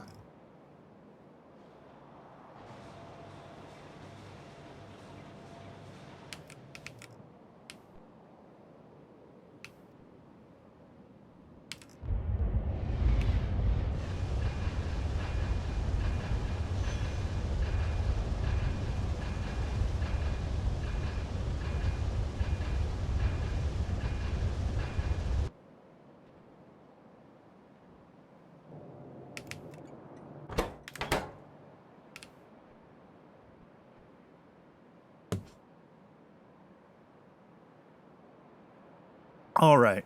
Ad break is about halfway over. I'm going to step away for a minute and get a little bit more water. I will return shortly.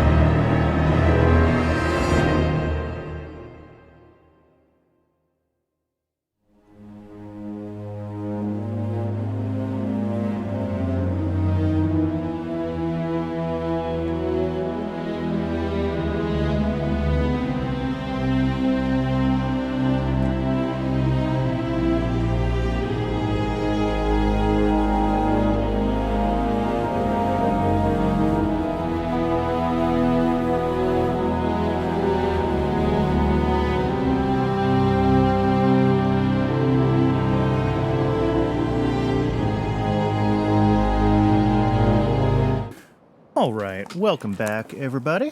Thanks for sticking around through the break. I really appreciate it.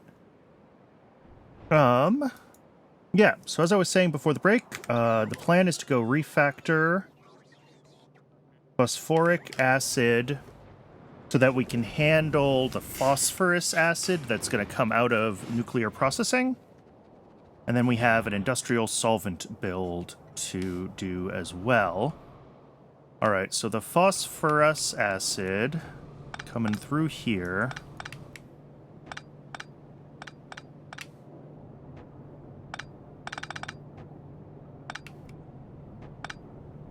We'll figure out how that's getting attached later.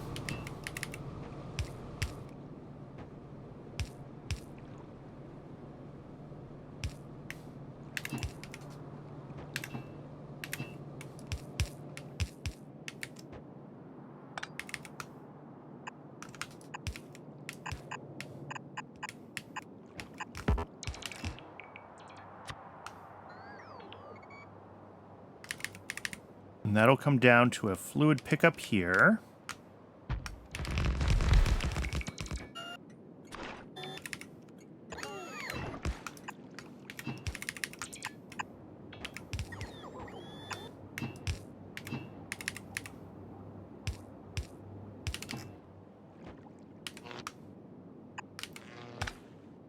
Oops.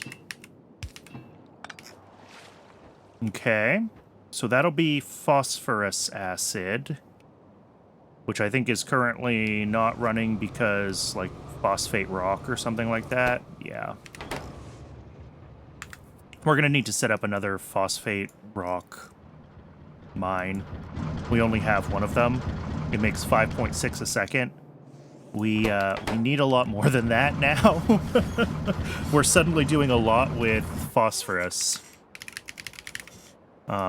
So that's something else we could think about, is trying to find where we might have another phosphate rock that we can hook up to rails easily.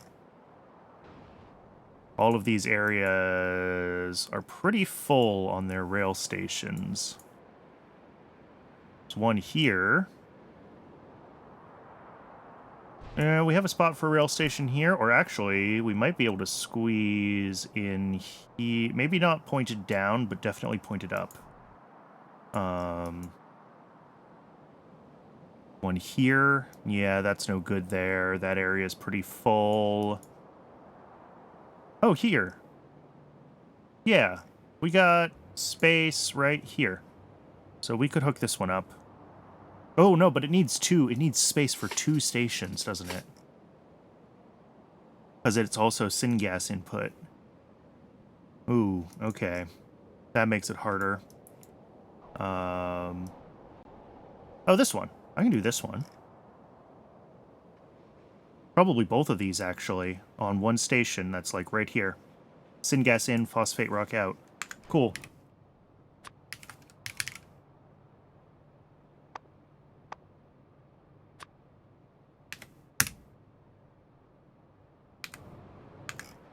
Oh, I'm not even in my logistics network. Let's finish getting this hooked up, and then we'll head back into the Logi network. So that's going to be phosphorus acid in. Does this already take in fluid inputs? Oh, it does. Okay. So yeah, we just need to readjust this whole setup then. To also bring in the phosphorus acid.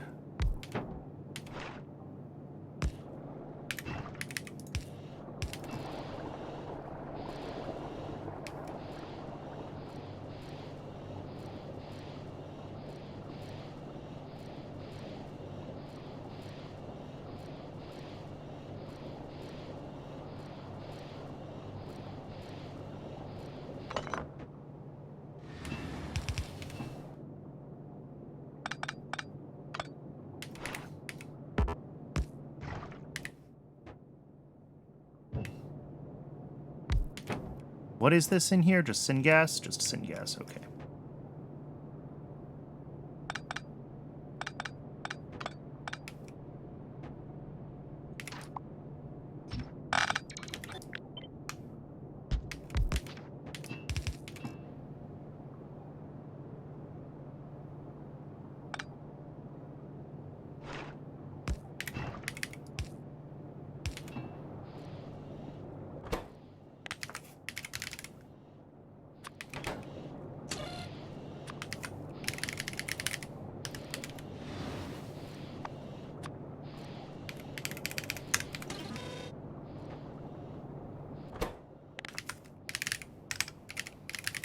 Phosphorus acid here.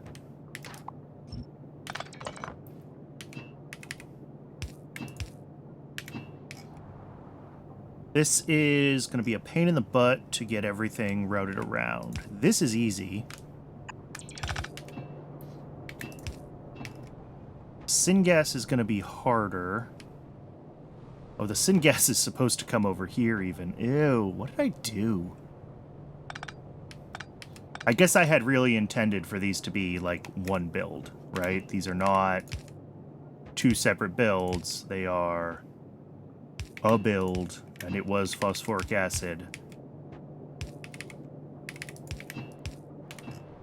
And now I'm kind of pushing them separate so that they will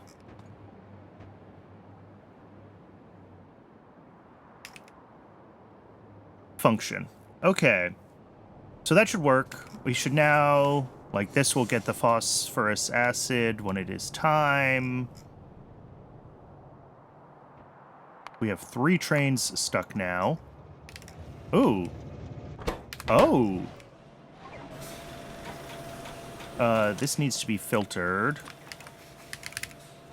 to fish food. And then I will have to come down here and save that train, but that's where I'm going for the phosphate rocks anyway. All right, and these are not in the logistics system.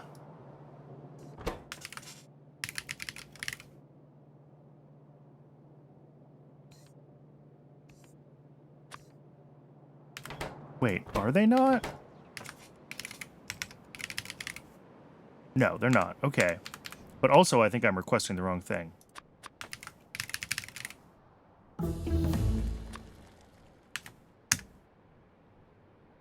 Oh, so those need... Oh, they need 3 stations then, huh? They need...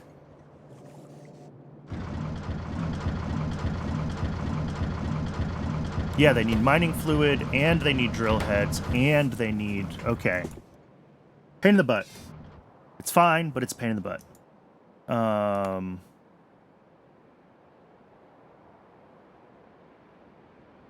That's a fuel train. So we have 2 fuel trains stuck, and then this one that has the flora in it.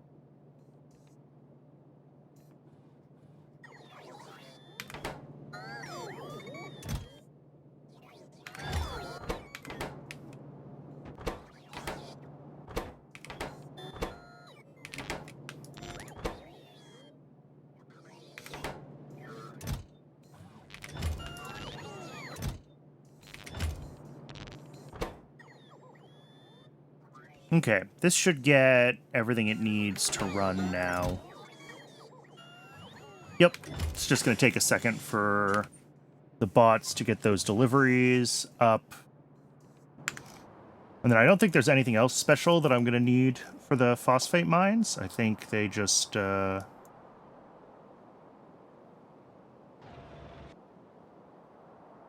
train stations are going to be totally normal for that, so...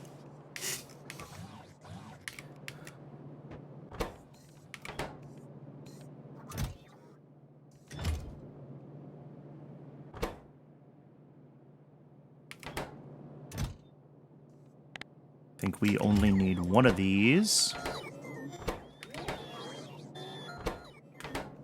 Anything that takes in red chips, I'm trying to limit our stack sizes on. I don't want to use up all of my red chips making 100 freaking particle accelerators. That would be stupid. That would be very, very stupid.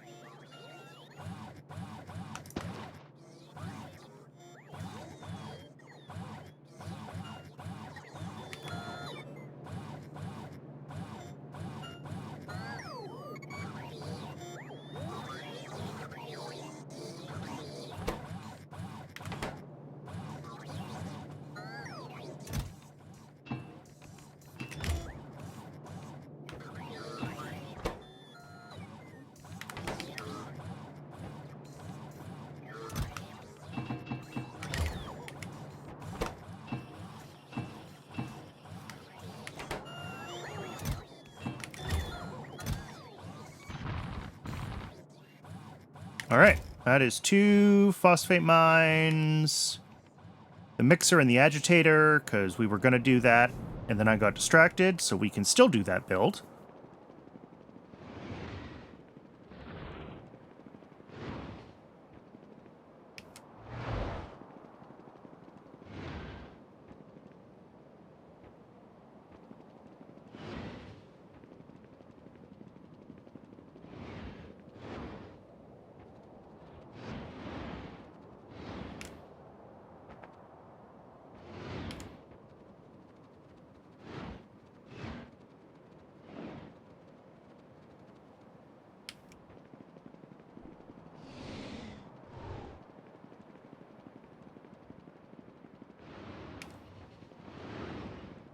All right, fish food. Let's fix this. I already changed the filter, right? Yes.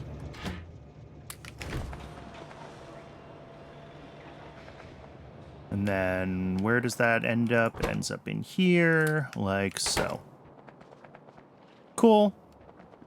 And then there's one of our rocks. So we're going to do this with a trumpet that is right here.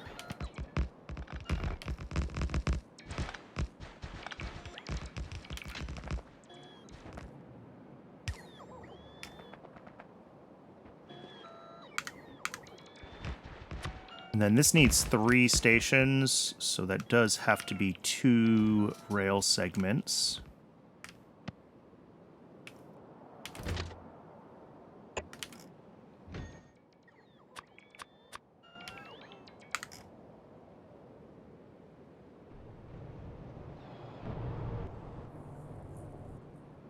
Still no fatty acids. Wow.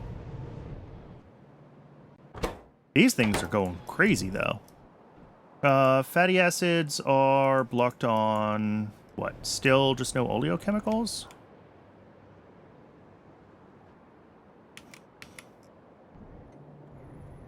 Yeah, oh, I did say that maybe I want to try to speed this up, drop another couple buildings over here. So maybe that is all that needs to happen, is we just need to speed this build up. Because it looks like it's running, but it's just too slow for the demand for oleochemicals at this point.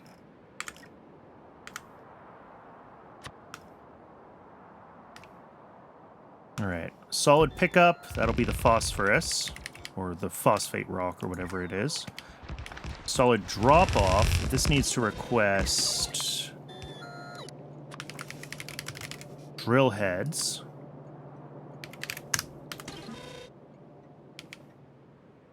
And then a fluid drop off. This requests syngas, which we should have plenty of.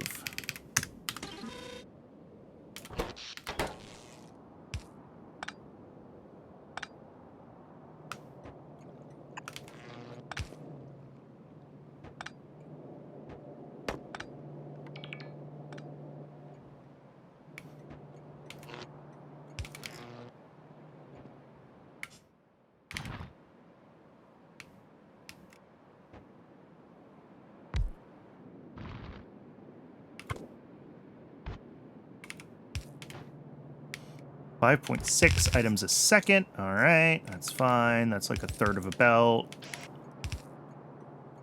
Yeah.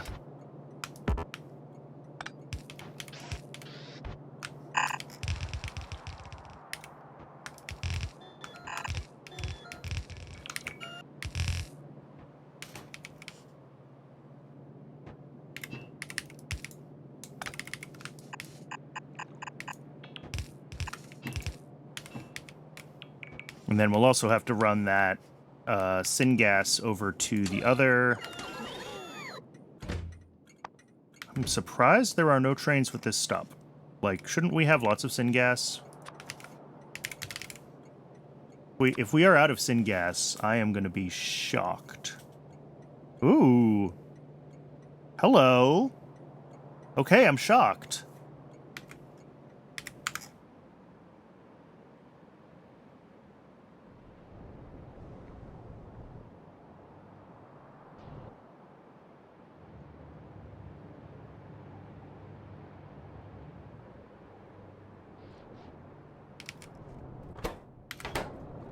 What? Okay, there's 3 trains with this stop.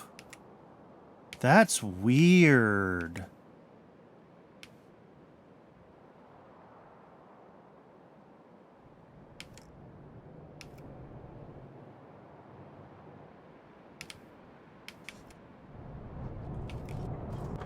Like, it's weird that this was so empty, right? Like...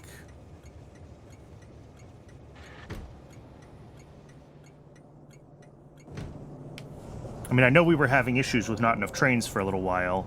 And also, we did just set up this station, and this would have sucked up a lot of coal as it was, like, buffering its, buffering fuel for all of the train stops there. So that could also be part of it.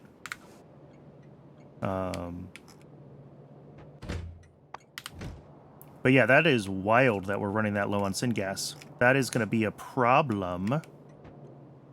Also, this is in the wrong spot, because this is not our output. This is our input.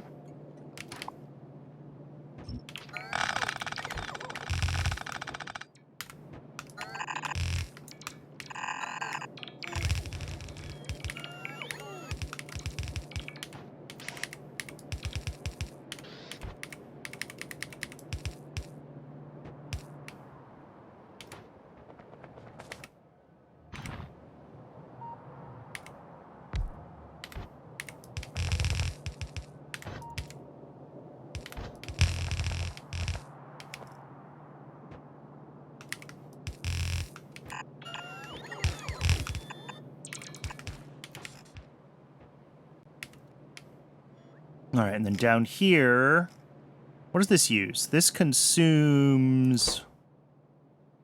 Yeah, but how many... 167 kilowatts. And a drill head is 5 megajoules. Okay, so far less than 1 drill head per second is the answer to what this consumes. It's almost like don't even worry about it territory.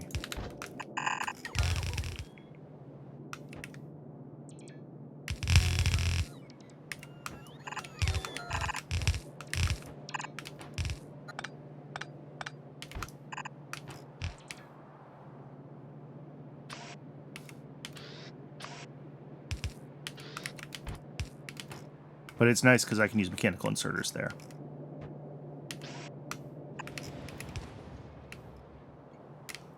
And then same thing on this side.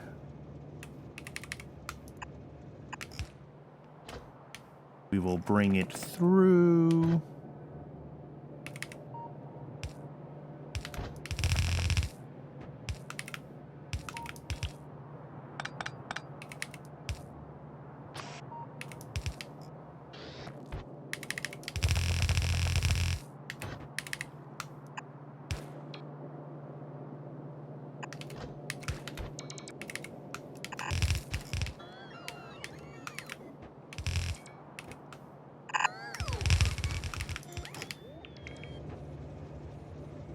Cool.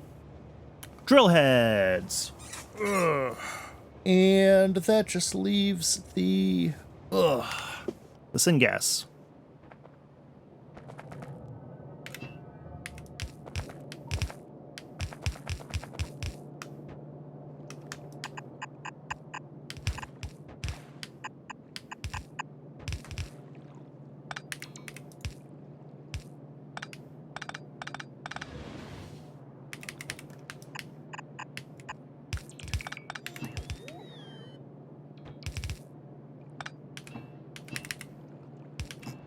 All right, and that'll be the syngas for that whole setup as soon as we actually get the delivery of it.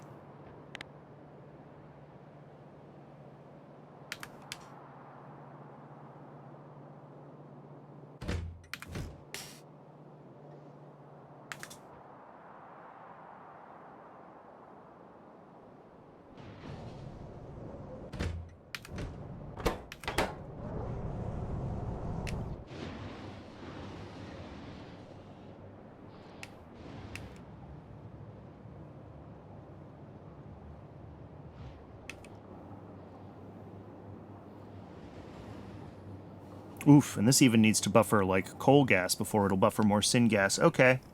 I'm gonna have to look into syngas. I'm sure there's, like, a better, more modern recipe that I can be using. Well, maybe.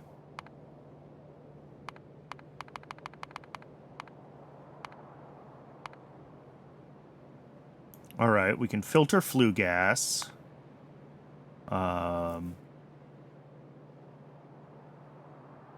There's this. It is certainly a recipe.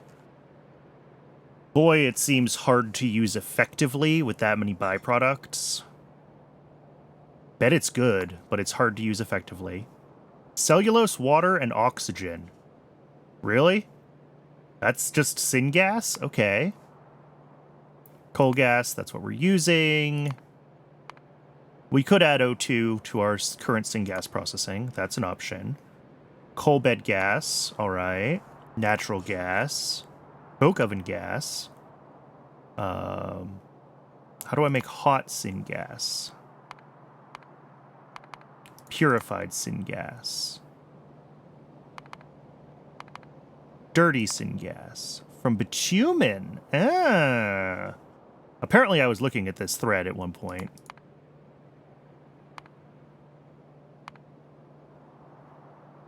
Naphtha. And then other stuff. Oh, I apparently can find that one. No, I can't. That's blue science.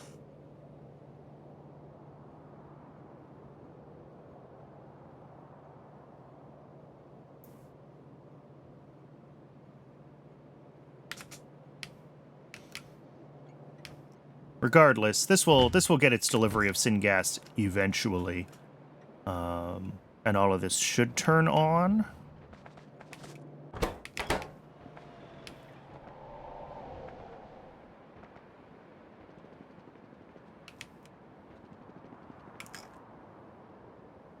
But I think we can come over here and we can work on the industrial solvent finally that we've sort of been waiting on.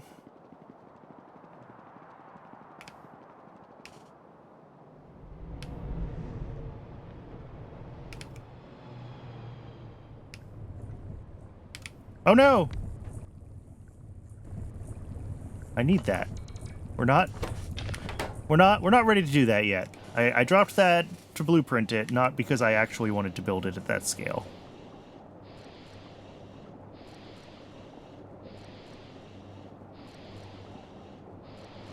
Alright, we've got a little bit of organic acid anhydride. Yay!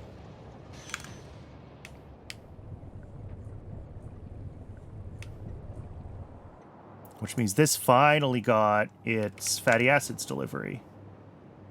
Also, yay.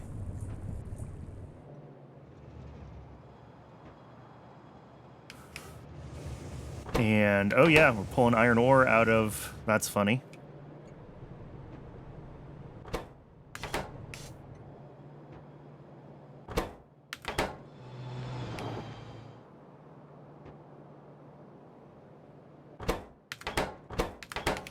While I'm here, let's,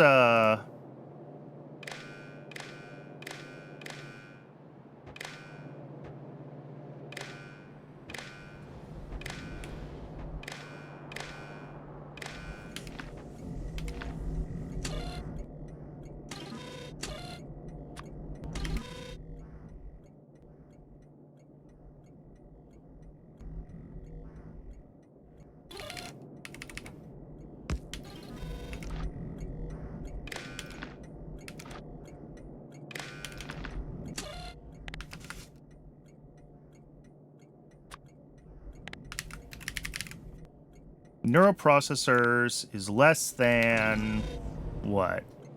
How many do we want to buffer? 2,000, 4,000, 6,000, 8,000, 10,000? I mean, 10,000 is fine. Whatever.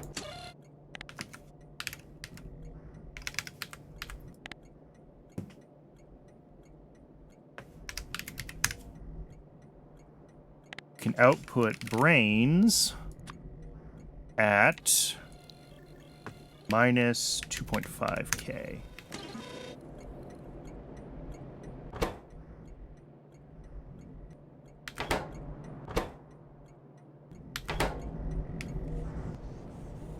Cool.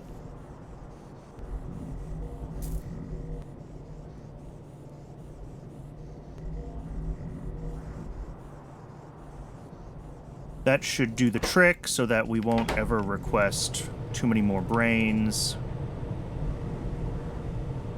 Yeah, and these compress brains as they go, which means that, like, when it uses its last few brains, it's 5 brains to 2 neuroprocessors. Yeah.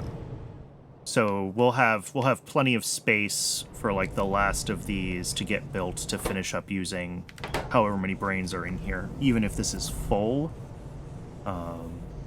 Had 25 stacks. We'll only end up with 10 stacks of neuroprocessors, and we have 2 rows available, which is 20 stacks. So that's fine. Is all good, in fact.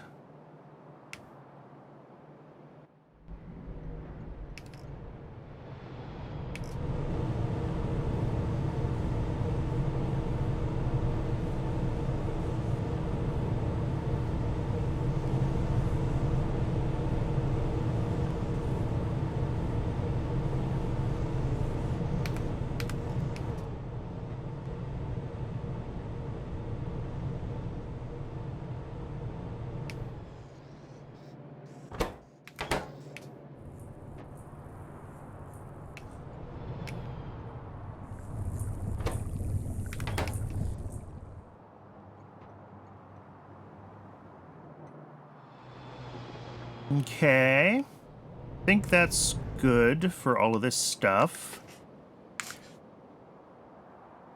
So yeah, let's get the soda ash regeneration solution and then the industrial solvent builds in place. Those should both be relatively easy to do.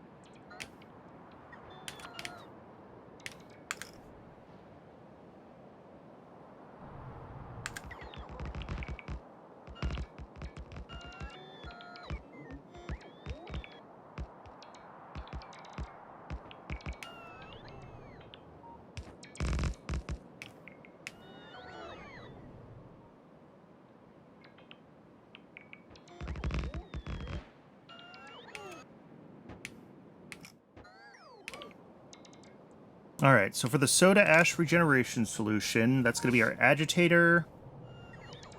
Needs a solid input for the ash. This is all funky. We might have to move this radar. Let's see if we can work around it, though. All right, solid drop-off.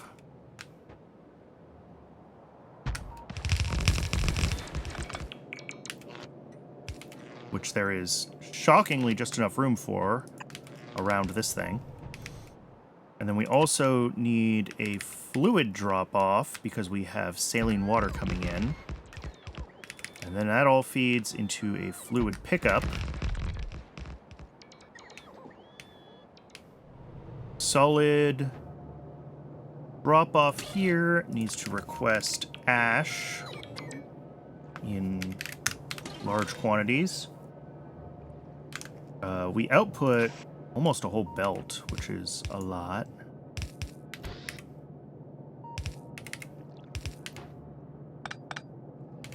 And I will actually just do it as a whole belt of output. I think that's easier, even though we're only using 2/3 of the belt.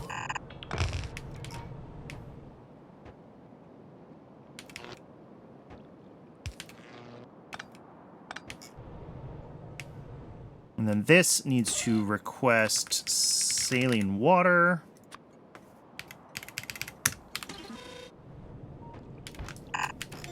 All of that feeds into the agitator. One agitator, huh?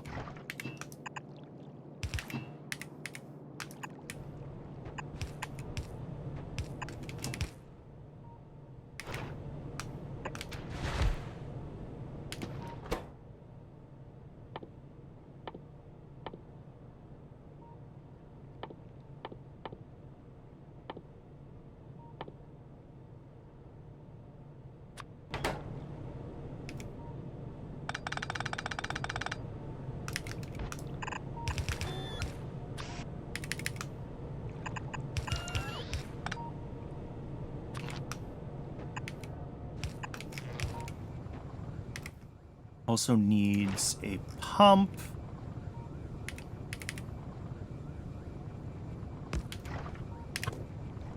And then we have our output of the solution, and that can come right down here.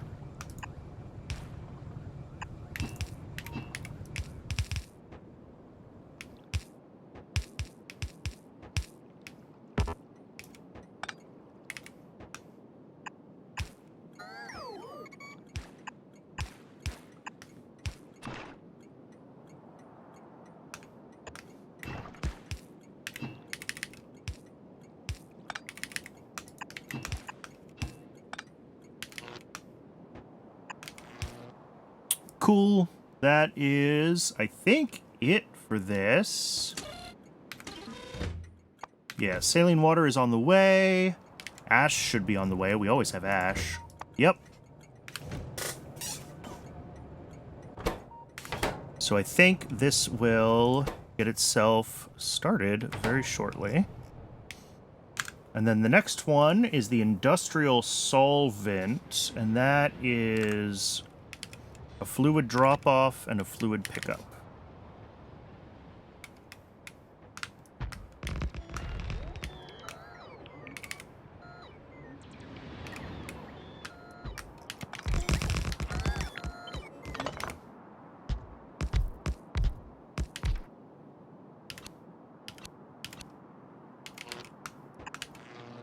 So this needs that soda ash solution. It's going to need the organic solvent.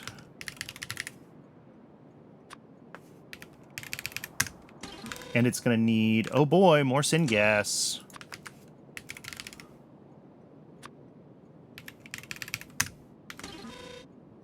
Let's put that on our to-do list for next time. Because I think that is going to need to happen. I could probably do the, like, bitumen to syngas recipe, because I have, I think, plenty of bitumen. Yeah, it's just sitting here doing nothing.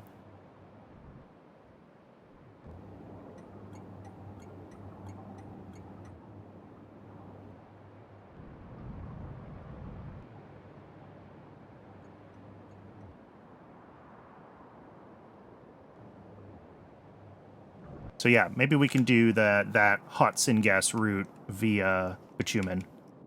I think that would probably work.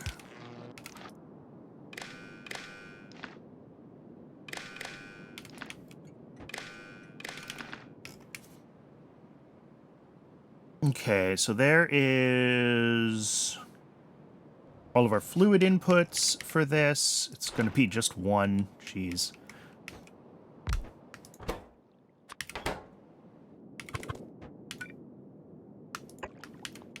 And we'll put down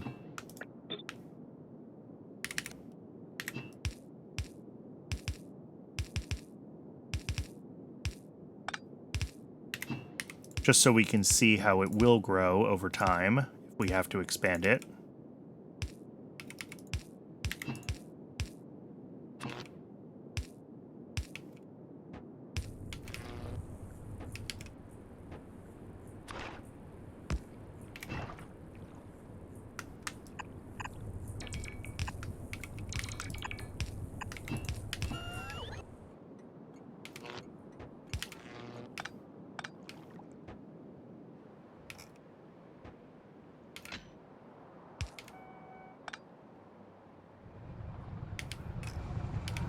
Cool, this is running.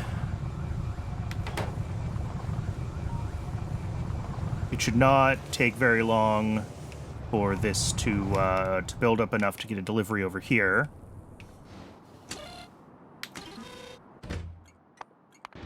We've got, what? Organic solvent first. That's fine.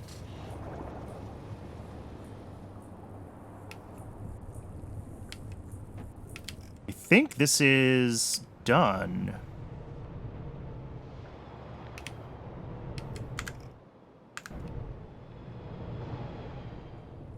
And then I do just want to drop this template back in place so that it's here. Again, it's just nice to see in builds that only have one building, it's nice to have a second one next to it just so I can kind of blueprint out how everything is going to... Oh, no! I forgot to filter my... But that's okay.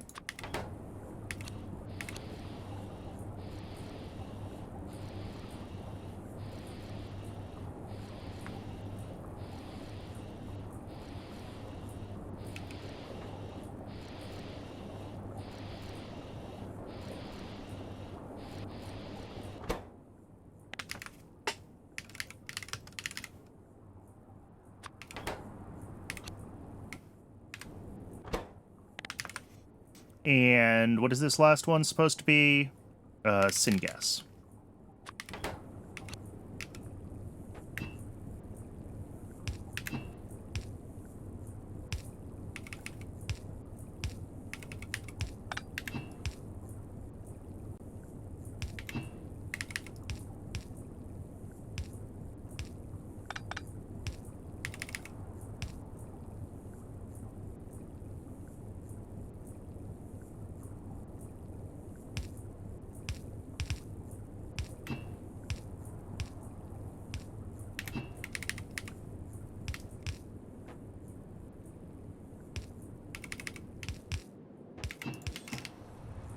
Cool. That should be it for industrial solvent. Obviously, we're still waiting for this to accumulate enough for a delivery. And syngas is still going to be a problem. Although this did finally get some. Which means both of these should be running. Yes, they are both running.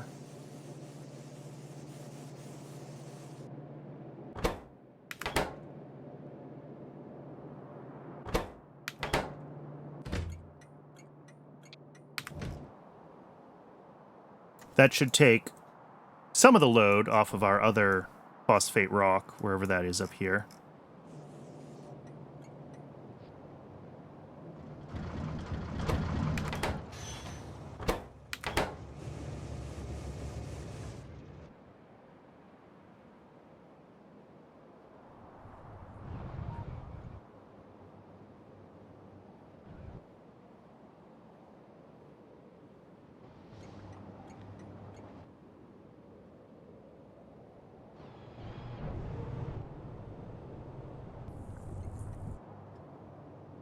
Organic acid anhydride is accumulating nicely. That is good. Phosphorus pentasulfide is just going to build up for a while.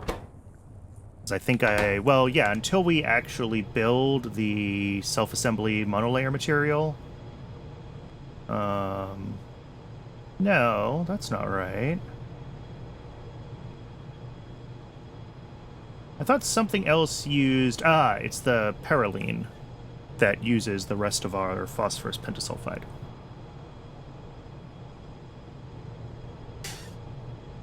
All right. That is pretty good progress today. Like, we got a lot of stuff built. We got a couple of milestones. We got Navens and Grodd,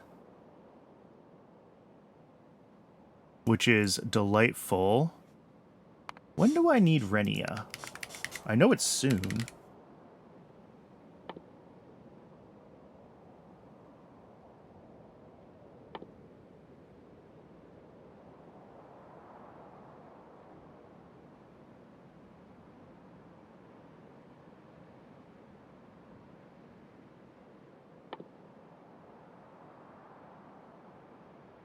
Alright, it's used if I want energy drinks. And probably a bunch of tier 2 animal stuff, then, that I have kind of ignored doing.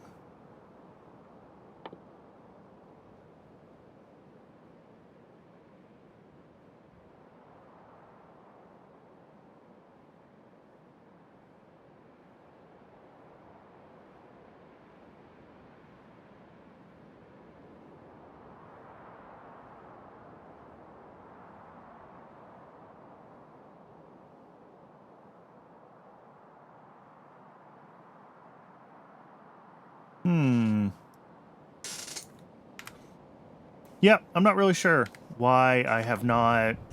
I mean, I have Paisai 2, like, sorted through, and I don't have Renia as a thing anymore, so...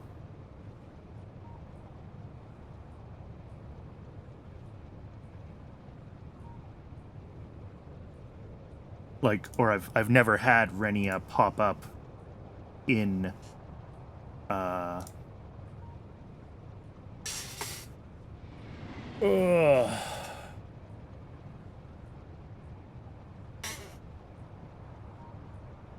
I've never had the Renia pop up in any of the stuff that I've done here, so it's probably needed for tier 2s of some stuff that I just haven't looked at tier 2 for yet.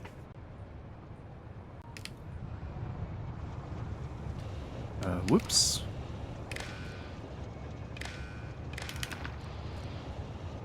That's alright. This will get unstuck shortly. We still are going to be making a lot of this soda ash regen solution, so this train will drain.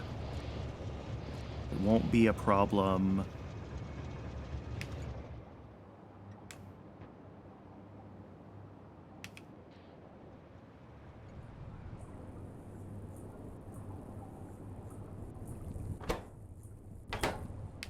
Cool.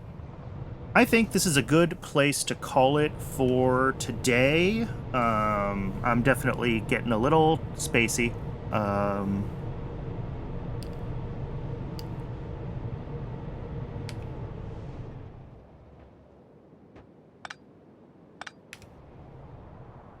But yeah, next time when we come back, I guess we're going to have to be thinking about some of these potential fixes that we've got sitting here.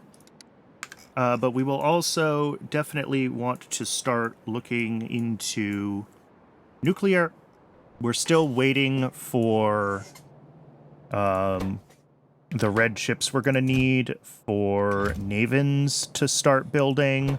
We're still obviously waiting for a bunch of stuff for our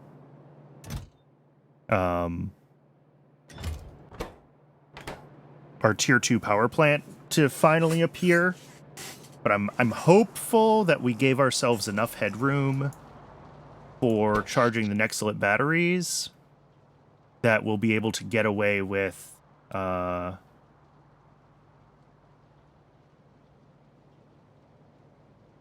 doing nuclear without expanding power. So it'll be okay if this doesn't all fire off right away. We'll have the Vat Brain tech soon, so we'll need to figure out how to make those work. And then, I mean, there's a bunch of other, like, stuff that we might want to look into. Like, we potentially have upgraded locomotives.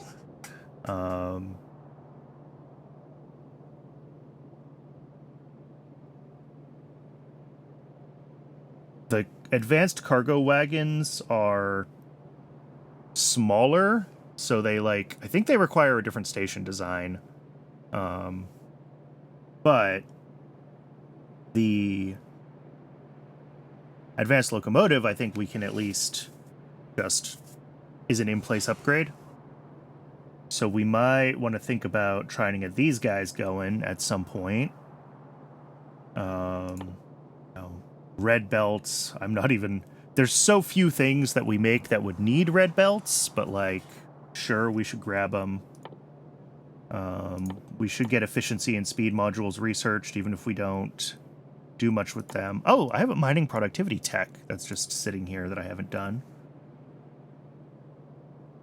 I think that's a good one to queue up just to have, right?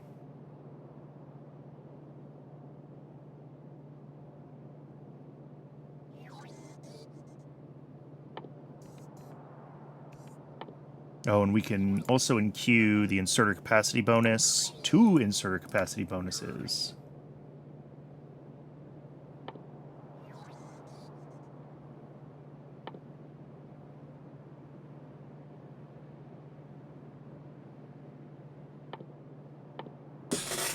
So those will be nice to get going. The third one is going to take blue science, so we're not there yet. Yeah, I think it's just the nice to haves that we kind of keep pushing on through here. We've got, I saw titanium processing stage 2. I guess we should think about this at some point, whenever our titanium starts to slow down. Or as soon as we have something that needs these intermediates, right? Which we might end up, just like we have, uranium needs the iron intermediate and things like that.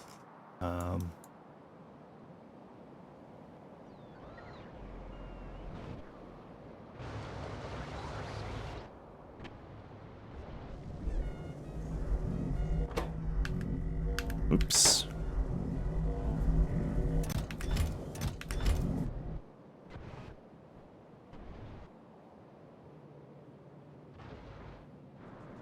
How are we doing on Grodd? Okay, we're up to 17. That's not so bad. We're probably out of poor alien samples in the Logi. Yes. Okay. In that case, 17 is where we're stopping. I'm going to turn this off.